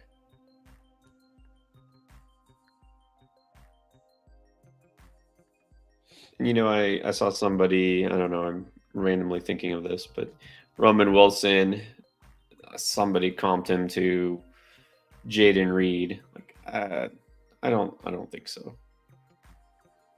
No. Roman Wilson is terrible.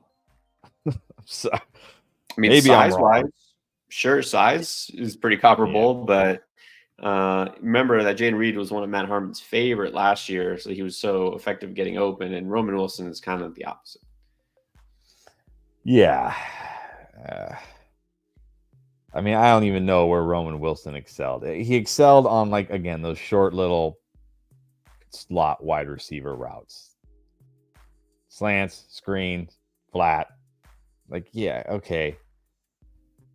No. All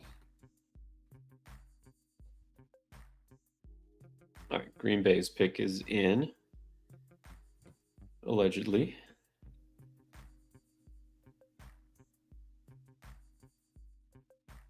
Now, for those wondering, if you see because they're going on break now. After pick 32, which you would assume would be the end, but no, they're going to be all the way up to pick 100, those special compensatory picks. So that's why you have a team like Washington picking again with the 100th pick. That's the 37th pick of this round.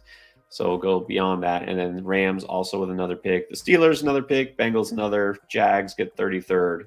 So that's those picks will go technically in the third round, even though we're going beyond pick 32. So third round will drag on a little longer. We're not going to probably stay for the end of it. We'll hang on maybe for another couple of picks and then sign out. But overall, day 2 impressions. I mean, again, we had some surprising landing spots. Not all great, but there were some good ones at least. Running backs. No, I think there are a lot of good. I think there's been a lot of good landing spots this year, actually. Better than last year overall. I would say the biggest surprise. I mean, there still is technically 1, 2, 3, 4, 5, 6 picks in the third round, and then some compensatory picks, or however you pronounce that word. I think the biggest surprise to me is, well, the two biggest surprises I think will be Jalen Wright. Looks like he may not be drafted in the third round, which is not good. And Troy Franklin may fall out of the day 2. So those might be the two biggest surprises for me. Yeah, kind of surprised at those. Not surprised that at the Patriots taking a receiver, but I didn't think Polk would go that high. I mean, we'll see long term. That might be a good spot for him. But yeah, of course, A.D. Mitchell falling farther than most people expected.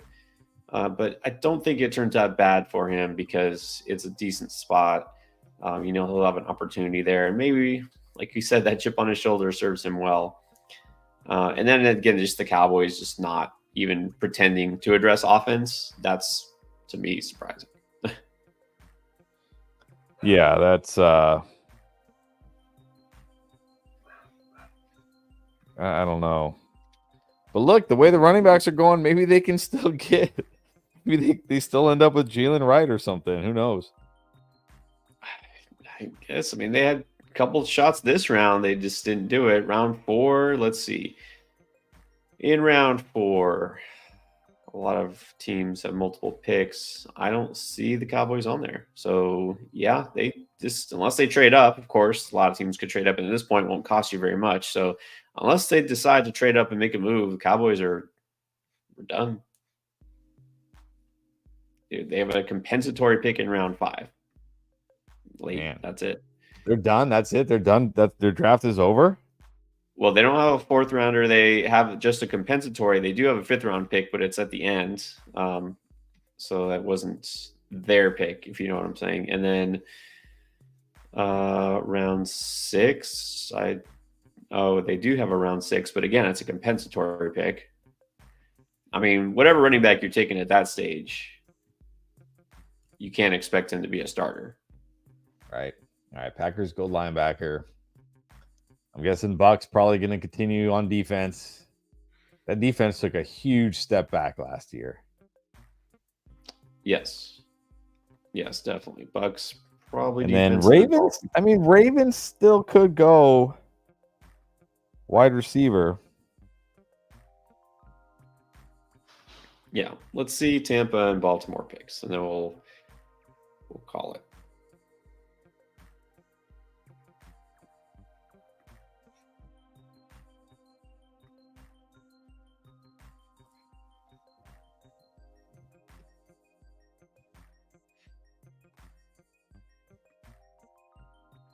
Best, again, we don't know what will happen at the very, very end of round 3, but best guys left as far as fantasy that matter. Receiver Troy Franklin, he said, still out there. Probably Javon Baker, Malik Washington, Brendan Rice, maybe Malik Washington, Johnny Wilson, Florida State. I'm sure he'll be a later pick, but those are the guys we got. Bucky Irving, we talked about. Jalen Wright seems like he should be the next running back off the board, but you never know. What about Braylon Allen, a guy, again, coming off Wisconsin? Great factory for running backs. He's talented, but he's super young. You don't think anybody takes a chance on him real soon? No, I never felt like he would be a day 2 pick. Again, it's just in today's NFL, these big backs that, like, not that he was bad. He wasn't bad by any stretch. He was good. But these big backs who don't give you much outside of just being big backs, you know, who can break tackles, it's just not as valuable in today's NFL. Like, the Bucks take Jalen McMillan. Interesting. There we go. We do have a receiver drafted. Tampa Bay. What do you think about that? They kept Mike Evans, got Godwin there still. Trey Palmer was number 3 guy. I guess he's not, a standout kind of player. Does McMillan have a role year 1? Probably not. I mean, he's still got. Yeah, I mean, developmental pick. Again, another guy. I mean, another guy I'm just pegging as a slot wide receiver, and I do think they actually. I'd have to look up the data. I could be wrong on this, but I do think they moved Chris Godwin out of the slot more last year. So maybe they're looking for that guy, but he's probably just going to be out there on 3 wide receiver sets in the slot. I don't really see him doing much else. I mean, another guy, you look at his route, like what routes can he really run? I mean, the answer is none. The question with him is really, did he just kind of benefit from being in that system that passed it so much, passed it so efficiently, had a pro-ready quarterback like Penix, had guys like Odunze and Polk out there drawing so much attention, right? Wonder if he's somewhat a product of the system. So Millen, probably not somebody going to reach on in Dynasty leagues. So let's see if Baltimore does anything shocking, and then we'll call they got the pick is in. Yeah, I don't see a path for Jalen McMillan for a while. Yeah.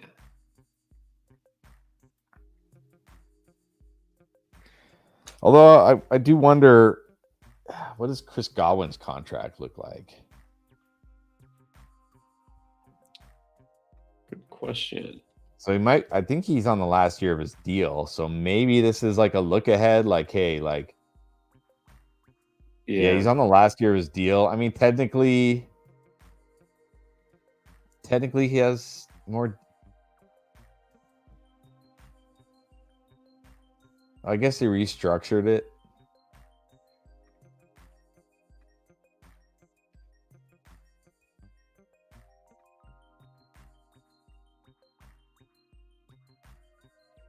I mean, if in 2025 they release him after June 1st, they're going to save $18 million cap space. So maybe this is a look ahead. Like, hey, if Chris Godwin wants a fat contract or something, we got Jalen McMillan. I don't know. I can't say I love it though. Can't say I love this spot.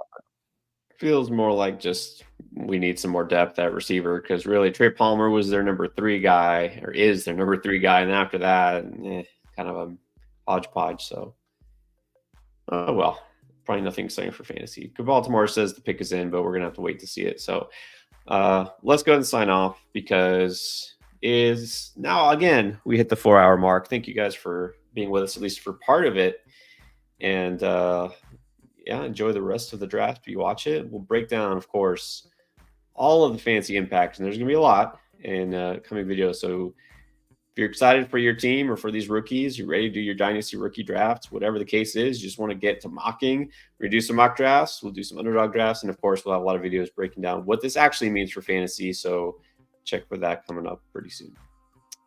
All right.